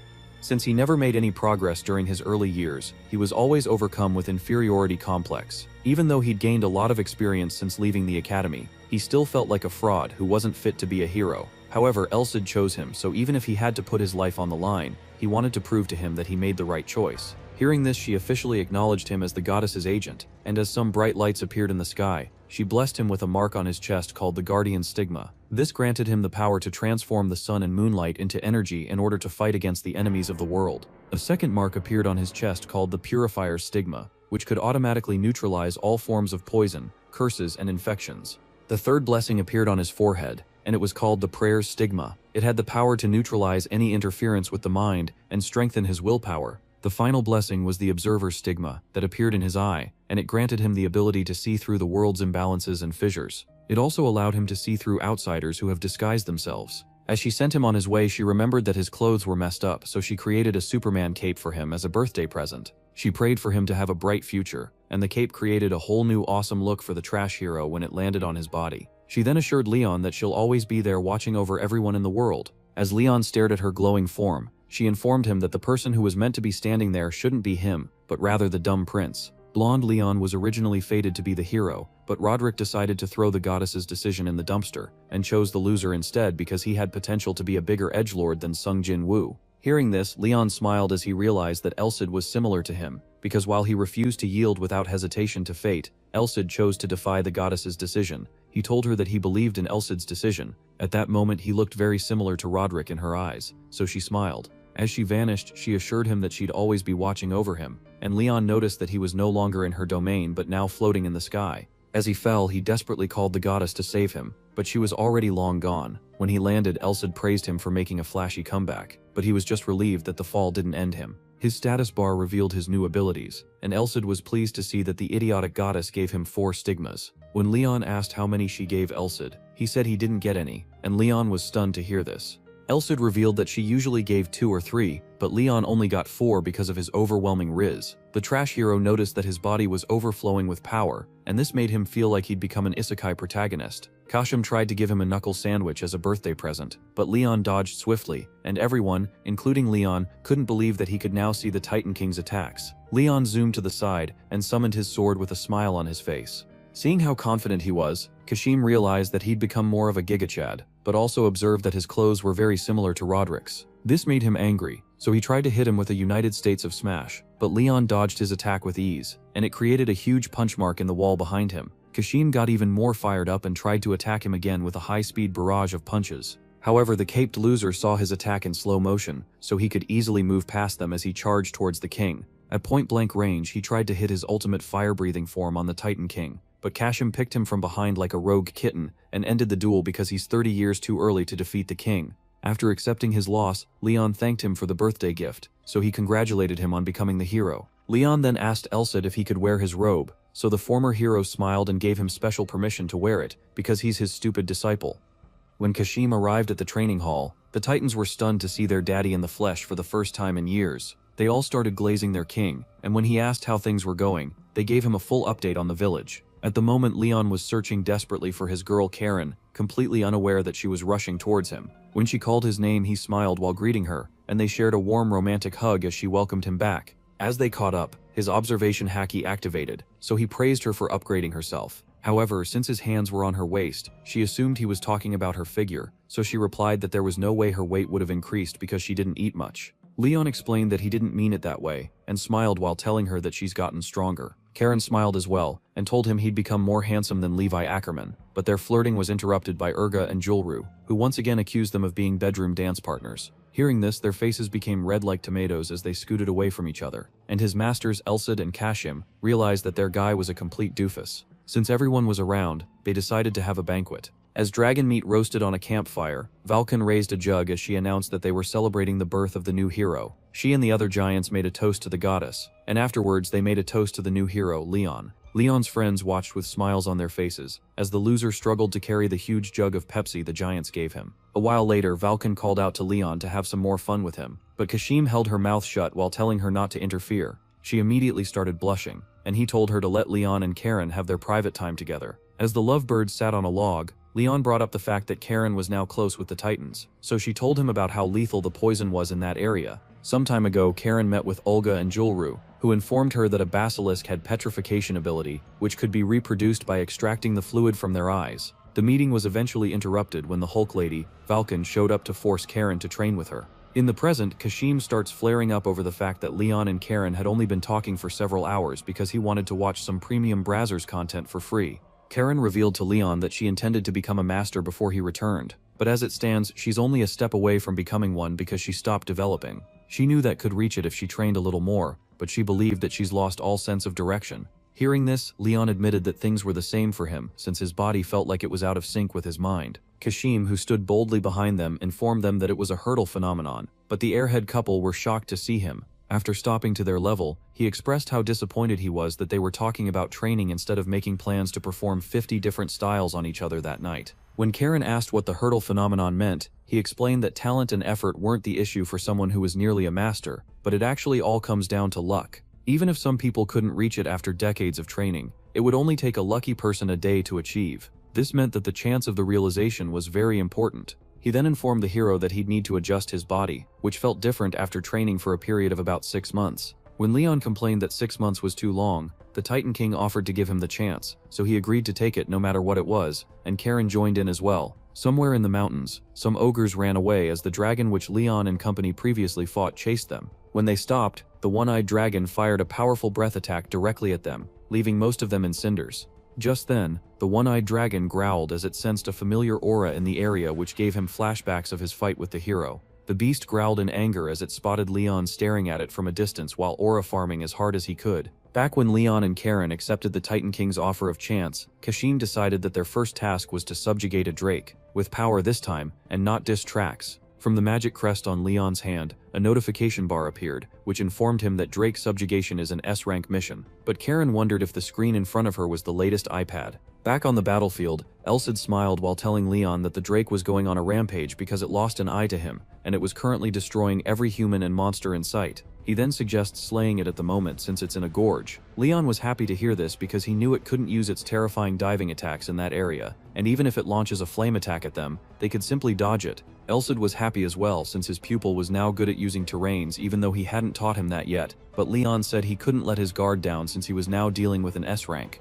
The hero swore that he'd definitely defeat the Drake on that day, and when the beast appeared in front of him, he invited it to come closer to him. It changed at him at super high speed, and fired a massive breath attack at him. However, the Purifier Stigmata activated, and made him completely immune to the flames. Seeing this, the Drake knew he was cooked, and Leon uses his light-breathing fifth form Gooning Lights to cancel out the flames. Suddenly the dragon emitted dark lightning all over the area, and it made Leon fear for his life while paralyzing all the dead creatures in the area. Leon was surprised that the attack didn't turn him into a vegetable, so Elsid informed him that it was his current state that allowed him to endure the attack. He also explained that the old Leon would have definitely been paralyzed by the attack since all other living things in the area that were hit by it were either dead or fainted from the pressure. Suddenly a dark liquid dropped on the trash hero's shoulder and started burning. As Leon tried to figure out what it was, he noticed a large dark portal above him, which Elsid identified as primitive magic. Just then some more dark raindrops fell in the direction of Leon. The dumb hero shielded himself from the dark rain by resting under a rock, and Elsid explained that the magic became more condensed with every drop.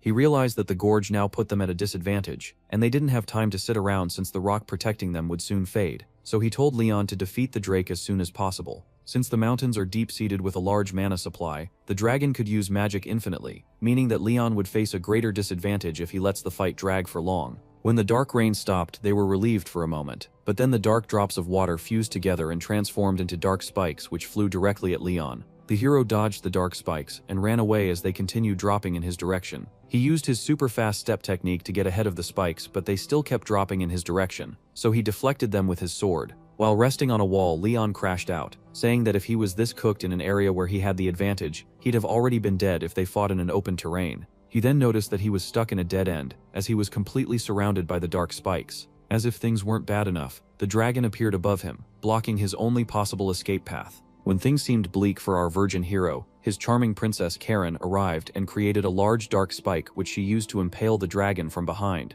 As the Drake screamed in pain, she blew it a kiss and proceeded to rip off one of its wings with her special attack. When she joined Leon down below, the loser glazed her for bypassing the dragon's dark magic and asked how she managed to sneak behind it. She revealed that she used the rain to travel upwards, so he praised her once again and said he felt reassured having her there. Suddenly, all the primitive magic in the area gathered on the dragon's body as it began to recuperate from its injuries. When Elsid noticed how persistent the beast was, he asked Leon to go all out and end the fight before the Drake regenerates its wing. He advised him to strike it repeatedly until he found a weak point, so Leon powered up his sword as he prepared to go on the offensive once more. Karen also gathered up her aura behind him, and they braced and they began their assault on the dragon. As the beast struggled to keep up with them, Leon appeared behind it and used his Eclipse Stream attack to severely injure the dragon in several parts of its body. As the Drake screamed in pain, Karen appeared in front of it, preparing to drop a spike in its eye as she thanked it for helping her finally understand how to use her shadow dance technique perfectly. When she impaled the dragon's other eye, the creature yelled out in pain,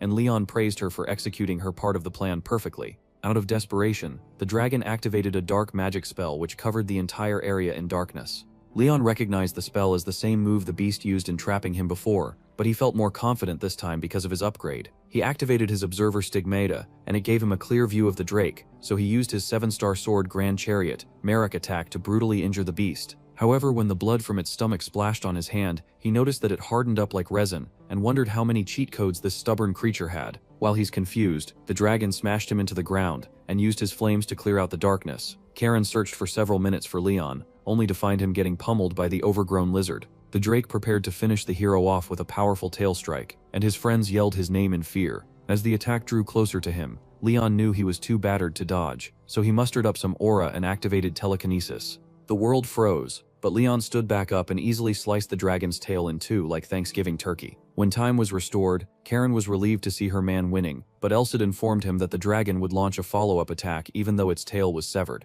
Hearing this, Leon tried to go on the offensive again, but he noticed that his legs were still injured, so he smiled at Elsid as he prepared to pull off an odd attack.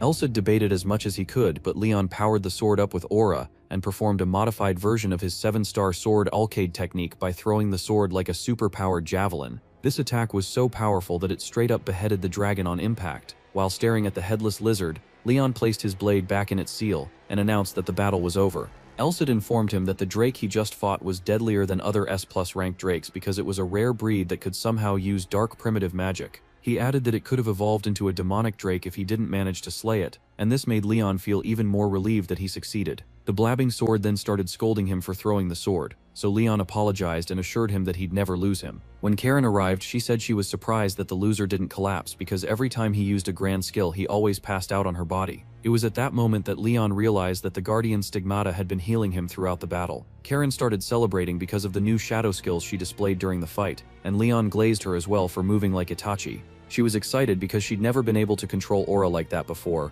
and she guessed that she might have become a master. When they returned to the village, Kashim confirmed that she'd indeed become a master, and explained that she felt that way because people normally knew when they'd become masters. He then advised her to think about how she transcended, and refine it, so she thanked the Titan King for his advice. When he turned towards Leon, Bro got scared, but he said he had nothing to tell him. Leon asked if it was because he hadn't developed, but Kashim said that wasn't the case. He explained that Leon was so overpowered that he had nothing more to say to him, as he was sure the hero would eventually reach a new level if he kept fighting as he did. The other Titans arrived and started singing praises to Leon for unaliving a Drake, so he thanked them. Valken congratulated Karen on her level up, so Karen thanked her for her help. As the muscle mammy carried her away, she told Leon that she was taking her away to enjoy a present which she prepared for her, and Karen promised to be back by dinner. The thought of having the Drake for dinner scared Leon, but the Titan Bros assured him that the meat was edible since they'd boiled it in antitoxin that would flush out the system. However, they also revealed that Jolru once collapsed immediately. He tasted the deep-fried version of the meat.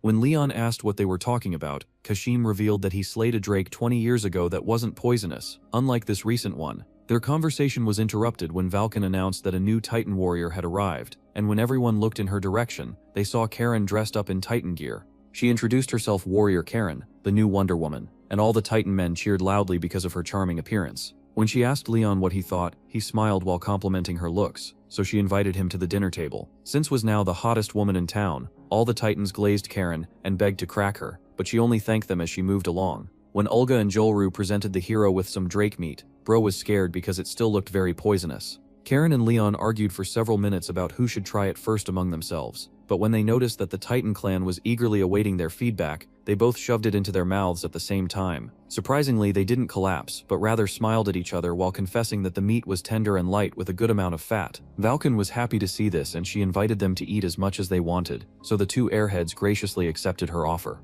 Meanwhile, Khan and Elahan were still traveling through the city together, and the former crime boss struggled to keep up with the Saint. When she called out to him from the top of a cliff, he asked her how she managed to get high up there. On the cliff, Elahan was happy because they had a clear view of the Titan Mountains, but Khan was ticked off because they'd been running for 4 days straight, and he suggested resting a bit. However, the Holy Simp was so excited to meet the hero that she zoomed away while asking him to hurry up. After she left, Khan looked around at the enormous monsters she slayed while running at full speed during their journey, and wondered if she was a Super Saiyan. At the Titan village, the giants just finished stuffing themselves full of Drake meat. Kashim informed the hero that Ugent, the land of the dwarves, is in the east, but asked why he was heading there. Leon revealed that the Saintess was heading there, and these words felt like a bolt of lightning directly into the spine of Karen. Kashim asked if he was going to meet her based on a promise they made to each other, but Leon said it was because he could sense her moving towards that direction, and felt that they were connected. Hearing this, Karen got jealous because she knew that Elahan was way more overpowered than her. When Leon asked her what was bothering her, she said it was nothing, so he asked her to prepare for their journey the next day. As he walked away, Karen swore to herself that she'd never lose to the Saintess. The next morning, Kashim informed them that he was heading back to continue his mission of subjugating the dimensional crack, and advised Leon to continue carrying out the goddess's mission as the hero. The two Gigachads shook hands and agreed to continue their training when they reunite sometime in the future. Valken invited them one more time to play with her muscles, but they immediately declined. The airhead duo bid the Titans farewell, and thanked them for everything they taught them. As the Titans waved them goodbye, they reminded them that they always had a home in the Titan village, and expressed how much they'd love to spar with them again sometime in the future. Valken also waved them goodbye, while promising to meet them again in the future and have drinks with them. During their journey, Karen started flexing her new weapon, and she explained that the daggers were made from drake bones and teeth. It was extremely light and sturdy, which made it much better than a regular steel dagger, and this made her happy because she saved so much money in getting such high-tier equipment. Leon was also pleased because the Titans gave them a lot of stuff. The souvenirs were so much that even though his item storage bracelet was maxed out, they still had to leave half of them behind. When Leon asked Karen if she knew anything about the Ugent Kingdom, she got excited because she'd recently researched ChatGPT for it, knowing that he'd ask her. She informed him that the dwarves' specialty is craftsmanship, as they were famous for making high-quality weapons. A highly valuable material called the Ugent steel usually took master craftsmen about a year to forge, and they were so popular that they were auctioned throughout the continent. The Ugent steel are all uniquely serialized, and for the past 350 years, only about 250 of them have been forged, making it an extremely rare item. However, Elsid claimed that Ugent steel was a deceptive name since the weapon was actually just a useless toy. When Leon asked if he was beefing with anyone in the Dwarf Kingdom, Elsid remembered himself as Roderick getting into a scuffle with a craftsman, but he told Leon that it's a secret. Suddenly a quest appeared on his notification screen, which assigned the hero to destroy a demonic sword. Before he could finish reading the description, Karen informed him that there was a battle going on over the hill, which seemed pretty bad. Elsid explained that it was due to the effects of the quest, so he rushed over to the area with Karen. While hiding behind a wall, Leon saw that an adventurer was being oppressed by a mysterious hooded man who was armed with a demonic version of Ichigo's Zengetsu. While holding on to his injury, the merchant Hamel identified the man attacking him as a well-known mercenary named Galand, the Wind. As the possessed swordsman smiled at him, Hamel claimed that his team was always fated to lose the battle, because 5 C ranks and a B rank like himself stood no chance against an A rank that's gone crazy. He blamed the stingy merchant who hired them because they should have hired an extra B rank, who would have at least helped them stand a chance against the mad swordsman. After rethinking all of his life choices, he wondered why Galand ran mad in the first place. As Galand approached him, he begged the madman to stay away, but the demon boy was too far gone to listen to him. When he got close, the B-ranked realized that he'd run out of arrows, but he still wasn't ready to die just yet. He felt sad as he realized he may never get to share a drink with Gustav and his other friends again. But when the mercenary attacked him, Leon arrived just in time to block. Leon smiled while greeting Hamel because it'd been a while since they last met, and with tears in his eyes, Hamel greeted him back. When Karen appeared behind him, he cried even more while reuniting with her, and then heaved a sigh of relief because he knew he was saved. Leon asked her to look after the merchants while he takes on the evil swordsman, but Hamel objected to that idea because he didn't think the hero could handle the possessed mercenary alone. He warned him that Galand is an A rank who was under some dark voodoo that gave him intense bloodlust and prevented him from feeling any pain. Before he could even finish his explanation, Leon split the demonic sword in half like a Kit Kat and asked him what he was yapping about. Hamel was frozen in shock as he watched the majestic aura farmer standing tall over an unconscious Galand, and he noticed that the sword's remains had vanished. The greedy merchant glazed Leon for saving him, but the humble hero said it was all right since he was just performing his duty. However, the merchant offered to transport him in his carriage as a way of showing his gratitude. As they rode away, Leon explained to Hamel that the sword wielded by Galand was a demonic sword, but he wasn't surprised because he also got tempted by the sword. He asked if it was okay to leave Galand alone because he was scared that he'd get possessed by a hollow again, but Leon assured him that everything was okay, now that the demonic sword is gone. He also pointed out that they needed to look after Galand because he was a crucial witness who held a clue to the demonic sword. However, Karen didn't get the hint, because at the moment she had Galand wrapped up like a burrito using her shadow tentacles. When Galand regained consciousness, he saw everyone around him as demonic scumbags who kidnapped him, so he begged them to spare him. After clearing the confusion, they asked him how he got the demonic sword. so he revealed that he bought it on eBay for 300 gold coins. Back when he was shopping for weapons, the sword looked normal, but he liked the sword as soon as he saw it. Initially, he didn't feel an ounce of evil energy from the sword, but when he used it to hunt down some goblins on a quest, he felt high and was deluded into thinking he'd become a swordmaster like Samurai Jack, when in reality he was simply a possessed idiot. While he was slaying the goblins, his mind went blurry, and he was overcome with the urge to spill blood. Hearing this, Karen claimed that he wouldn't have succumbed to the sword's temptations if he was a master rank, since it was only low rankers that were weak to it. Leon wondered if the demonic sword he just destroyed was the only one that exists, and he felt it could be dangerous if more weapons like that were in the world. Soon after, they arrived at the entrance of Ugent, and Leon suddenly got a quest notification titled The Mineral Vein Invader. As they approached the gate, Hamel revealed that the proportion of inhabitants in Ugent were 3 to 7, dwarves to humans, and instead of having cities and territories, they differentiated regions with a special term called areas. He disclosed that the steel mills and iron ore mines are in Area 8, while Area 9 had the iron foundries that processed the iron. Each area had a distinctive process and division of labor. Hearing this, Leon got even more excited to visit the kingdom. After dropping them off, Hamel revealed that the region just beyond the gate is Area 13, but it was far as he could go because he was hired to escort the merchant through his entire trip. The merchant handed Leon a bag of gold coins as appreciation for saving him, and the hero tried to reject his offer, but the man insisted on rewarding him. As Hamel watched them, he remembered the fact that they didn't encounter any monsters on the way there, which was odd to him since they usually got attacked like 3 times a day. Karen handed him one of her drake-tooth daggers as a present, and he waved them goodbye as he and the merchant rode away. While waving at him, the hero asked him to send his regards to Gustav, but he was confused when he thanked Karen for the dagger. Elsid explained that Karen's gift was great because it was made from the bones of an S+ ranked monster, and it had so much aura that it would prevent monsters from nearing him for a month. When Karen asked Galland where he needed to go, he said he was headed to the guild office in Area 13, so they agreed to accompany him there. At the guild office, the airhead duo introduced themselves to the guildmaster, Ryan, as the adventurers that saved Galland, but he felt a bit suspicious of them. When they told him about the demonic sword, he asked for evidence, but Galland explained that the sword turned to dust after it broke. Hearing this, Ryan said the right move was to stop all the smiths in Ugent and call the church, but it wouldn't be possible without solid proof because the smiths were basically Ugent's lifeline. He then ordered them to bring some proof, and handed them a badge which stood as the qualification of an investigator of their guild. Ryan then explained that they could go inside faculties up until Class 3, and asked them to acquire proof which could persuade the upper class as fast as they could. Soon after, they visited a dwarf who informed them that the person they were looking for, Lombard, isn't around at the moment. However, Galen argued that he had to be around since he was the one who sold him the sword, so the dwarf informed them that Lombard received honorable news the previous week and was transferred to Area 1. After he shut the door on them, Galen claimed that they were screwed because Area 1 was the capital of Ugent, which was several kilometers away. Some hours later, the gang were on a train to Area 1, and the airhead duo were staring out the window like puppies who'd never traveled before in their lives. When Karen asked if they were really headed for the capital city, Galen confirmed that they were, and revealed that it was also called the Iron Heart. Not only is the location of Area 1 far away, but it's also a place they're difficult for outsiders to enter because the whole area is covered in Class 1 and 2 facilities. Even citizens of the kingdom can't carelessly enter because anyone who steps outside on the road would be kicked out for intruding on a facility. When they arrived, the security guard informed them that the area had been closed down, and instructed them to leave once they're done with their investigation. As they walked through the city, Leon asked why all the buildings had closed steel doors, so Galland explained that the security of the blacksmiths in that area is really strict. Soon they arrived at their destination, which was a building where the Machina Smith worked.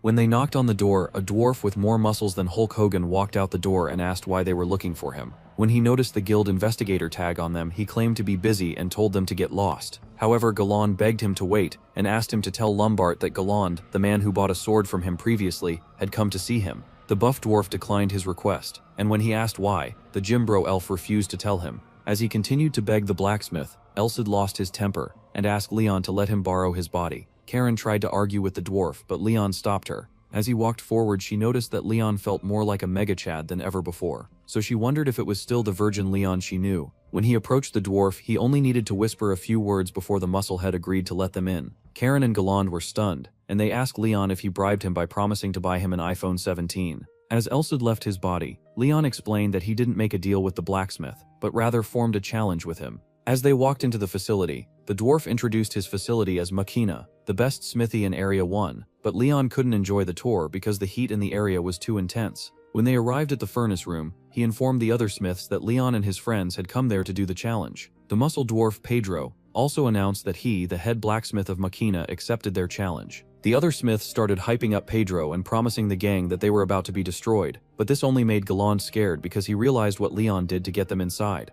As he freaked out, even Leon was confused because Elcid was at the driver's seat during the negotiations, so Karen asked him to explain everything. Galland revealed that 300 years ago, the Holy King Roderick managed to destroy Yugen steel, which was the dwarves' strongest and most renowned metal. With that incident as a starting point, it became a tradition among the dwarves in the Yugen kingdom called Roderick's tradition, and the challenge was that anyone who can break a Yugen steel blade can request anything from the craftsman. When Karen asked what would happen if they fail, he revealed that they'd become slaves of the factory for 10 years. The thought of wiping the floors of the facility terrified Leon, so he yelled at the blabbing blade for not telling him about it. Pedro brought out his masterpiece, an axe named Yugen Steel 007 halberd, and prepared to attack. Leon stood boldly with his sword, and Karen cheered him on as hard as she could so that he could have that power of friendship boost. However, Galland had already given up, and he started preparing for a 10-year sentence of cleaning toilets at the factory. As Leon took his stance, Elcid said it was time for him to learn the next technique, since he'd mastered vision and footwork perfectly.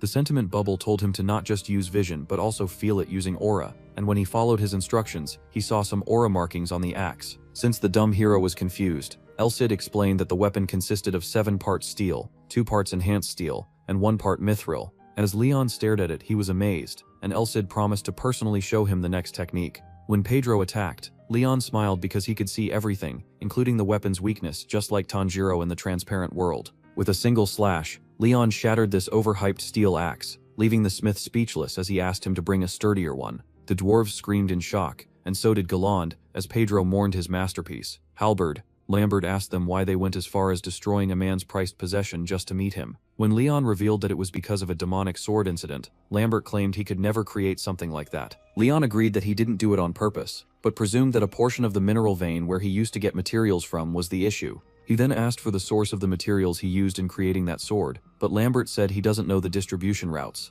However, he revealed that the supply being transported in a day was equivalent to a small country's monthly supply, and there's a separate division in charge of recording and distribution called the Archive Management Division. When the gang arrived at the Archive Management Division, they were informed that it was impossible for them to access the information with the Guild Investigator rank. When they asked why, the receptionist said she didn't know the reason, but the mine they were after was restricted to Class 1 access, meaning only the head manager can access it. Just then, the devil she spoke of arrived, and the voice of the head manager was enough to make the hero team tremble in fear. They all immediately reached for their weapons, and all it took was one glance at the behemoth of a man for Leon to realize that he was just as powerful as a Kryptonian. He introduced himself as Alex, the Grand Master of Ugend, and the Cardinal of the Holy Church. Hearing this, Leon realized that Alex was the point person in his quest, and Elcid informed him that he was the strongest man in all of Ugend. He also revealed that he was a half-dwarf, who did the impossible by inheriting the best parts of being both a dwarf and a human. After identifying Leon's sword as the weapon that destroyed Pedro's weapon, he asked to hold it, so the loser handed it to him. Elcid smiled as he realized that Leon wouldn't need to spend hours explaining himself since he could just let the Grand Master experience the sword in one go. When Alex pulled out the sword, he was stunned by its holy light, and he asked them to follow him. In his private office, Leon explained everything that happened to him and asked him why he restricted access to what they were looking for. He explained that he felt an ominous presence, and then revealed the stigmata in his arm, which left Leon in a state of shock. While showing them the crest, he revealed that it's called the Leader's Stigmata, and it glowed anytime he felt an ominous presence. Alex stated that it's his job to survey various places within the Eugen Kingdom with his stigmata every day, and the stigmata glowed at the mineral vein in question. He then brought up Leon's earlier statement that the mysterious darkness had already spread to an amount of material that can create hundreds of weapons throughout the kingdom. After acknowledging the fact that they were too late, Alex suggested a simple solution, which was to create a group of investigators to survey the infected mineral vein. When he asked Leon to join them, Leon immediately agreed and said it's what he wanted all along. To start off their plan, Alex decided that he'd order all the blacksmiths in the kingdom to drop several drops of blood on all weapons that were recently made. Eugen's Great Mineral Vein is the largest mine in the world, and since the monster's habitat takes up more than half the mining area, they needed a number of elites for the mission. Alex sent Galandi to mobilize all of Eugen's guilds and report back to him in 5 days. After the greed-haired fraud left, Alex went on his knees and started singing praises to the hero, but Leon told him to stop. He then told Leon that he looked exactly like the hero he saw in his dreams, and they agreed to take care of each other. Sometime later, Leon and his gang arrived at the Shaft 2 facility in Area 13, but Leon asked them to wait a bit before entering. Earlier, Alex informed them that they'd be moving in groups of 4 depending on the shaft, and he was planning to send 3 to give groups to each mining area. Since each group was meant to have 4 people, Karen asked who their 4th member was. In the present, a super curvy baddie witch named Hazel arrived and introduced herself to the team as an A-rank adventurer. Seeing this Nicki Minaj-looking adventurer, Karen's brain short-circuited because she knew her man was about to slip from her fingers. She swallowed her pride and introduced herself to her, but the witch ignored her and started asking Leon some personal questions. When he introduced himself as a B rank, she accused him of capping because she sensed that he was more powerful than herself and galoned. Since she already knew everything, Leon knew she wouldn't trust him if he gave a vague lie, so he told her he only recently registered as an adventurer. Hearing this, she predicted that he'd get a gold plaque soon, and said she'd treat him as an equal since they're in the same group. Just when they were about to enter the facility, Leon got a telepathic message from Alex, informing him that the recent investigations revealed that all the recent mysterious events, including the spread of demonic swords, was caused by a dark entity called Chaos. Else had explained that Chaos was a villain group called the Malice Church, which was the hero's main enemy. They were the same group that tried to swallow the city of Blaine, and they were split into 3 sects named Destruction, Despair, and Chaos. The 3 sects are differentiated based on how deranged they are. The group behind the city swallowing incidents, Destruction, aim to destroy the world, but Despair is more cruel than Destruction, as they enjoy torturing more than unliving people. Elsad then revealed that the members of Chaos are out of their mind, which made them even more dangerous because they had no idea where they'd run off to. However, the hero was still determined to move forward and face the evil plaguing the city. In another region, the team leader of Group 14, Verger, asked about the Cardinal, so one of his teammates named Joe revealed that Alex went solo into Area 5's largest shaft. Verger was surprised because he knew that the monsters that swelled in that dungeon were assumed to be S+ ranked or higher, but he knew the Ultra Chad was more than capable of clearing it. As Alex entered the shaft, he realized that the recent events were too well planned to be handled by the Chaos group alone, so he presumed that they were helped out by someone. When an enormous monster tried to eat him, he aura maxed by destroying it with a single punch without even looking at it. He guessed that the 3 sects of Malice were collaborating on this particular chain of events, and his theory was proven right when he found the Bishop of Despair seated by the corner.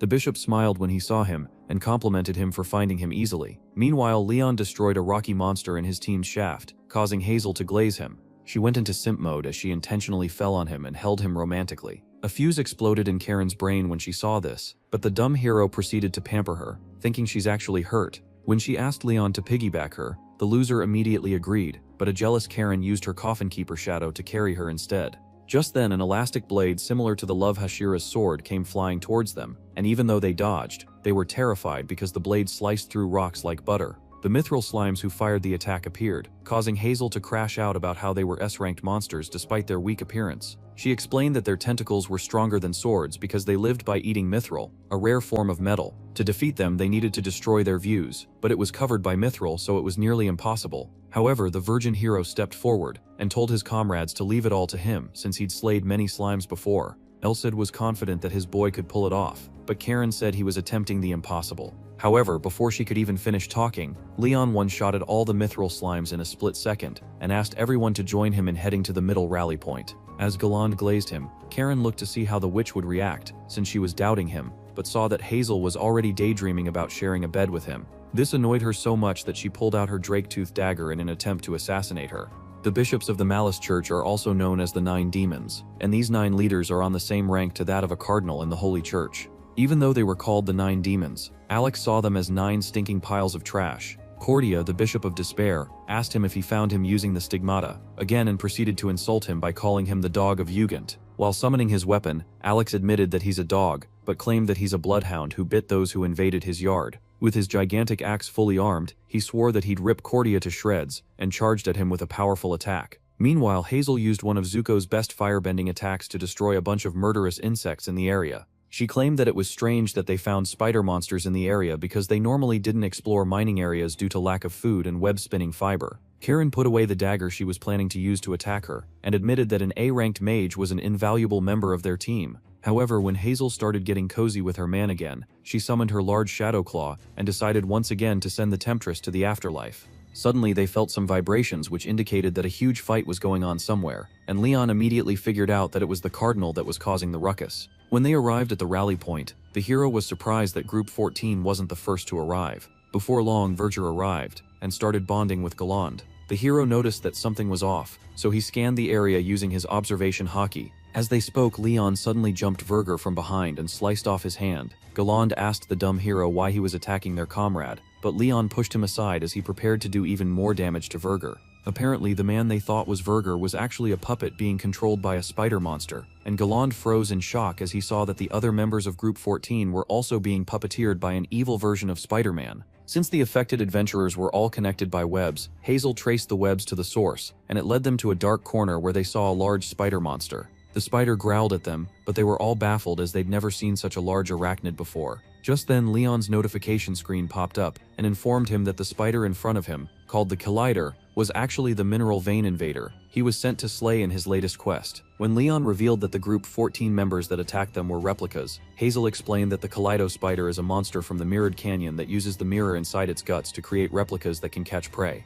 Hearing this, everyone realized that Verger and his team were still alive but trapped inside the belly of the beast. Seeing that the replicas were all connected to the spider by webs, Galland realized that the best course of action was to cut the webs. To achieve this, he performed the strongest wind-breathing technique Senemi taught him as he charged at the puppets. However, Elcid saw him as an idiot because normal webs were already way stronger than steel, meaning that a monster's thread would even be deadlier. As Elcid anticipated, the airhead swordsman's attack couldn't cut the threads, and the puppet Verger instantly countered with a brutal slash that ripped open his stomach. Leon screamed his name out of concern, but Galland knew the injury was only the start of their disaster because the spider didn't replicate the appearances of Team 14, but also their moves. When Puppet Verger moved in to make the finishing slice, Karen finally stepped out of the sidelines and used her dark limbs to rip him apart. As the spider shrieked in pain, the trash hero told Karen that he'd finished destroying the other replicas as well, and the two lovebirds started glazing each other. The hero then smiled and pointed his sword at the Collider while declaring that it was next on his hit list. However, Hazel called his attention to a fresh batch of replicas which just arrived on the battlefield, and he was stunned when he saw that the hundreds of them were all copies of Verger. When the Verger replicas surrounded them, Hazel used magic to cover the area in fog, and told Leon to take care of the giant spider monster while she and Karen dealt with its minions. Leon agreed with her plan, and as he zoomed away, he begged them to be careful.